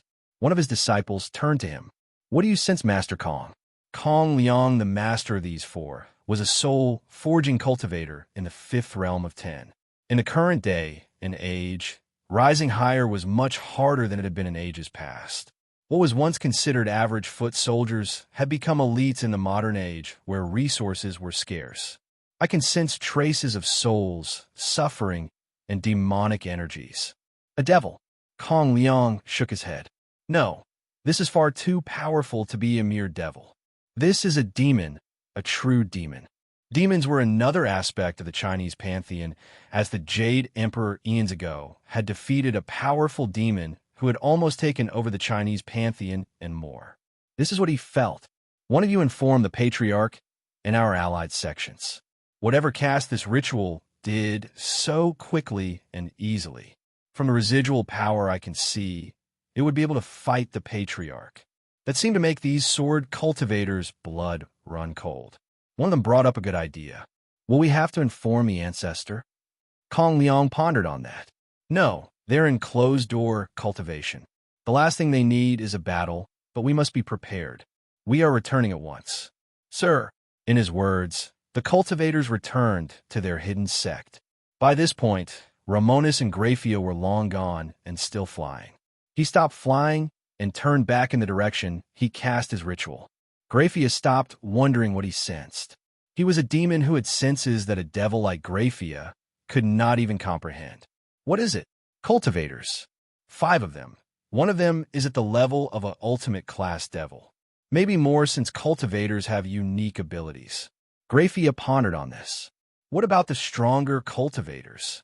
They are rare since cultivation is a steady but slow path to power. The strongest go through their divine tribulations and supposedly become divine rank cultivators or gods. As for how strong they are to regular gods, I don't know. Romonus opened his left hand and summoned Ruin Maker back. He sliced the air in front of him and opened a large dark purple portal. Come on. He jumped through it with Grimaldus before being followed by Graphia. When they emerged on the other side, Graphia looked around before seeing a small mountain. It was still large, but for a mountain, it was quite small. However, what Romonus was focusing on was not the mountain, but the home built at the top. The knowledge the ritual fed into his mind told him this was the place. Plus, his own demon instincts were telling him that the true Longinus was here. Is this it? He nodded as he turned to Graphia. It is. Romonus descended fast and landed on the ground. He let Grimaldus down as Graphia landed next to him. He looked down at his familiar. Find him for me. The Wolverine nodded and began to sniff the ground as Chow Chow was not in the house. For now, still holding Ruin Maker, he walked to the house and kicked down the door. The thing about Chow Chow's parents is that they were trash people. Romonus sat himself down and placed the true Longinus on his lap. He and Archeon began to fight and suppress the will inside the spear with Trouble God, had once been one of the most powerful beings in this world with only the dragon gods, Trihexa, Shiva, Brahma, Vishnu, and Indra being stronger than him. Or maybe the theory that he had been a dragon god-level being was correct. God was never talked about in depth, so he didn't know. It might not be true, since Draig and Albion stole the principles of domination and supremacy. Even a will like this is powerful, as even Apophis could not move against it. However, I'm not Apophis. While he and Archeon worked, Graphia and Grimaldus took to the sky to stop the cultivators. Already, she could see 5 gates of different colors. Each sect had different techniques, so even their portals looked different. As she looked across the sky, she saw a golden, purple, red, blue, and green portal for 5 sections. She wondered why more didn't show up, but she was glad. I will ask this once. Will you be fine on your own? She turned to Grimaldus, who seemed to scoff at the insult. After being in a contract with Romonus for almost a year, just like Karn, he too had been changed by the contract. A massive demonic aura in the Satan class surged from his body. Even surprising her, she could see how his small body began to grow larger. When he stopped growing, he was the size of a large rhino, and his entire body seemed to be distorting. Weapons surged out from it, causing him to look more like a living tank than an animal. I have my answer. Each of the 5 portals in the sky opened up, and several cultivators moved out. Romonus would know more about them because he had studied the supernatural communities of several pantheons. She had not, but she knew a few. Golden portal for Divine Sword sect, red for the Azura Rage sect, purple for Twilight Corpse sect, I think. She didn't know what the blue or green were, but they could not be good. From what she could see, each sect had sent about 20 cultivators with different realms. The ones in charge radiated auras in the ultimate class at different points in it. So weak? This will be simple if this is all they send. When the 100 cultivators emerged, they all first locked onto each other. The 5 leading cultivators all looked quite different. The elder from the Divine Sword sect was dressed in his sect's black and red robes, with what seemed to be a Dao blade at his side. He was an older man with white hair, a long traditional beard, and a mustache. It appears we all sensed it. Before he could communicate with his rivals, Grimaldus fired a massive cannon from his chest. The cultivator reached for his side and pulled out his Dao sword. Divine Severing Blade. With a swing backed by his sword Dao, he swung against the green, spiraling laser. When his golden sword slashed and the Doomsday Cannon hit, he almost panicked. He felt appalled as he could sense his chi being destroyed by the power in the attack. Ajuka, one of the smartest and greatest inventors of the supernatural world, had placed some truly terrifying weapons in Grimaldus. This was a replica of a Necron Doomsday Cannon, and its terrifying power was revealed. Grimaldus' face pulled back into a snarl of joy as the cannon from his chest began to turn from bright green to dark purple as he drew on Romonus energy. This caused the cannon to double in size, which caused what was a powerful Divine Path Elder to not only lose his sword, but his right arm. He survived only because he released the struggle and dodged out of the way, losing his arm. Ah! Elder gone. The cultivators from a Divine Sword sect moved to his aid when the Doomsday Cannon fired by Grimaldus settled down. Every cultivator was not looking at Grimaldus, who seemed to be panting. It did not stop his grin, and now Graphia was also looking at her ally. What a powerful creature. The unlucky elder who lost not just his sword arm, but his treasured sword was enraged. "You wretched machine, I will destroy you." Grimaldus pulled back his doomsday cannon as, despite being low on energy now, it was recovering quickly enough. Graphia flew forward with magic as she was trying to conceal her identity as a devil. When the cultivators looked Graphia, the males began to whistle and catcall. The leading elder from the Azura Rage sect moved a hand through his long braided beard. "What a beautiful maiden! Join me as my concubine, and I may consider sparing your life." Graphia squinted her eyes and spat at the offer. "I'm not a maiden, and I have a son." That seemed to just excite him more. "Is that your husband down there? He can watch as I take that delicious body of yours." He looked past Grimaldus and Graphia to look at Romonus, who was sitting down on Chow Chow's house. When he saw what Romonus was doing, he frowned. It wasn't just any treasure, but a Longinus. Romonus gazed up at the cultivator dressed in white robes. "If you came from a red portal and you call yourself the Azura Rage sect, why not red robes?" The elder laughed. "We wear white robes to dye them red in the blood of our enemies. Though, as you may see from my white robes, no foe has been strong enough to even foul my robes." Romonus didn't believe it. "I bet you just wash your clothes to make it seem you're stronger than you are. White robes look ass." Veins began to pulse on his face as he heard a feminine chuckle. He turned next to him to a black-haired elder from the Divine Orchard sect.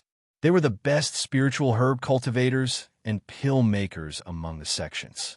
"The demon has a point, Jalong. I swear that a few years ago your robes got splashed red. I could swear you cleansed the blood." Now, the cultivators from his sect began to look at him oddly, as all of them took pride in the tradition of blood dye. Hearing one of their elders clean his robes might as well have been spitting on their fathers' graves. "Silence, Haneying, you insolent wench." By this point, Romonus was rolling his eyes. "Can one of you explain to me why cultivators are all so damn retarded? You get mad for the simplest of things, and when someone better than you shows up, you say, and I quote, courting death. And I mean that literally." No cultivator spoke up to answer him, but they all did seem very angry at the insult. However, what he did not expect was the cultivator from the Twilight Corpse sect, who was dressed in dark purple robes, noticed something. A fellow necromancer, I see. Demon, I hold no animosity to you. Continue your work." Romonus nodded. "I thank you for choosing to live." The hooded elder laughed before he turned around. "Please be gone. They will all die." "Yes, elder." Just like that, one of the sects left without fighting. The Twilight Corpse sect was powerful, but their expertise was in corpse puppets and undead. Fighting someone like Romonus, who had in his hands the true Longinus, was not in his best interest. His sect worked best after battles where they would collect the dead to turn into corpse puppets. Though, since he could feel the aura all necromancers had, he did not expect for anything to remain. When he was gone, another sect also decided to leave. The Divine Orchard sect elder could see no benefit to sticking around, so she ordered a retreat as well. "My sect shall stay out of this. I think you should all do the same." With her words, the cultivators from her sect left through their portal. This just left 3 sects: the Divine Sword sect, which had its strongest elder lose an arm and his prize sword; the Azura Rage sect with their arrogant elder; and the final, thus far, silent sect from the Blue Portal. When Romonus looked at them, he knew them. The Azure Dragon sect. "What will you do now?" The lead cultivator had bright blue eyes with slit dragon eyes. Romonus saw how he was in deep thought before his greed took over. "I will remain. Hand over the Longinus demon if you know what is good for you. My father is the patriarch of the Azure Dragon sect. If you do not want to make him an enemy, hand over the spear." Romonus chuckled, as these cultivators were just as stupid as he remembered. Also, their hesitation to move in to fight him was the wrong move. He was nowhere near done transforming the true Longinus into a demonic holy spear, but he had managed to force his energy to begin to flow through the spear. Afyarg, if you will. Graphia looked at him weirdly before communicating with him telepathically. "Really, my name backward? Cultivators don't have many brain cells. It is fine. Whatever you say, Sunamore." "That sounds weird." Graphia shook her head as she flew higher in the sky. "To answer your question, that isn't my husband. He is my younger brother. That seemed to make Zhelong the Elder from the Azura Rage sect look at Romonus. He was 15 feet tall, covered in armor, surging with purple demonic mana. He could not see what he looked like under the armor, but he did not think he wanted to. In that case, it seems the men must talk. Demon, whoever you are, hand your sister, the Longinus, your armor and your blood essence to me, and I just might let you live. Graphia wanted to facepalm at the stupidity of these cultivators. Romonus was right that they had no brain cells. Thank you for setting up a barrier already. I'm sick of talking. She aimed her hand upward, and a titanic glacier of demonic ice surged toward the elder that had done nothing but talked down to her this whole time. Seeing the attack, Zhelong grinned and pulled his fist back. Azura 4 strike. Romonus wanted to shake his head, as this was why he hesitated naming his attacks. The only one he had named was the end, because it was quick and to the point. Having to say these complicated names was just weird. Regardless, behind this elder, a giant 4-armed Azura punched out alongside him. When his technique and Graphia's attack struck, each other Graphia's glacier was halted in its path. Zhelong grinned at the power of his sect cultivation technique, but Graphia had held back in that attack. She was probing his power, so she raised her hands as she was starting to transform the area into a winter wasteland land. It's been a long time since me and Seraphal fought. We both use ice magic, but she went the extra mile and defeated me in my clan specialty. I will now show my new strength. Her demonic energy was surging like an ocean, and her currently illusion blue eyes glowed like blue suns. The 3 sects all prepared for battle, but currently, only the Azura Rage sect and the Azure Dragon cultivators were in a good state. Grimaldus had taken out the main sword arm of the Divine Sword sect, and they were still trying to heal. The wounded elder turned to his men and aimed them forward. Go attack. Yes.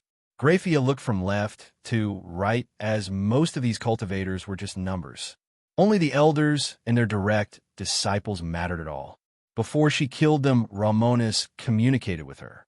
Try to not destroy them. I want their spatial rings intact. Got it. Romonus put all his attention on the true Longinus, as Graphia and Grimaldus could hold them off. Maybe even win, since Graphia was considered the strongest queen in the underworld for a reason.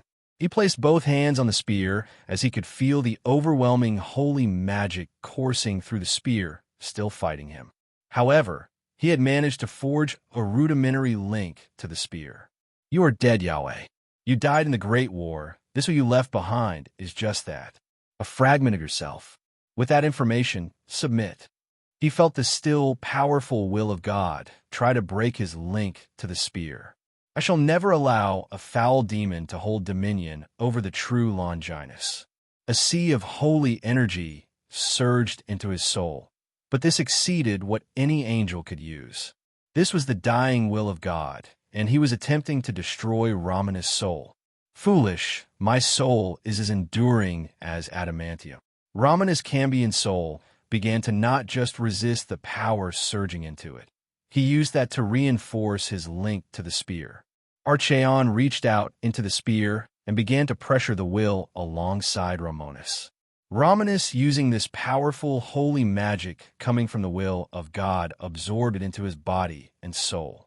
He could feel it as it reacted with his artificial affinity for light magic and strengthened it. With this stronger affinity, Romonus managed to complete a partial binding of the true Longinus. This had the effect of suppressing the will of God, as now Romonus had tainted the holy spear into a demonic holy spear. This not only corrupted the spear, but even the will of God inside it. With a grin, Romonus stood up as he knew that the spear would fight him for control. However, he was stubborn, and in time he would fully corrupt the will inside it.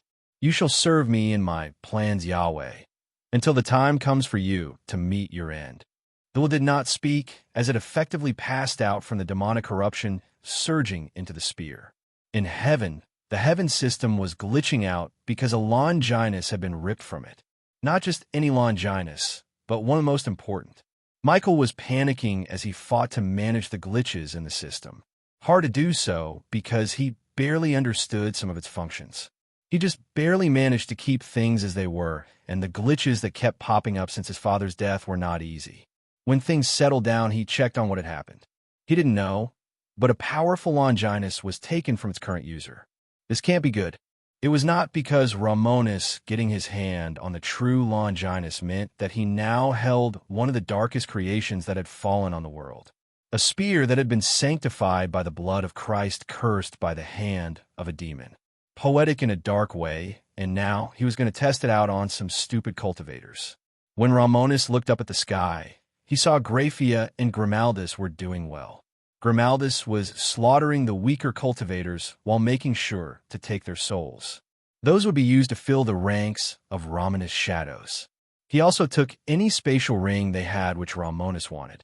All right then, time to test out your worth, true Longinus. He flew into the sky with the spear in his left hand and Ruin Maker in his right.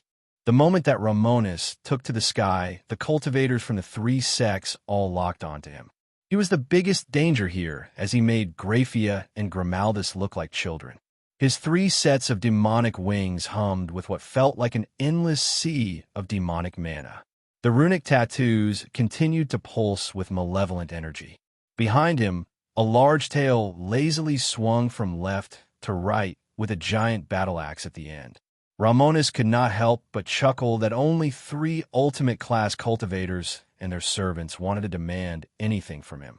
Grafia and Grimaldus flew behind him as when a being at his level moved, it was better to get out of the way. Grafia turned to him as she wanted to know his current state. Romonus, did you finish? Somewhat. I managed to form a soul link to the true Longinus, but the will of God inside has not submitted. I just managed to subdue it somewhat. Is that safe?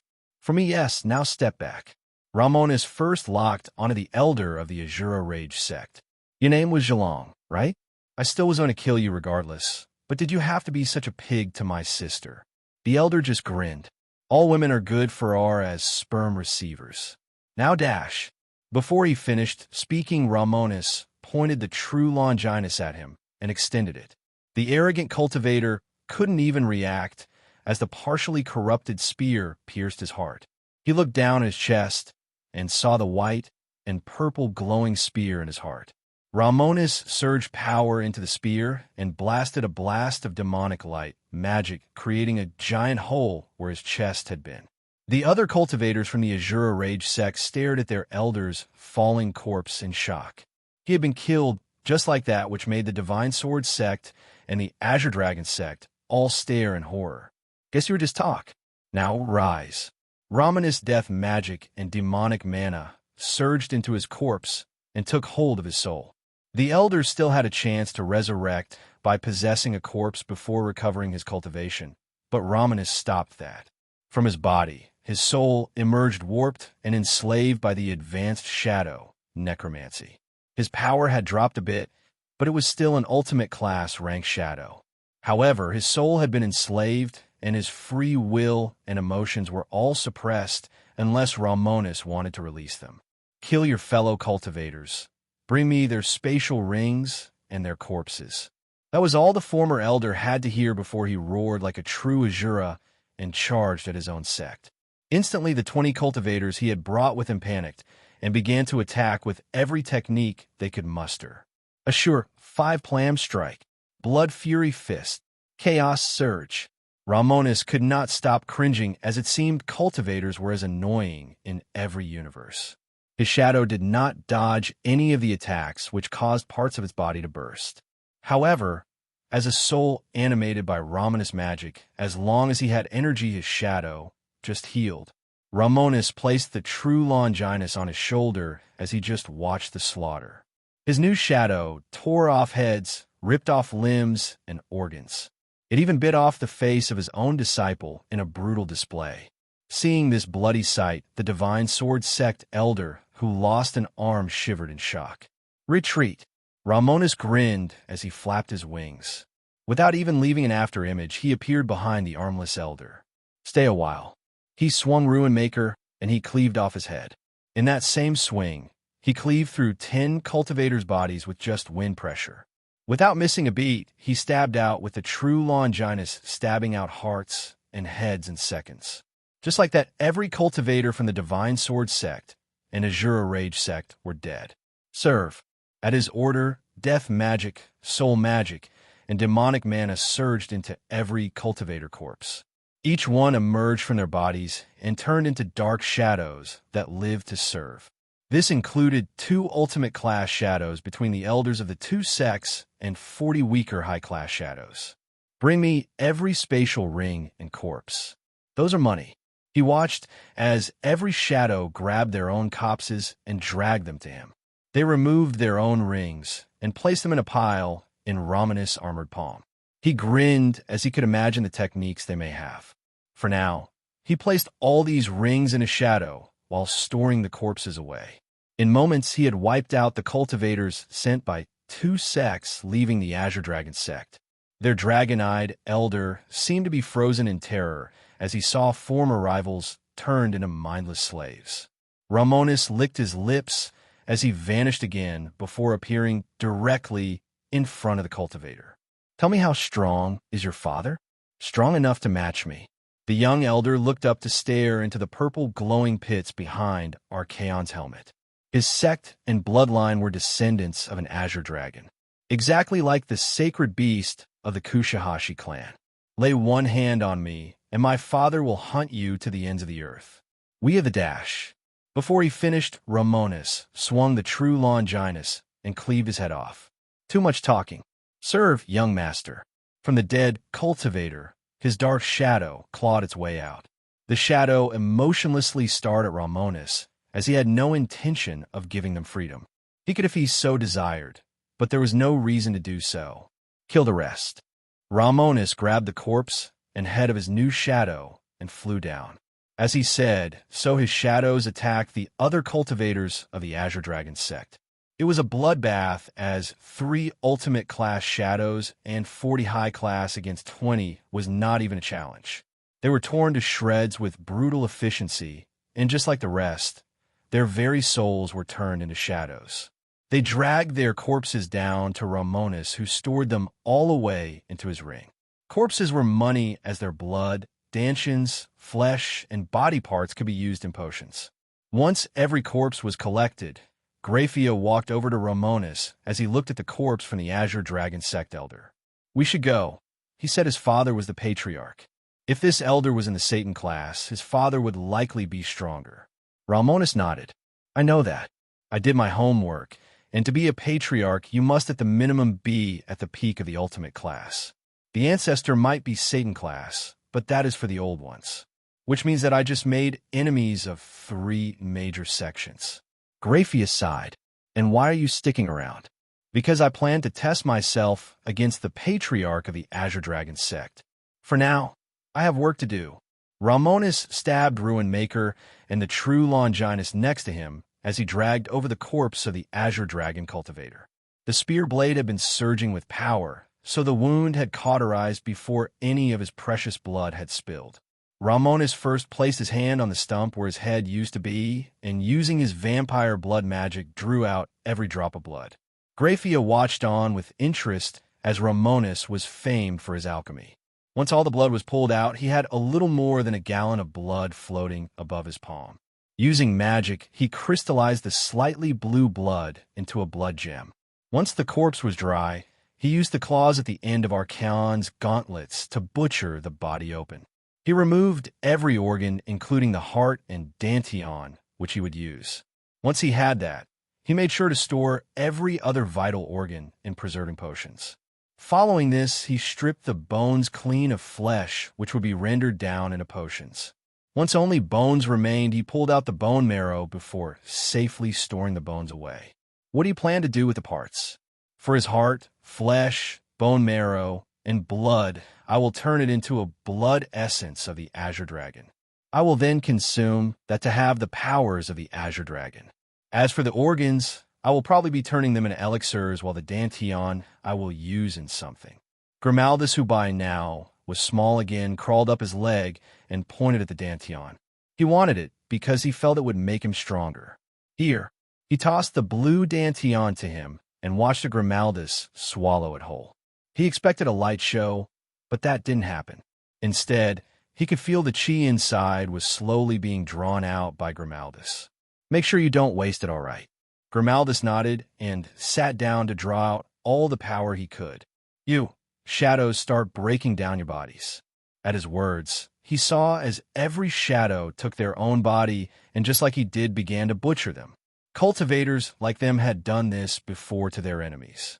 Dantians were valuable as cultivation resources, just like blood essences. This was why Romonus had no desire to learn cultivation. It had a high power ceiling, but only the talented and wealthy could improve.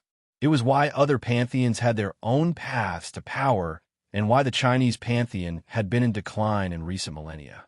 With less mana, or chi, as cultivators called it, fewer natural treasures formed and monsters were less abundant than before. Now, few cultivators could reach the 10th realm of divinity. If they did, they were weaker than those before since they used many artificial means to increase their power. That did not mean all were still weak, just slowed down. The Azure Dragon sect was one of the most stable, and the moment that Romonus killed them, the Patriarch was instantly informed. The soul flame of his firstborn son was extinguished, enraging him. He had been cultivating his Tao when he sensed the flame die. Who dares? He stood to his feet as he had been outraged. Since his bloodline was descended from a powerful azure dragon, their emotions were volatile like a dragon. When he sent his son out, he, of course, never expected a being like Romonus to be around. He used the blood imprint he had on every member of his bloodline to see his son's last moments. What he saw enraged him even more when he saw a demon cleave his firstborn son's head off. This will not come cheap. He was not alone, as Romonus had intentionally fallen into the cliché. When you killed a cultivator, their father, who was an elder or patriarch, would show up. If you killed them, then their ancestor would show up. After that, the ancestors who had risen to heaven would descend, but Romonus was only planning on facing the patriarch. He only had to wait about an hour, and by that time, he had finished butchering every corpse with the aid of his new shadows. Graphia had been sitting around watching him work while Grimaldus finished devouring the Dantion. Since he had been given the opportunity by his shadows to do the work for him, he had worked on further corrupting the true Longinus. He was fully intending to fight like Sanguinius with spear and sword in hand. Plus, he could still use his thread power of destruction technique with just his mind. The amount of processing power his brain could do was massive. When he saw a new, bigger barrier form over his head, he grinned. "Seems that your father is here, Blue." He turned to the elder from the Azure Dragon sect he had enslaved. His free will was still suppressed, but it was starting to shake slightly. "Oh, some more remains. Interesting." Over the sky, a large azure portal opened, and from it emerged over 500 cultivators. Several elders who were just as strong as the one he killed, and several more of the run of the middle cultivators. They were still strong, but Graphia could clear them out easily. High-class foes were just common fodder to someone like Graphia. His focus was fully on the Patriarch who was leading them all. "There you are. I have been waiting over an hour." The Patriarch snarled when he saw the state his son was in. The blank expression of his son's shadow or soul had filled his heart with rage. "Demon, do you know who you offended?" "No, who are you?" "I didn't even get your son's name before I cut his head off." "I am Zhou Jiang, Patriarch of the Azure Dragon sect. If you know what is good for you, release my son's soul from your necromancy, or you will pay the price." Romonus sighed as he stood up, with his sword and spear in hand. He spun both around as he stared right at the Patriarch. "Tell me, how strong are you?" "You will see, demon." Romonus felt the cultivator release his aura, which was past the Satan rank. His bloodline of the Azure Dragon and his advanced cultivation meant that his power had reached just into the Satan class. He felt disappointed because even now he still didn't find a good foe to test himself out. "It appears that you will be boring. Aphiarch, leave my shadows and kill the rabble. I will fight the Patriarch." "Got it, brother." Graphia flew into the sky, flanked by Romonus' 60 shadows and the 3 elders. Numbers were uneven, but Graphia placed her trust in Romonus. Not only was he family, he had proved himself to be mighty like his brother. He snarled as he looked up at the Patriarch, who looked ready to render him down to pieces. "Show me the power of a cultivator for the time you last." The patriarch opened his hand and pulled an ornate guandao. He spun with both hands before pointing the azure blade at Romonus. The sky was already thundering with lightning and rain. Archeon noticed it instantly. Ah, the familiar feel of a dragon my armored. This patriarch, as you call him, has a dragon heart. May I request that I be given it after our victory? I was planning on upgrading my demon heart. In that case, I can understand. Let's kill them first. Archeon and Romonus synchronized their senses as they prepared for a rather boring battle. When would he find a foe that he could push himself against? Did he truly grow too strong too fast, or was he just unlucky? He sighed as he lazily moved forward. Entertain me. Romonus never had touched a spear before, but the longer he held the true Longinus, the more skills his demonic instinct fed into his mind. Now, he was facing a cultivator that had used a spear for what could be thousands of years. This was the best way to learn from a master of the spear. As such, he lowered his power to at least match the patriarch to learn. He tensed his 6 demonic wings, which began to power down slightly. The runes covering every part of them began to lose their shimmer as he readied himself for another fight that could not challenge him. He stared at the patriarch and his elders with a shake of the head. First, to deal with the pests. He raised his new spear into the sky and formed over 1,000 magic circles behind him with ease. Each spell activated as he cast a bombardment of magic down at the cultivators. The elders all seemed to panic at the barrage, but the patriarch did not. The patriarch squinted his slitted eyes as he surged his chi into his Gunandeo. Magic is inferior to cultivation. Dragon Rampage. He pierced with the guando and projected an azure Asian dragon formed of blue lightning toward the spell barrage. Romonus watched as the dragon and his spells clashed in a massive explosion. The dragon was destroyed, and it stopped his first bombardment. However, Romonus' magic circles were still open, and that was basic elemental mana. He had not used his own demonic mana, as he had just pulled it from around him. Is that all? My magic can do this. He hefted Ruin Maker as he changed the spell formulas to more dangerous magics. Chaos magic, dark magic, spirit magic, death magic, abyss magic, darkness, time, space, void, and curses of many types. Seeing the advanced use of magic, the patriarch scoffed.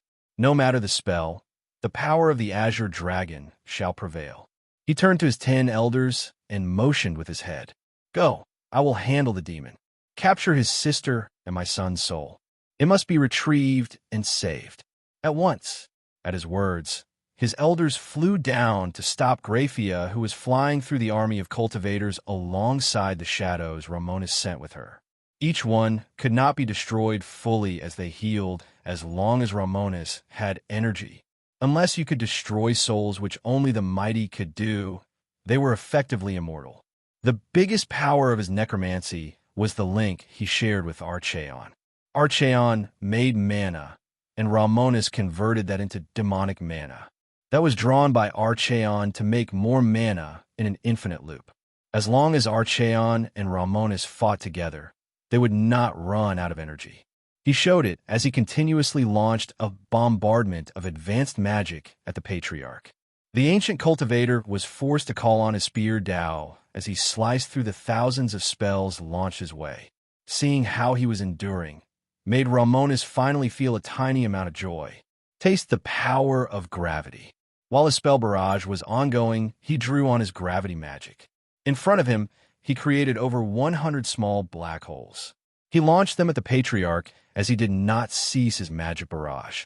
Master Dormiteth told me this: gravity can create black holes.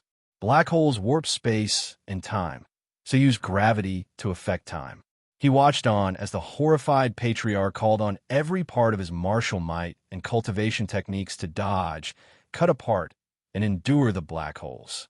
Romonus smirked as he saw the patriarch try to slice one of them open. He focused on it and caused it to avoid the guando swing before colliding with the chest of the cultivator. The small black hole exploded and enveloped him in its all-devouring singularity. Down below, every fighter was forced to look up as the patriarch's agonized roars came from the middle of the black hole bomb. Ha ha ha ha! How does a black hole to the face feel. He found this incredibly funny, but when the black hole bomb ran out of power, everyone saw the extremely wounded patriarch. His robe was gone. His body had giant chunks cut out of it, and he was missing his feet up to his knees. Using the distraction, Graphia covered herself in an armor of ice. From behind her back, she launched over 1,000 ice blades that stabbed several cultivators dead. High-class cultivators were nothing to her, and she slaughtered them like they were pigs. She opened her hands and created 2 ice blades before moving in close. Thanks to her queen piece, she had the speed of a knight, the strength of a rook, and the magic of a bishop. She was called the ultimate queen because her husband needed a mutation queen piece to turn her. Her strength had been growing since the end of the Great War, which made Romonus stare at her. He sighed as his brother did win the lottery when it came to wives. Lucky bastard. Too bad I'm no backstabber. Dad doesn't count since Mom hated him. He shook his thoughts away as he observed her fighting style. She moved through the cultivators with her arms moving like blurs of ice. To Graphia, time had slowed, and she carefully hacked off the heads of each of her foes before slicing them in half. She wasn't alone as her shadow vanguard threw themselves in harm's way to allow her to not bother with defense.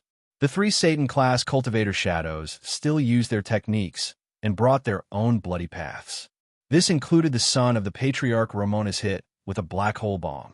The elders were not succeeding in trapping him because Grimaldus made sue to cost them their lives for the attempt. He was flying like a blur of weapons. From his back, he fired his dual-mounted Adrathic cannons, triple-barreled Reaver laser ruinator cannons, Apocalypse missile launchers, Sun Fury annihilator Gatling guns, and his head-mounted Death Strike cannon. Latia had begged her uncle to add as many Warlord Titan weapons as he could. Ajuka being himself could not help himself, and he had programmed as many as he could. Grimaldus could form them at will from his living metal body with ease. That was not even speaking of his multitude of melee weapons or his magical abilities, as he was deadly anywhere. Seeing that just made Romonus want Latia to finish her die destroyer already. When she got older, he was going to give her one hell of first time. He could hardly wait for that, but now he fought. His thoughts had only taken a few milliseconds with how quickly his mind could run through information. He looked back at the patriarch since the elders and cultivators were taken care of. The massive wounds of the black hole that had torn his body apart began to close. His draconic heritage works to heal his injuries. Took you a while? It felt like hours to me. The patriarch snarled in anger as he gripped his guandao. You won't talk so big. Both of them flew high into the sky and locked onto each other. Romonus was so much larger in his devil trigger state that the cultivator seemed tiny. I hope for your eternal soul you are prepared to use everything. I have lived a long time and never has anyone challenged me. It's been 13 years, but that still feels like a long time. The cultivator pointed his spear at Romonus with eyes burning with self-righteous fury. I will. You murder my son, enslave his soul. I will take everything you hold dear. Your sister will give me another son. I will take your soul and make you watch. Romonus squinted his eyes as no one talked about Graphia like that in front of him. For the record, he demanded me to hand my sister over to him. She's the one down there slaughtering everyone along with your son. Since you are the same, prepare to join him as my loyal shadow. That just seemed to set him off as he roared to the sky with the force of a dragon. The sky filled with blue thunderclouds, and it started to rain freezing cold rain. Romonus looked up at the sky with both his weapons gripped in his hands. He looked back down and saw Jiang, or whatever his name was, charged toward him at blinding speeds. Time to test out if I can use all my abilities in tandem. He activated his demonic Tuki, causing a dark purple aura to envelop him. His demon heart thundered away. He drew energy from his link to Archeon and synchronized his senses to Archeon. Ready. I am armored. He bellowed as he lunged forward with his body, tense for combat. When he reached Jiang, he lifted Ruin Maker and swung it back down with a massive coating of power destruction. Everything changed after his baptism, with even his power of destruction evolving. It used to be crimson and black, but had become crimson and purple. Even its ability to annihilate had taken to new extremes. When Jiang saw the giant destructive slash coming down, he drew his chi from his dantian. He called on his spear heart, the advanced state of his Dao, and swung upwards. He cleaved the sky open, and when his Guandao and Ruin Maker clash, space exploded. However, neither he nor Romonus were pushed backward by the explosion. In that same exchange, Romonus stabbed out with the true Longinus at Jiang's heart. The cultivator, though, pulled his guando back and paired it along with the sword slash from Ruin Maker. Oh, he's skilled at least. Romonus' arms never stopped moving as he stabbed, slashed, cleaved, and swung his sword and spear. Each time he carved open the sky. But even then, Jiang, in his rage, and his Dao of the spear, matched him blow for blow. No, he was exceeding Romonus in pure skill. Sure, if Romonus used his full power, he could finish the fight at any time, but he used this time to learn. His demonic instinct was polishing his skills, which meant that he was learning in real time. Each time he was parried, Jiang managed to send a stab or swung at him that smashed against Archeon. Any minor damage he inflicted healed before it settled, but it just made Romonus grin wider. Even Jiang, a cultivator who had been alive for over 25,000 years, almost double the time that Zekrom had lived, began to feel a chill. Since cultivators often stayed in seclusion, meditating, a lot of their lives were just spent cultivating and absorbing the power of heaven and earth, which was just mana. Even then, his long life of battle meant that he could feel that Romonus was improving by the second. This monster, I must end it soon. He activated his cultivation technique and began to draw out his dragon chi from his dantian. This caused his heart to beat faster, and his body began to grow azure scales. His mustache seemed to become like an Asian dragon, and the power in his Dao increased. Romonus felt it firsthand as the patriarch went from just enduring his swings to pushing back. Romonus squinted his eyes as all around the miles of dark purple thread of pod formed around them. How do you endure this, I wonder? Jiang squinted his eyes as Romonus began to test his old method. Hundreds of miles of destructive threads continued to slice at the cultivator, trying to cleave him apart. It took every ounce of his martial skill to not lose an arm. That would have been fatal, as Romonus had not stopped moving his weapons. Losing an arm here would mean losing his head. However, the longer the duel raged, the more he felt that Romonus was beginning to analyze his Dao. Romonus pulled his arm back and launched a giant beam of demonic light from his spear, hitting the patriarch in the chest. As he hurried through the sky, his deadly threads weaved together into giant spears, swords, halberds, knives, and shurikens. He controlled these weapons with the finesse of 100 warriors. The patriarch was starting to feel like pulling out his long hair, because Romonus seemed to never run out of tricks. Magic, thread, gravity, sword, spear, and who knows what else. Romonus was now fighting him with just his mental prowess as he observed how the patriarch fought with his spear. More importantly, how his Dao worked, which was what he wanted to understand. From what he remembered in his past life, when he went through a phase where he read cultivation novels, it was the understanding of your weapon. How did he understand the sword and spear? 4 swords, it was easy. They were both his focus to cast his deadly magics and his weapon. They cleaved through his enemies and left devastation every time he used them. His sword was a tool of murder, a staff, and his death dealer. Ruin Maker, unlike Archeon, was not sentient despite every piece of gear having been infused with soul energy. As for the true Longinus, the spear itself was not sentient. The will of God inside of it was, which meant that the spear was just a holy piece of metal. Now, though, it was corrupted, which meant that it had tasted the blood of not just the Son of God, but also the energy of the most powerful demon to grace this world. Swords, spears, armor, all of them are weapons, and weapons are made to kill. However, a weapon also drives your goals forward. They could be anything. Suddenly, something clicked in his mind. As he was not a cultivator, he didn't just get a Dao, but he had delved deeper into his understanding of the blade. I think I get it.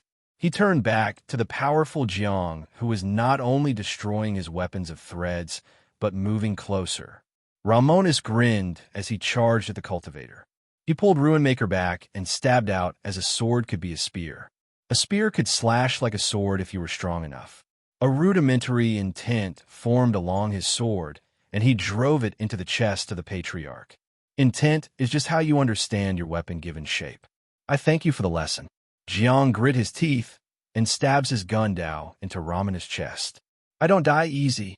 His spear heart allowed him to punch through Archeon with extreme difficulty and into Romonus' demon heart.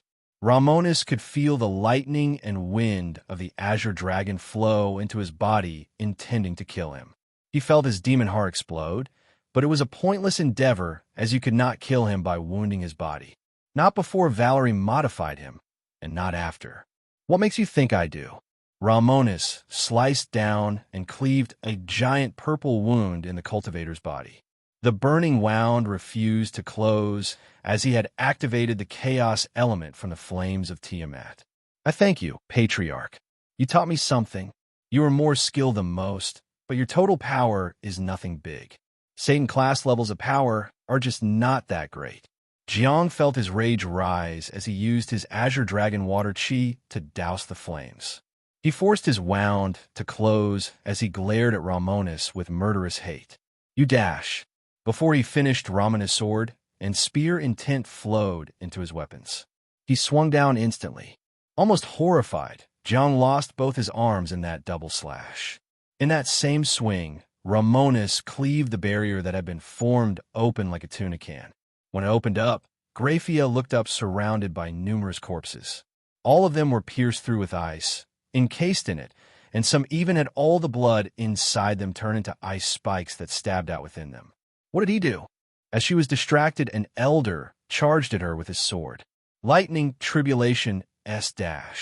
Before he finished, Grimaldus flew behind him and cut his head into 5 bloody chunks with his molecular disruption claws. She snapped out of it as Romonus created a massive bounded field to not only trap the souls here, but to keep destruction at a minimum. He Spartan kicked the Patriarch and sent him flying against the bounded field. Jiang grit his teeth as he focuses on his missing arms and tried to grow them back. Damn demon. Romonus grinned as he looked at the shiny guando sticking out of his chest. Archeon. Eat it. The Patriarch watched as the weapon that had been gifted to him by the ancestor was devoured by Archeon like a pocky stick. When he ate it, Archeon seemed to purr. Yummy. Jiang spat blood out as his spirit weapon was gone. Romonus chuckled as he teleported behind the cultivator. He had learned what he needed as this whole time he had been playing around. With the true Longinus, he cleaved his head off. With Ruinmaker, he chopped off his limbs, and with his large tail, he cut him in half, but kept the heart in one piece. You are not the foe I wanted. You were just a fake. Disappointed that he did not face a battle to the death, Romonus looked to the sky. Boss, the Sparta bloodline honestly is too up. Thank you. It made his life easier, which was what mattered. Serve. From the corpse, the Patriarch's soul clawed its way out along with the hundreds of cultivators Graphia, Grimaldus, and his shadows had slaughtered. Kill the rest. At his order, the Patriarch Shadow descended and massacred his sect members. Seeing the bloody rampage, Romonus was tempted to stick around to face the ancestor or their ascended ancestors. However, he was not an idiot, and when the last Azure Dragon sect cultivator was dead and turned into a shadow, he drew them all to his shadow. Graphia, Grimaldus, come on. We are leaving. Both of them flew to his side, and without missing a beat, he teleported away. He got what he wanted, and he was going to be checking up on his peerage.